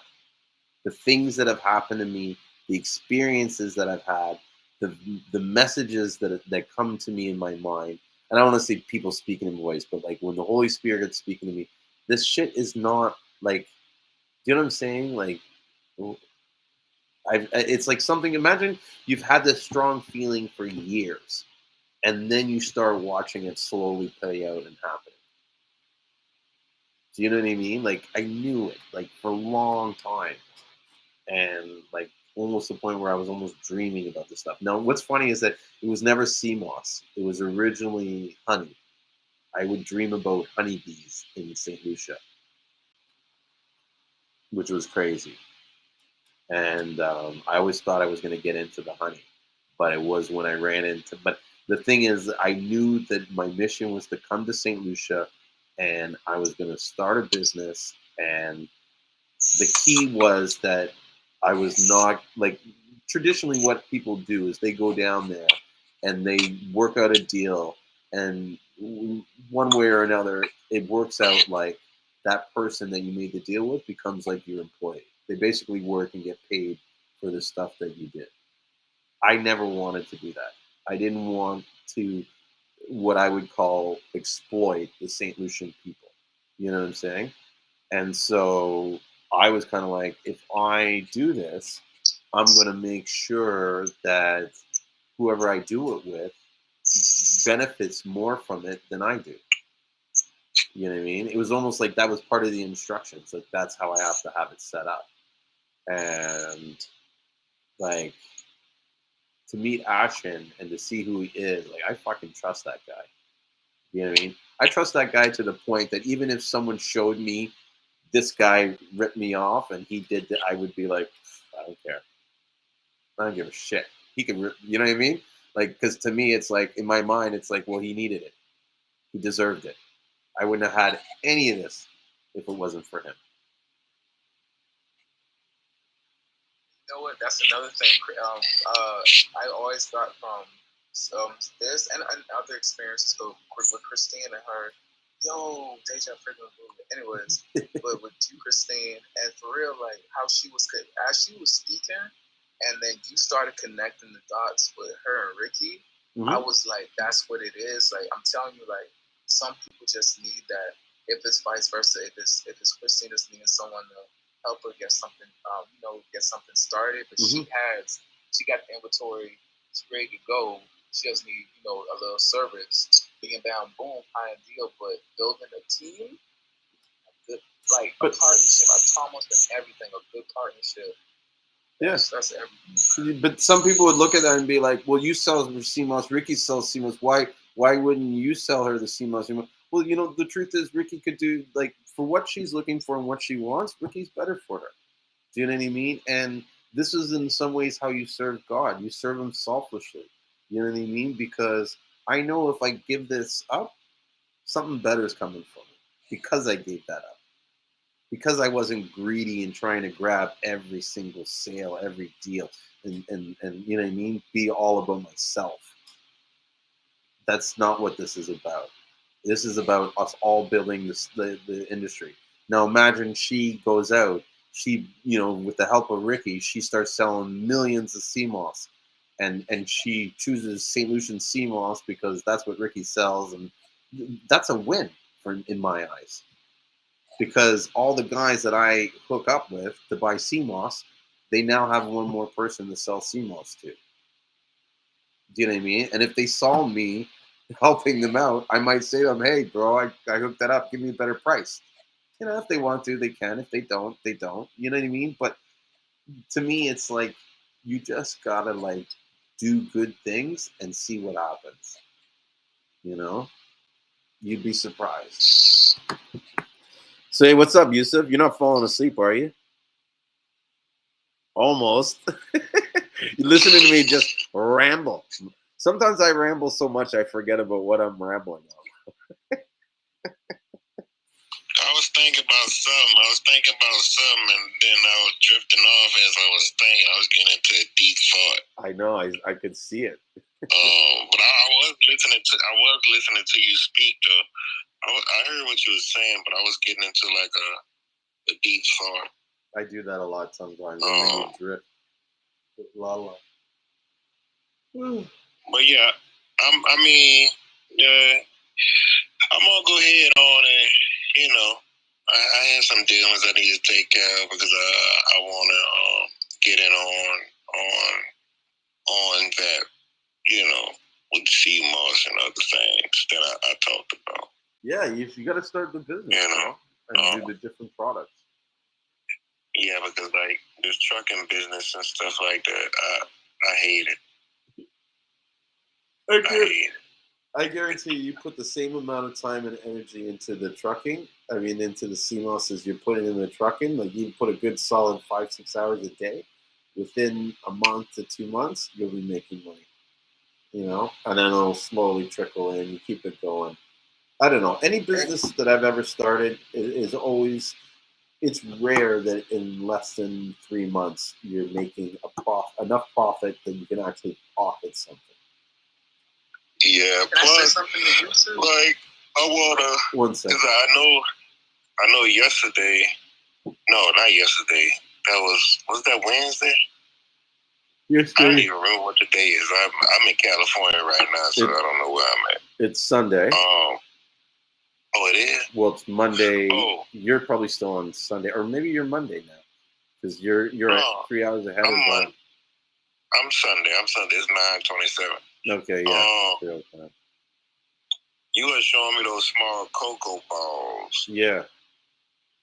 I mean, if that guy can make those, if he's making them, I wouldn't mind buying those because I'm trying to build something, and I need, different things. I'm trying to build But yes. Even these cocoa sticks, the cocoa sticks that I have, I can get them in a smaller size. Like, they don't have to be those big giant bars that you have. Yeah, but I'll take all of them, but I like those. But I know you said that guy make it, but I would even take those as well. Mm-hmm. Just to have different products and things that's from people that look like me and you. Okay. Doesn't matter where they from. For me, it's just helping those people out and taking that product and selling it. Well, let's talk more about it. Yeah. But I definitely, am looking for somebody. I'm definitely looking for somebody I can buy coffee beans from, green coffee beans from. I'll ask my source tomorrow if we can get coffee beans from St. Lucia. So that's definitely, if I can find a source of coffee beans from St. Lucia or from somewhere that's nice. Mm-hmm. But Rio wanted to say something to you before he get more into it. I just want to give him that opportunity. What did you want to ask him, Rio? Or say to him? No, I wanted to tell Yusuf, man, yo, you have a plethora of information. You are great. I honestly, I really do think I believe, man, Julien probably thinking too, like, whatever you probably, if he said it, whatever you put your time into, you probably will be able to accomplish, man. I'm a probably, because I mean, I don't know, man. Every time when you get on here, and you always give really good information if you're aware of it or not. But you always give us information to go look at and read and check out, etc. and all that. So you have it all. It's just you doing what you're doing now. You putting your time into something else. That's it. Who are you talking to, me or Yusuf? Yusuf, man. Yeah. Man. Yeah. I was like, I'm not that smart. I mean, I'm not that smart, but it's certain things I see. It's certain things I see in people's business that's lacking. Mm-hmm. Not lacking, because in business it's not lacking. It's certain things I see. You do differently. But it's certain things that I wouldn't do, or certain things that I'm not doing that I should be doing, and I'm beating myself by not doing it because I see certain things. I see certain things in marketing. I see certain things in business. I see a lot of stuff, and I have a lot of ideas. I think I'm just afraid to do it, but I'm like, well, I might as well do it. I'm gonna die anyway. Yeah. You see behind the curtain, man. I know. I might as well do it. But not gonna hurt. But what are sorry to interrupt you, Ria, but I want to ask you, what are the specific ones? Because there might be solutions to get around that you might not have thought, and we could brainstorm them or something. I mean, you mean as far as me doing different things? Yeah, what are the things that you think you should be doing, but you're not doing because you feel like you're not ready to do them, or you're not confident enough to do them? It's like, let me tell you something. 2016, I should have been dealing with Seamoss. I should have been selling Seamoss. Yeah. I probably was the only person in New Orleans around my area that had Seamoss that knew what it was. Plus, I already knew how to cook with it. I already knew what it was. I already know how to make ice cream with it. I already know how to, But it's a lot of information I pick up. I like information. That's my biggest thing. I like information. But there's a lot of things like business. I'm going to do it. I guess I'm afraid because I'm kind of shy. It may seem like I'm not a shy person, but I am. I don't like being in a crowd full of people. I don't like being in a place full of people. I don't like it. That's why I'm big. That's why I'm big on faceless brands. That's why I'm big on I want to be in the shadows.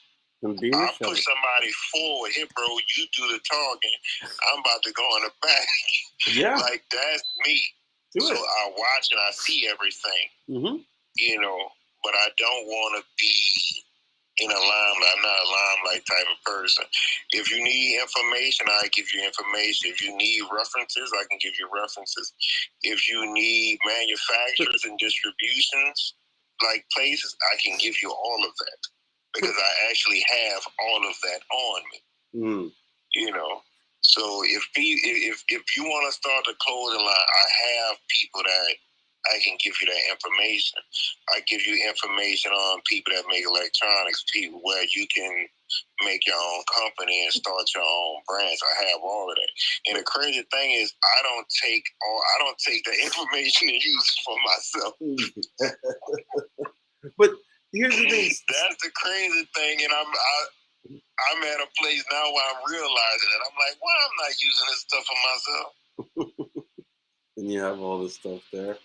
But yeah, so that's why I told you, I'm like, I might as well deal with the Seamoss, deal with everything that I like. Because, I want to get high on my own supply, which is the Seamoss and cocoa and herbs and stuff.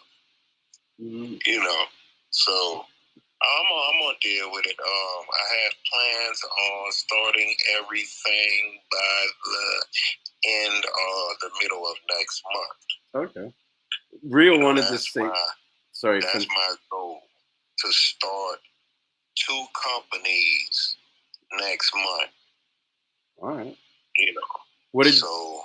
One company I'm not going to say, but the other company will be the coffee. Yeah. And the Seamoss and the blends of the mushrooms and adaptogens and things like that. So you have the coffee with the herbs, and you have some things that's like coffee, but it's not coffee beans in it.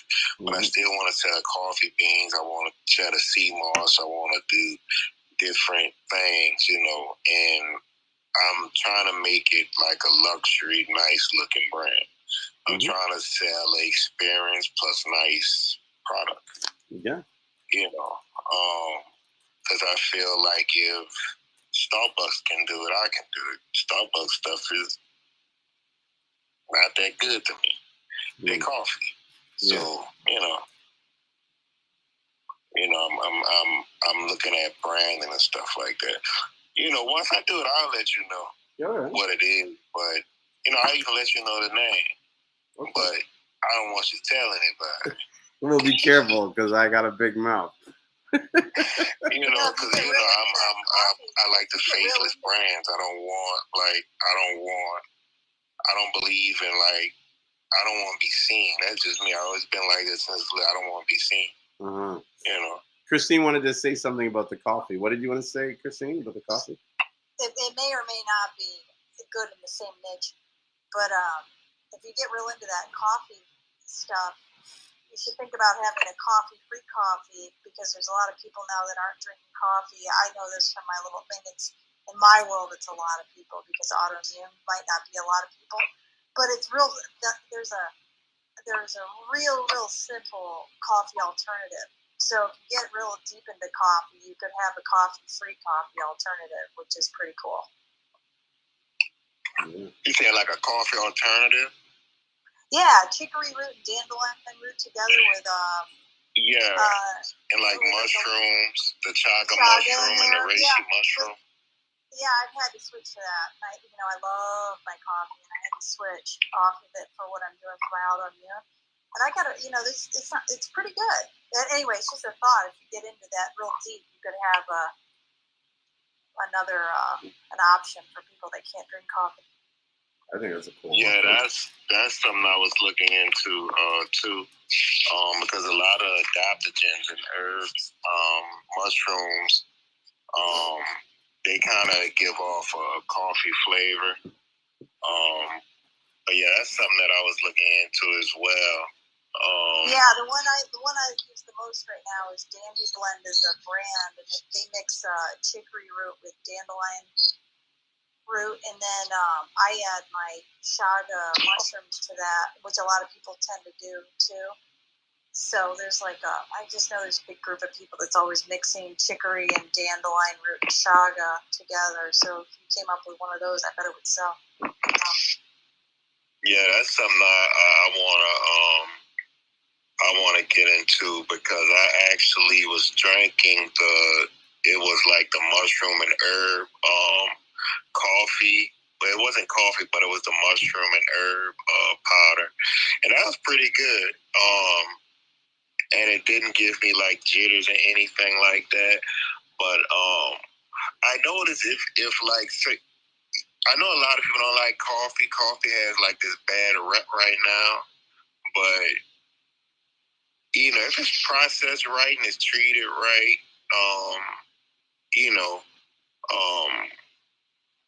it would give you a different effect. I don't think you should drink coffee every day. But I think coffee's I'll deal with the mushroom. I'd rather that than like the coffee beans. Yeah, I think coffee's wonderful for most people, but there's a certain group of people that have to try to cut it out for various reasons. Just with everything, that people have to cut it out with certain problems that they have. I don't think anybody gives up coffee unless they maybe have to. I think coffee is really good, and there's the argument that it's better for you than not. The only people I see that really have to worry about coffee and look for an alternative, which is it's cool to just have an alternative, is people that have their sleep issues or have adrenal issues of some sort, and then they just are looking for a way to cut caffeine or whatever. And coffee is so hard to cut because everybody loves it. I love it. But anyway, I think coffee is totally healthy. But that's just an interesting little niche, is people that aren't going to drink it for one reason or another. Yeah. But like I was looking into coffee too, and it was a guy who was studying coffee, and he was explaining the effects that coffee have on people, like the things that you don't like the jitters. You may feel like you have like a burst of energy, and you have like this crash, or you have a stomach ache. And he was saying it's like that because they don't process their coffee right, they don't store it right, and it may have like bacteria in it or some type of mold, inside the bean because they didn't dry it right. And this guy coffee, how he explains it, his coffee doesn't do that to you, because it's how he, I guess, store and processes his coffee and things like that. But yeah, I'm definitely gonna look into like everything when it comes down to the coffee and the alternatives, because I like some of the alternatives I tried in the store. Yeah, I'm definitely gonna look into it. So real fast, I'm jump off. When it comes to like, I'm not fact checking on this and everything. I'm just thinking about it. And when it comes to because coffee gives you it works on the I think on the adrenal gland or something like that. It gives you like a good burst of energy, right?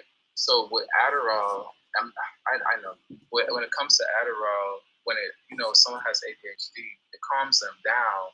Bruh, I took Adderall one time in my life, and I felt invincible. Like when I actually was like, this is what the guy from Limitless probably felt like, because I really felt like I could do anything. I was when I was out working in the fields. I was doing like trees. I was doing trees that day, and I promised everything. I shaped all them trees like to freaking like great. Everybody was like, "What the heck?" And I was just saying that.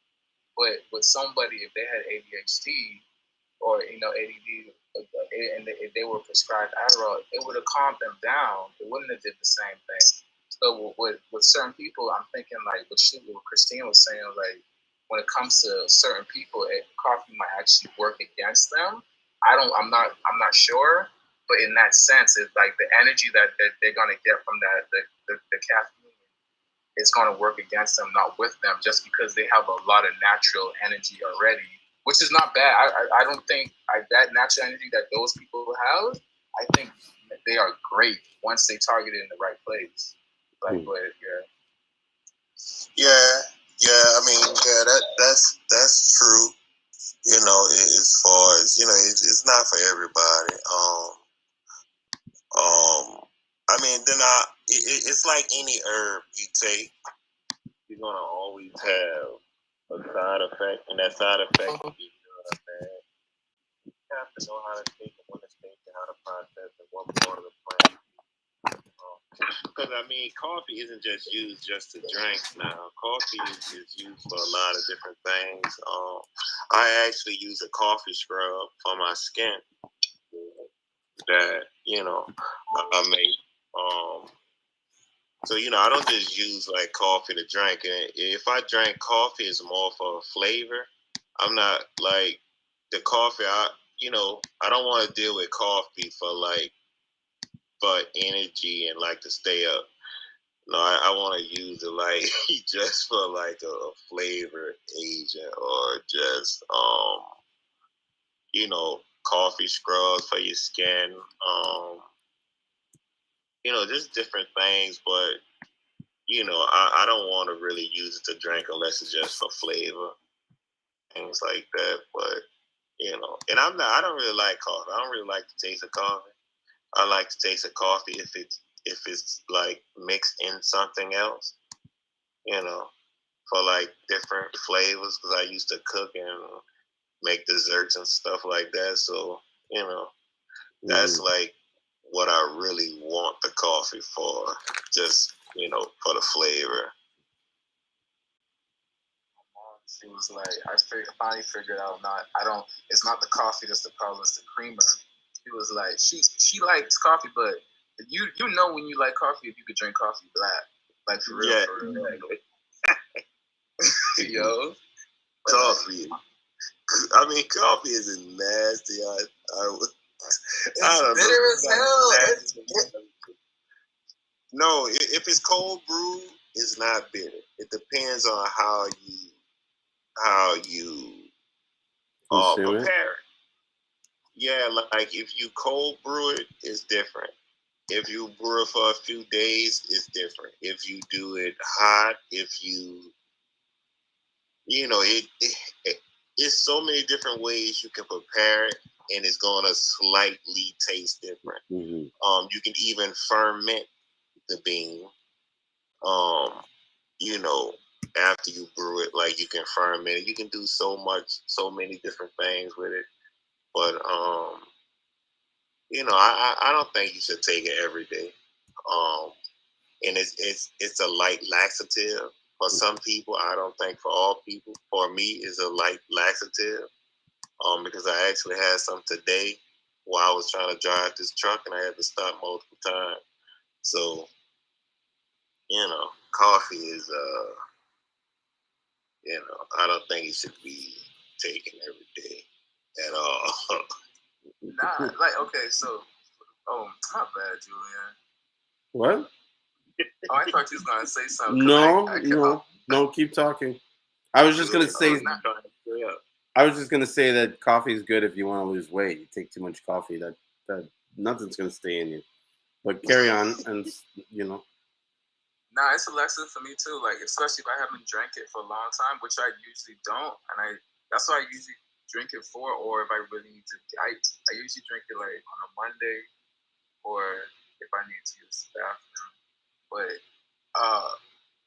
when it comes to coffee too, even the focus, I can't lie, it helps me. It does something with like focus and that energy that is. I can't lie to you. It reminds me of that Adderall, but on a light note. It was not as strong as it. Only when I haven't drank coffee for a long time.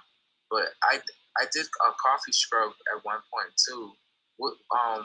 I did a coffee with a little bit of a sugar scrub with the coffee and aloe. I did aloe coffee, and I just like did a scrub with that, man. It was awesome. I stopped doing it, but I'm gonna start back up since you on it, bro. Yeah, like it's good. It's a good scrub. It's just messy. It's super messy. And if you use it in a tub, your tub will be black.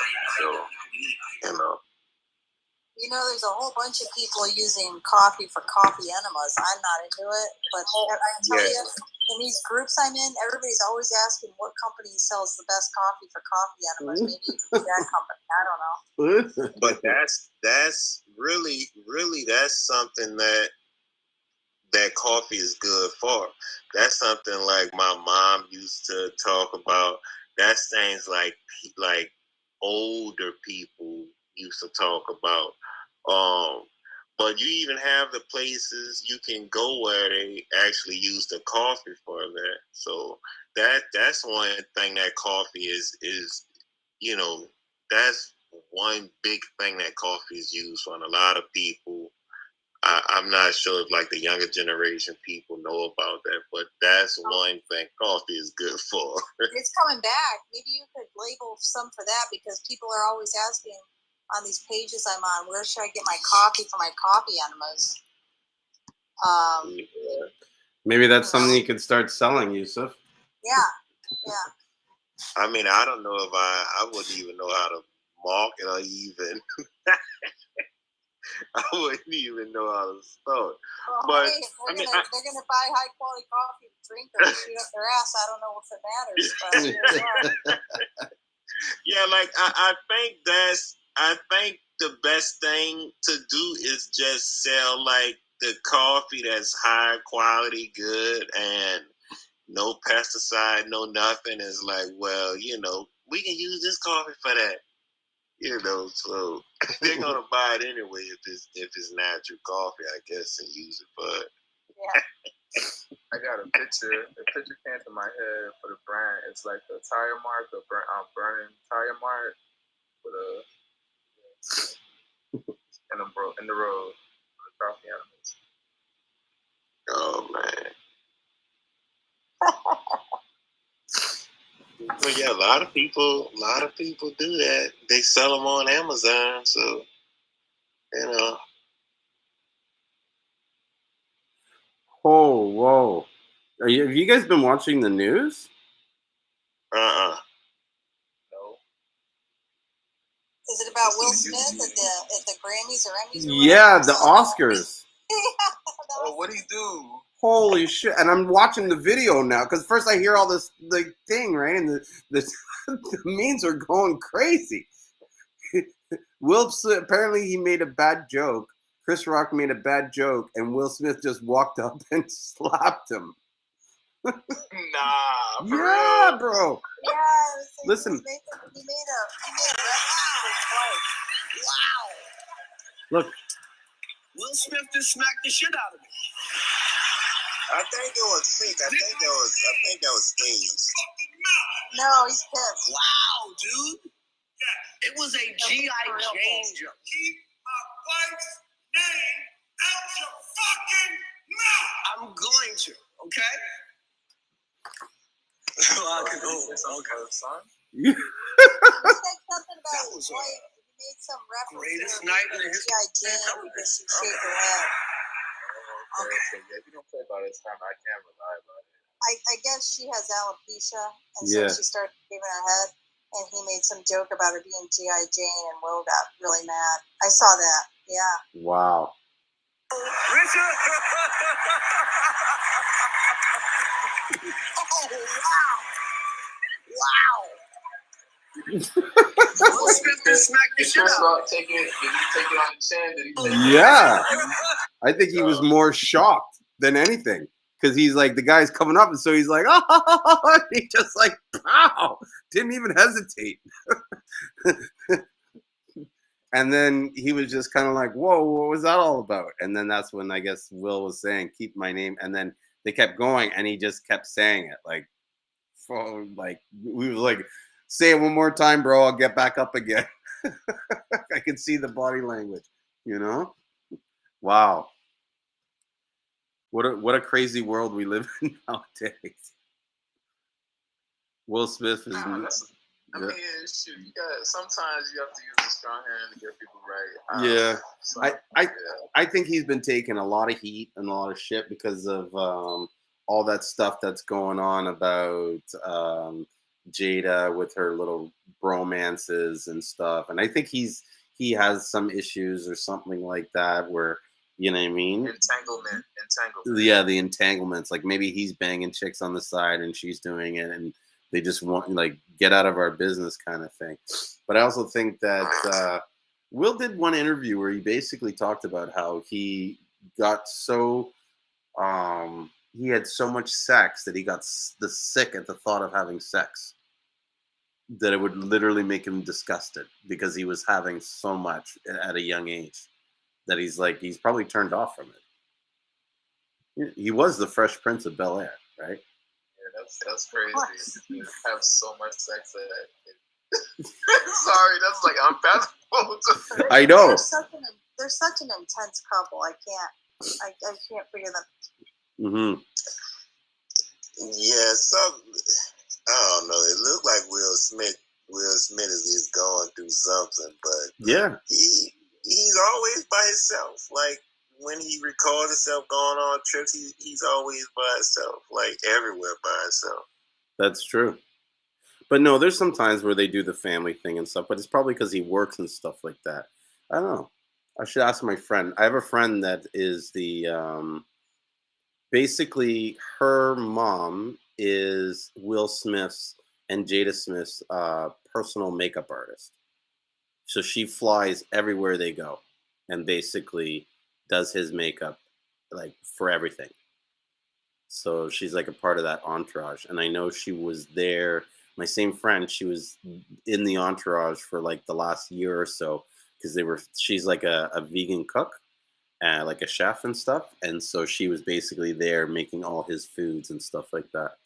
Been actually trying to reach out to her to let her know that I got all this Seamoss. She probably has not a clue, you know what I mean? And like, you know, it's like, give it to Will. See if he buys it, you know? Or whatever. We'll see.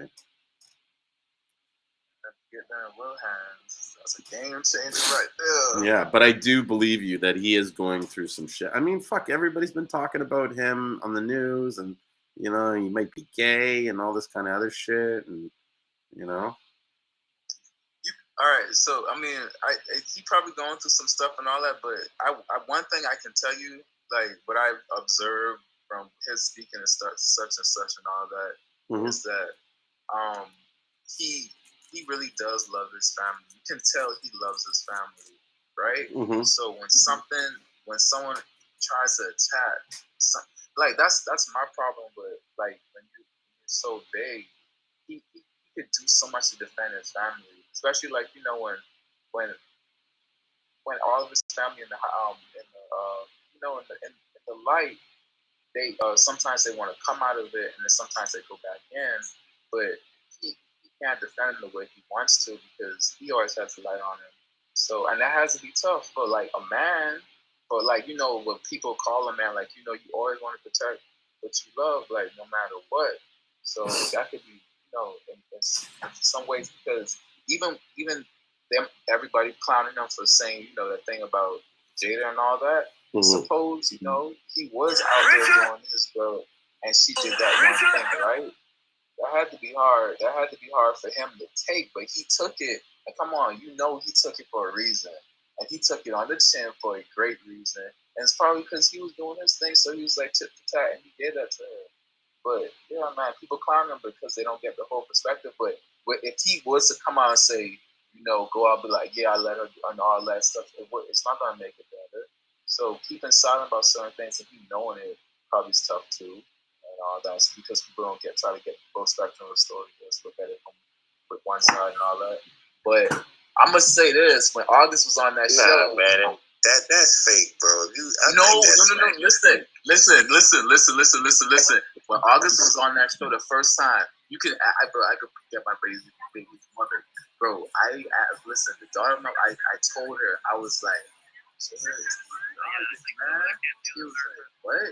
I was like, yeah, like I can.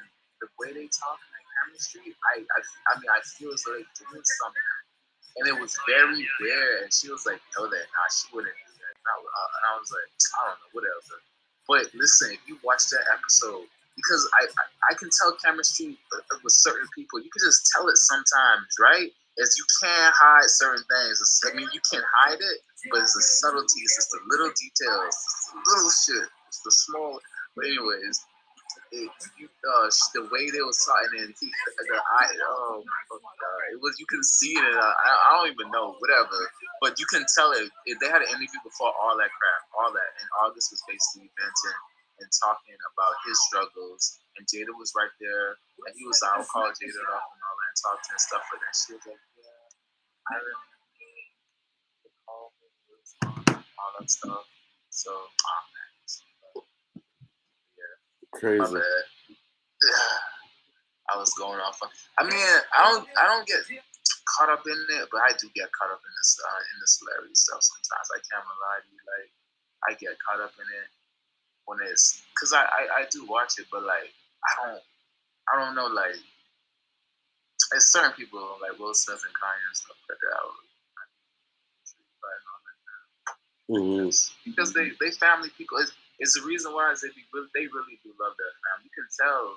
I'm not even trying to. You know what? I don't know. I really don't know, right? But it really does seem like they be genuinely loving their family and stuff like that. Even you can see through their kids. Their kids seem like loving people. You can't fake that crap, man. It's all loving people. One thing that I've learned about life and humans is there's two parts to them. There's the part that they let you see and the part that they don't want you to see. And so there's a lot of stuff that we don't see in their lives just because we're controlled by television and the media and stuff like that. We only see what so there could be more to it. But part of me is thinking like maybe there was something where like in some ways it's like I heard the joke, right? I just saw the video and I'll say this. Her reaction was probably enough for him to feel like he needed to do that. But something's going on between them where he feels like he needs to show people and establish that he is the dominant man. You know what I mean? Like him coming up and it's like, guys, I don't give like, I'm not the, sweet Will Smith that you think I am. I'm the bad boy Will Smith. And here I'm going to show it to you. Do you know what I'm saying? Because like, who does that? No, I understand exactly what you're saying. Do you know what I mean? Don't come at me. Like he did it to prove a point. No, but he did it. Walked up right there at that minute to do. Like I would have kicked his ass outside. Do you know what I mean? Like I would have waited and said, "Hey, motherfucker, the fuck." You know what I mean? You talk shit about me, then you know what I mean? But I wouldn't have got up at that minute and made a big spectacle of it. Do you know what I mean? Like in some ways, I don't know. To me, that's like a bitch does that. A chick gets mad and goes, "Oh, how dare you say that?" Do you know what I'm saying? Yeah, he could have handled that. He could have handled it better. Basically, I get what you're saying for sure now. I guess, I guess for me, it's like if I was like in my eyes, a calm man or a well-together man would have said, "Hey, like, watch it there," and then if he got up and kept going, puts it on there. But the fact that he said, "What did you just say?" It was almost like The guy said it. He was laughing. He looked at his wife. What? You don't like this? Okay, I'm gonna go show him. Because they were both like, he was laughing at first, and then she was kind of like, it's not really funny. Thanks a lot, asshole. You know what I mean? He threw up all over the page on that one. Literally threw up on the page, or you mean just? No, it just feels like it. Yeah. You never know with TV, you know. Oh my gosh. But that's crazy. See, I don't watch these stuff, Oscars, actors. I watch a movie. I don't pay attention to who's acting in it and who's, you know what I mean? Unless it's like Tom Hanks. I love Forrest Gump. That to me was like one of the best movies ever made. Yeah, like I don't really pay attention to that stuff. It's the movie. You watch it, you see an experience. It's a story. Who cares who's acting in it? Who cares? Like sometimes we put too much like of these people on a pedestal, and what do they really do? They make us waste our time. I think Tom Hanks is one of the best actors there is out there. Mm-hmm. He's a really good person. But my whole point is, we don't really need these people to exist. We create these people to exist to waste time. Do you know what I mean? And why are we wasting time? Yeah, they're just ordinary people. Yeah, that are their lives are just. And talking about Kanye, I actually have no idea. I don't know a lot of celebrities. I don't watch really TV at all. Mm-hmm. But I do see reels now, on Facebook and Instagram without watching TV. Mm-hmm. And I really like Kanye West. I think he's a little misunderstood. That one. I think he's got he's got a dose of crazy, but he's got an understanding of the world that's, I think, pretty good. You know what I mean? Mm-hmm. Sometimes he says stuff and you're just like, I don't know. I like that guy. Yeah. I don't care how crazy he is. I think he's like part alien. Like he's got a spiritual connection. But I also think that he reminds me of those guys that were geeks all their lives, and then suddenly they got famous. And they don't really. He says that in the song. He says that exactly what you said. It's true. I was one of the nerds out in high school who used to go to the flea market and buy fake clothes. I mean, that's what he said. And so now he's famous, and now everybody listens to him, and it's like because that whole Taylor Swift thing that he did. See, this is another thing, like where the guy had something to prove. That whole move with the Taylor Swift. It was to show Jay-Z, hey, I'm your boy. I got your back. I'm gonna fight. You know what I mean? Defend you and your girl. But it was like Jay-Z is like, you're fucking corny, bro. I don't need you to fight my battles. You're like, what do you want to suck my dick? You know what I mean? I don't know. If it was me, that's how I would have looked at it. Kind of like, what the hell? Like, you just embarrassed yourself. But instances like that, or even like how I would say, with the Will Smith, or any instance like that. Until like maybe someone speaks about it or whatever, I'll put my 2 cents on it, etc. and all that. But when you see all of it, and then he talked about it and how he was talking about he was drinking, you see he walks in there with a Hennessy bottle, man. That Hennessy bottle, you see a picture with the Hennessy bottle is almost full, and by the end of the night, that Hennessy bottle, now it could have been Brandon too. I don't know. Where? Okay, but I will say that Hennessy bottle was very low, and he did. But when you under influence, you have a high spirit, and just like it's very rare for certain people. But like so you're saying Will Smith was drunk? Who are we talking about? No, not saying that. That's what I'm trying to say. Like I don't. No, I'm not saying that at all. But who are we talking about? I'm confused. I'm talking about Kanye. Kanye with that the night on Taylor Swift, but he did all that. That same night they took a picture of him with a Hennessy bottle at the beginning, and then at the end of the night you see a picture of him just like walking in New York, him with the Hennessy bottle, and it's almost gone. How I said it could have been branding, but he was drinking, etc. And how you say like all that stuff with impressing Jay-Z, putting under there and all that, trying to put on the block. Probably. More than likely, the alcohol brings the truth out of some people, So it's probably like that was the case. But my whole point is that him going out and doing that, like, it was it didn't it didn't directly benefit him. So it's like, why would you do that to somebody? And it's like, well, I need to show this person, you know what I mean, that I'm on their side, or I'm on their team, or I'm loyal to them, or whatever. You know what I mean? That's why I feel like he did that. It was because he's in love with, deep down inside, Jay-Z's like his idol. And that was like, and see, like Kanye right there, that is a prime example of how when you have enough desire, you can change everything around you. All that stuff that happened in his life came about mainly from his desire, and his belief.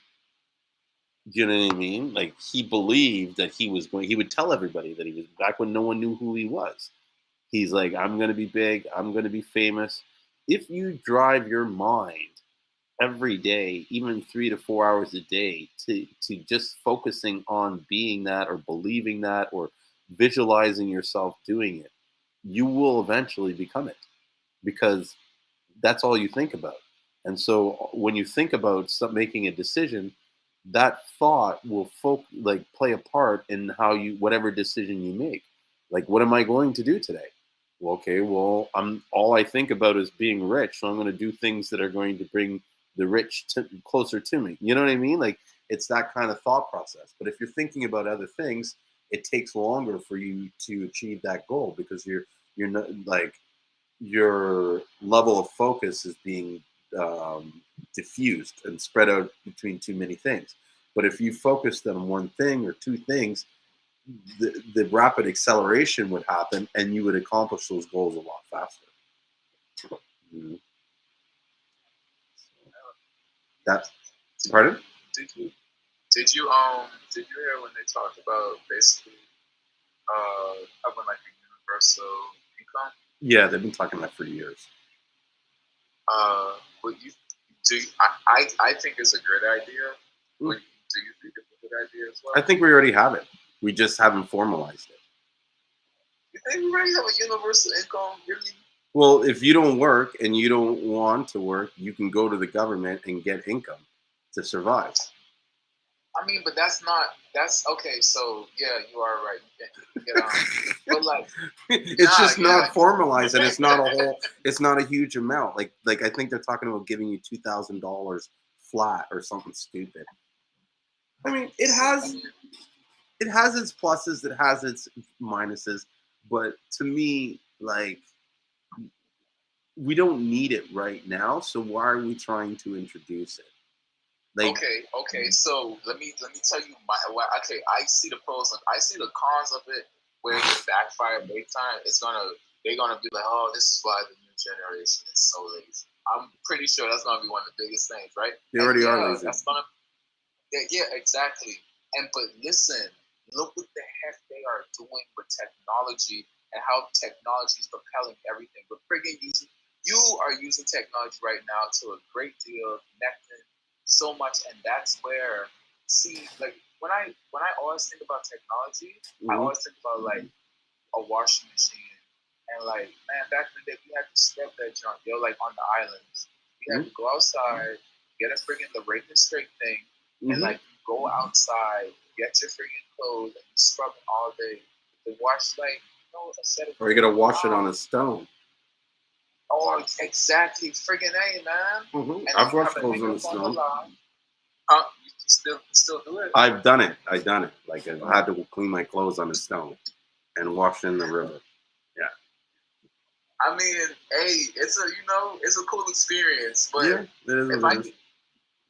Yeah, man, no. I would wish if everybody, unless it's some delicate cotton or silk or something like that. I mean, I'm gonna wash silk by hand all the time. But when it comes to like, something you just, every day, just to make it easier, and so you have more time for yourself.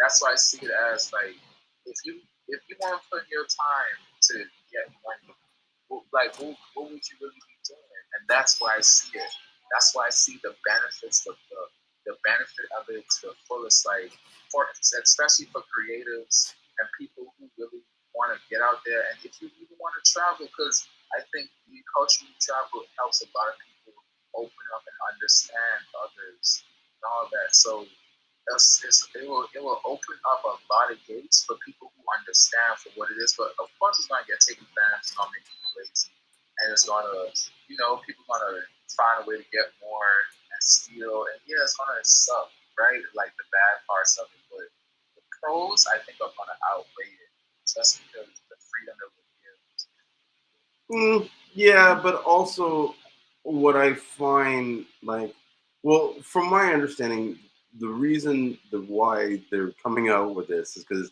there's a belief that there's going to be a huge shortage of jobs, and that people are going to be stuck without, we're just going to have massive unemployment, and unless we do something to deal with these people and the unemployment, it could damage our economy. And so by giving these people the money, it's almost like you're forcing them to spend. And all it does is create an artificial demand in the industry, in the marketplace. And I just don't think it's really sustainable. And then what it does is it just teaches people that, hey, don't be creative and don't be innovative. Don't think of something else to do. Do you know what I mean? Which, in my mind, that's what they need to be doing. If you don't like your job, you should leave and get a new job. But the amount of people that stick in a job and they're like, no, we got to fight. We got to get our rights and equal employment. Well, let me tell you something. If everybody left that job and went to go do something else, those guys would fix the problem quick, fast. Do you know what I mean? And so, but you would be happy still. You'd go on to your next thing and do something different. We create this belief in our minds that we can't change things as quick as our thoughts if we want to, which we can. Dude, I'm selling thousands of pounds of Seamoss. 2 years ago, I was selling millions of dollars. I still sell millions of dollars of real estate. Do you know what I mean? It's I didn't sit there and say to myself, oh, I can't do this. What about real estate? No, man, I can make it happen. I can make both happen if I want to. Dude, you can do anything you want. There are people that learn 7 languages. And you think that's hard, but you only think that's hard because you haven't tried to learn 7 languages. If you tried to learn 7 languages, you might realize that after the first 2 might be hard, but once you learn those 2, the rest become easy because they all form. You know what I'm saying? But you'd never learn that or figure that out because you're still stuck at learning 7 languages is impossible. But it's not, because people do it. So it is possible. You've convinced yourself that, you know what I'm saying? Or people do that. And that to me is where I see the problem in all this, is that they will start convincing you that you don't have the ability to create jobs or make income or figure things out. And that it's just better if you kind of just let us take care of you. You know? I don't agree with that. I think that what's going to happen is that the society is going to feel that these people owe them something, and they're going to want to put more controls over where they go, what they do, how they spend their money. Trust me, it's going to start nice, but I believe that it's going to turn out more difficult, because as more people circumvent the rules or scam it and stuff like that, they're going to have to put things in to combat this, the theft of the universe. There's just going to be scams, big time. So Quizzo says here, what is your story? How were you introduced to Seamoss? So you guys have heard my story, right? Oh yeah. Go ahead. Yeah, I'll tell it again. But I was introduced to Seamoss basically through my friend Kenya. Or actually, I lied. I was reintroduced, because I always knew what Seamoss was from a kid. First time I tried Seamoss, I think I was maybe 20 years old, 21 or something like that. And my buddy brought it in from, I knew what it was, but I never tried it because it wasn't a thing for me. And then my buddy had one, and I was like, oh, what is this? And I started drinking. I was like, oh, this is good. He's like, oh, it's got Seamoss in it. And it had Seamoss, dates, raisins, coconut, apricots, all kinds of like fruits and herbs and shit in it. And it was badass. And this stuff made you like stand like a soldier. Like it was like I had mahogany growing down there. And yeah, that was from a kid. And then, years go by, you don't really think about it because it's not so accessible. And then I have a friend in Kenya. He now has a business called Vegan Electric. And he had started this vegan electric movement like about 3 or 4 years ago. I think it was 2016 or maybe 2017. And that's where he was kind of like saying to me, hey, bro, like you got the Seamoss and stuff like that. And you need to go and try this again. I was like, yeah, I remember Seamoss being good. And then, my sort of connection was with the libido and the men sexual, abilities and blah, blah, blah. And so he's like, no, there's so much more. There's this health, and it helps with your, your thyroid. And I started doing research on the thyroid, and I realized it had a lot to do with metabolism and all this other stuff. And so I was like, let me try this stuff. And so this is another reason why I feel that my mission is from God. So I have this friend. She recently passed away last summer, which it was really hurt me a lot. And this is a girl that I met at church, and I remember meeting her like it was night and day, because I had just started going to this church that I felt that God led me to. That's another story I could tell you. It was pretty cool. And so this guy comes up and says, "Oh, Jean-Pierre, you live in the East End. Can you give these guys a ride home?" Right? And I was like, "Well, where do they live?"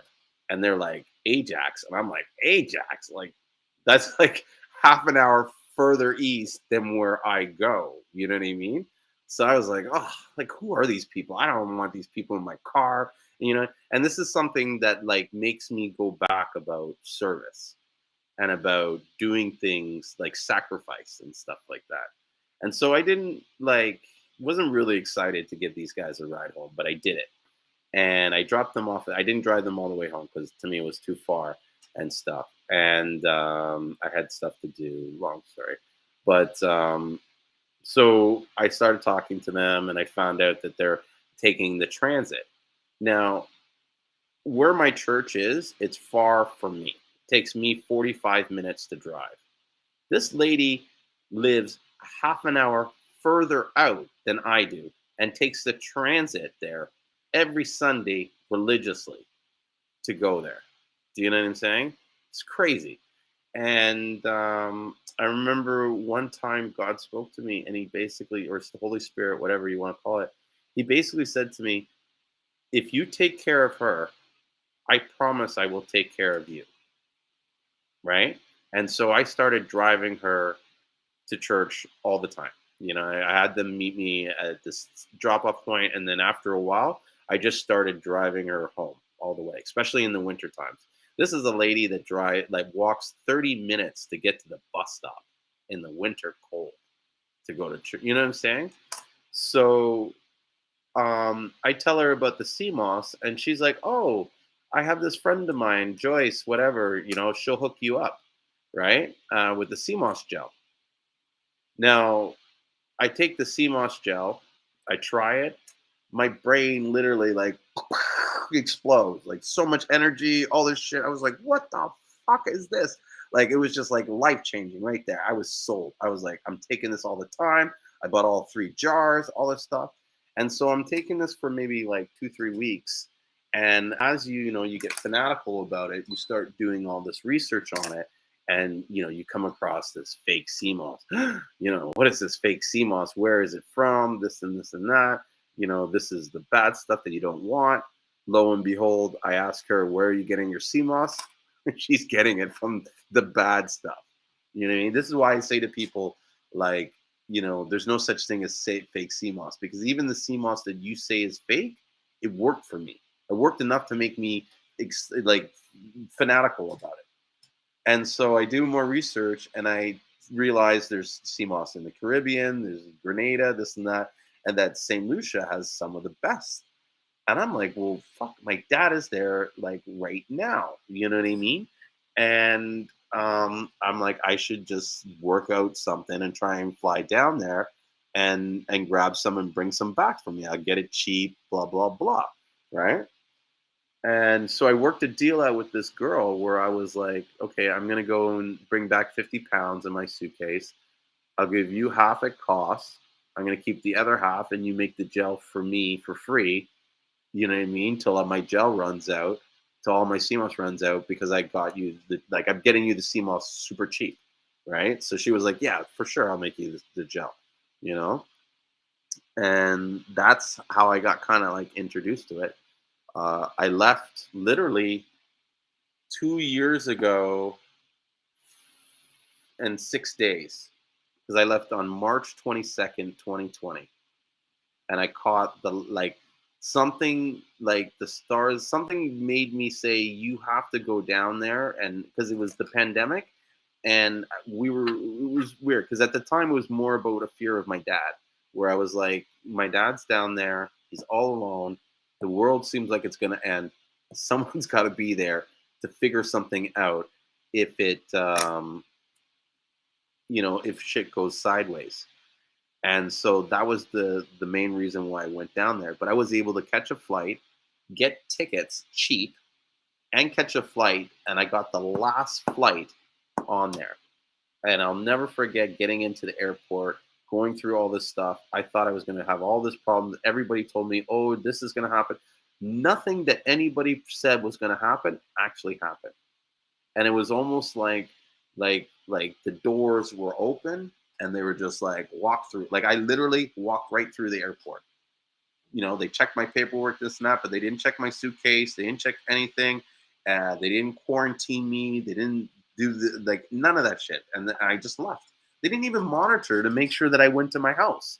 Like all this stuff that they are telling you, oh, this is why I always laugh and say like, this shit is all like, they're all full of shit because none of these protocols were being followed. None of this stuff, you know, they used to say that they grew it on a roof.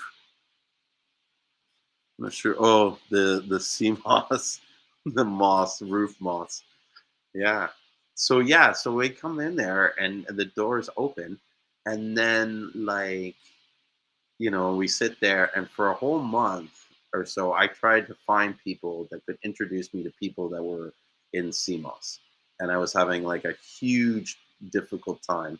And eventually something said to me to contact this guy, my dad's friend, to rent a car and I'll just drive around the island and I'll just meet people because I'm good at meeting people. And I'll just, stop someone on the street and be like, hey, where can I get the Seamoss? You know what I mean? And as I'm calling the guy to rent the car and I'm finding out the price and it's all expensive and shit, this voice was like, well, just ask him. You know what I mean? So I asked him and he's like, yeah, I know some guy. And then he brought the guy down who turned out to be my business partner. And then we meet and when we were talking, we realized that we had met 2 years or 3 years prior and we were supposed to do business, but just didn't end up keeping in touch. So it was just like an instant connection. We were so much alike. And then just the more and more I hung around him, the more and more I was like, this guy is like a younger version of me. Because he's like 5 years younger than me. But like all the shit that he was going through at that time, it was like imagine meeting someone who's going through shit that you just went through. That is the most freakiest and craziest feeling to watch and see situations and things that he's dealing with and stories that he's telling you and the thoughts that he had. And I'm just like, this guy, and this is what I'm saying, like, who could make that happen but God? Only God could make that happen. Only God could put the two of us together with the same like-minded minds who are both strong in our faith. But you know what I mean? It's the way destiny works is crazy. And then how we work together and just how all these doors opened up and all like things that we thought weren't going to be possible. Like even us getting a Seamoss farm. Like we picked the right time and the right moment. Like he showed me a picture of where the areas where we have one of our farms, and it's like, imagine when I first went there was nothing there, and now I look, it's like it's fucking packed, and you couldn't get anything in there even if you wanted to. So it's like we got in there like right before the doors closed, you know, and solidifies our position, and you know what I mean. Made like we have a crazy network of people that we can work with and buy from. You know what I mean? We've met like people in the community that have opened doors for us, that have introduced us to other people. That it was like for instance, one of my best friends. Well, I wouldn't say best friends, but one of my very good friends, close friend. His name's Smiles. And how I met this guy is like, what is this? One day I'd love to go to St. Lucia because I heard about how nutritionally rich it is. I definitely want to come down and see how you guys harvest. I watch every vid you guys post. Thanks, man. And do you work with Seamoss Boss? I'm not sure. There's a few Seamoss bosses. But if you're talking about Boss Seamoss, then yes, I work with Boss Seamoss. But where was I going? And you know what? St. Lucia is so crazy nutrient rich.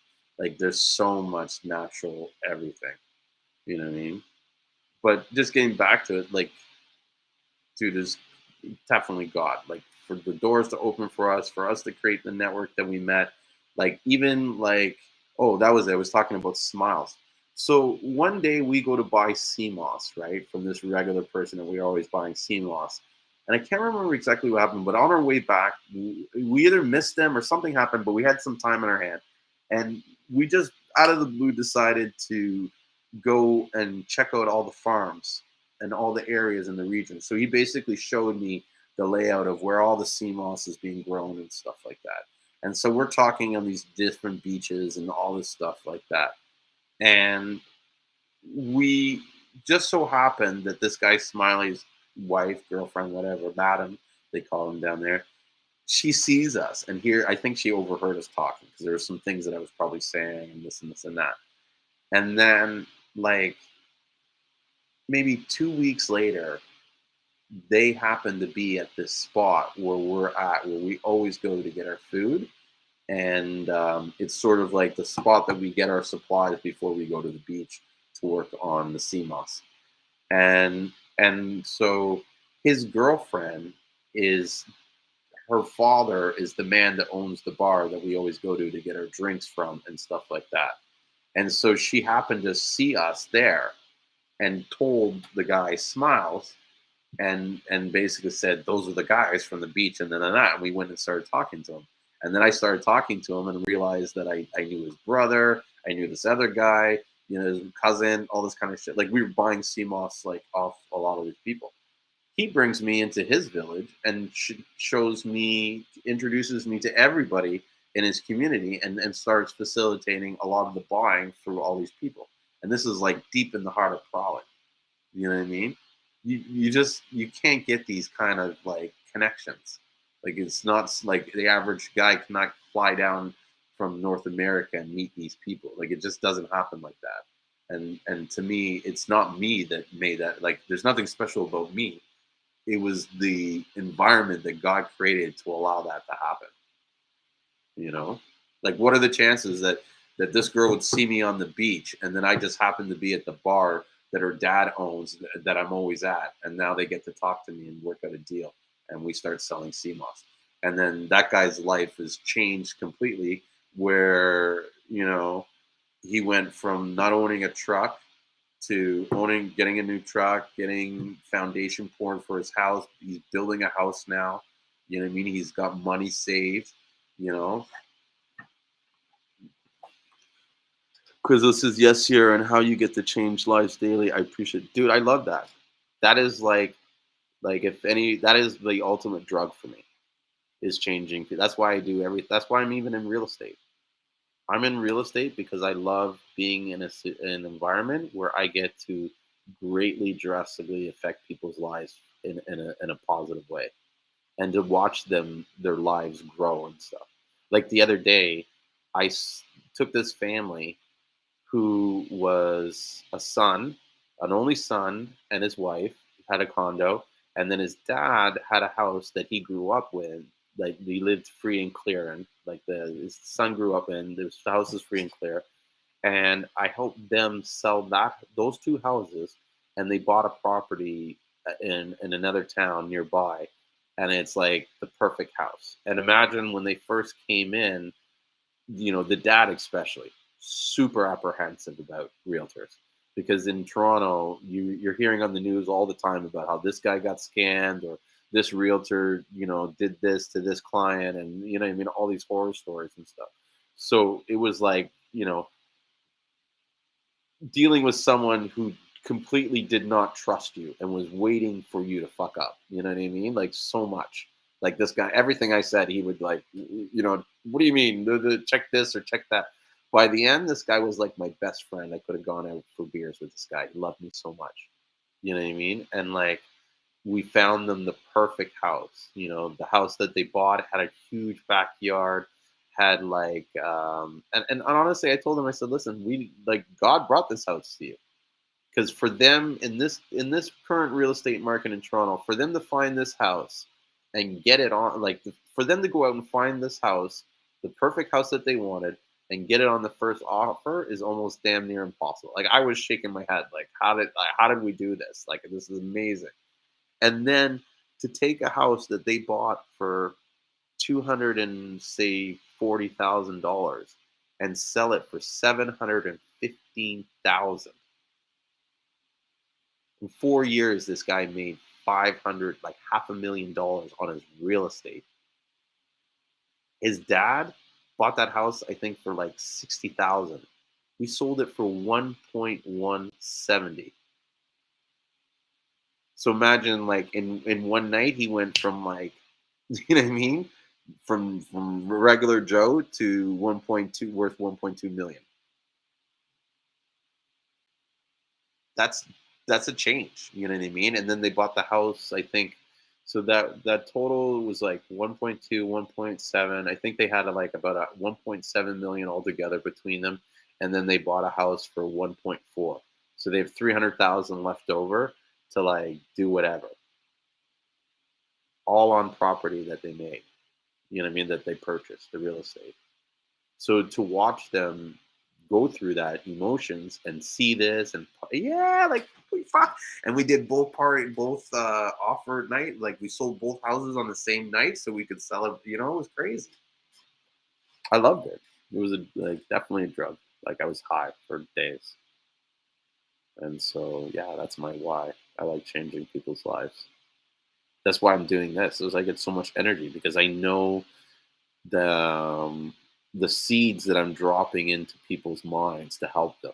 Even with Christine today, to help you get over that roadblock and to get you started, it's like you have to come back 6 months, and if you don't come back if you haven't done anything. I'm kidding. You know what I mean? But I guess what I'm trying to say is I want to see your progress. You know what I mean? And to see your progress and to see you move from that and know that I played a hand in that gives me great joy. That's part of the reason why I do it. You know what I mean? Because at the end of the day, and I know this might sound cocky, but like, I don't need to sell Seamoss to make a living.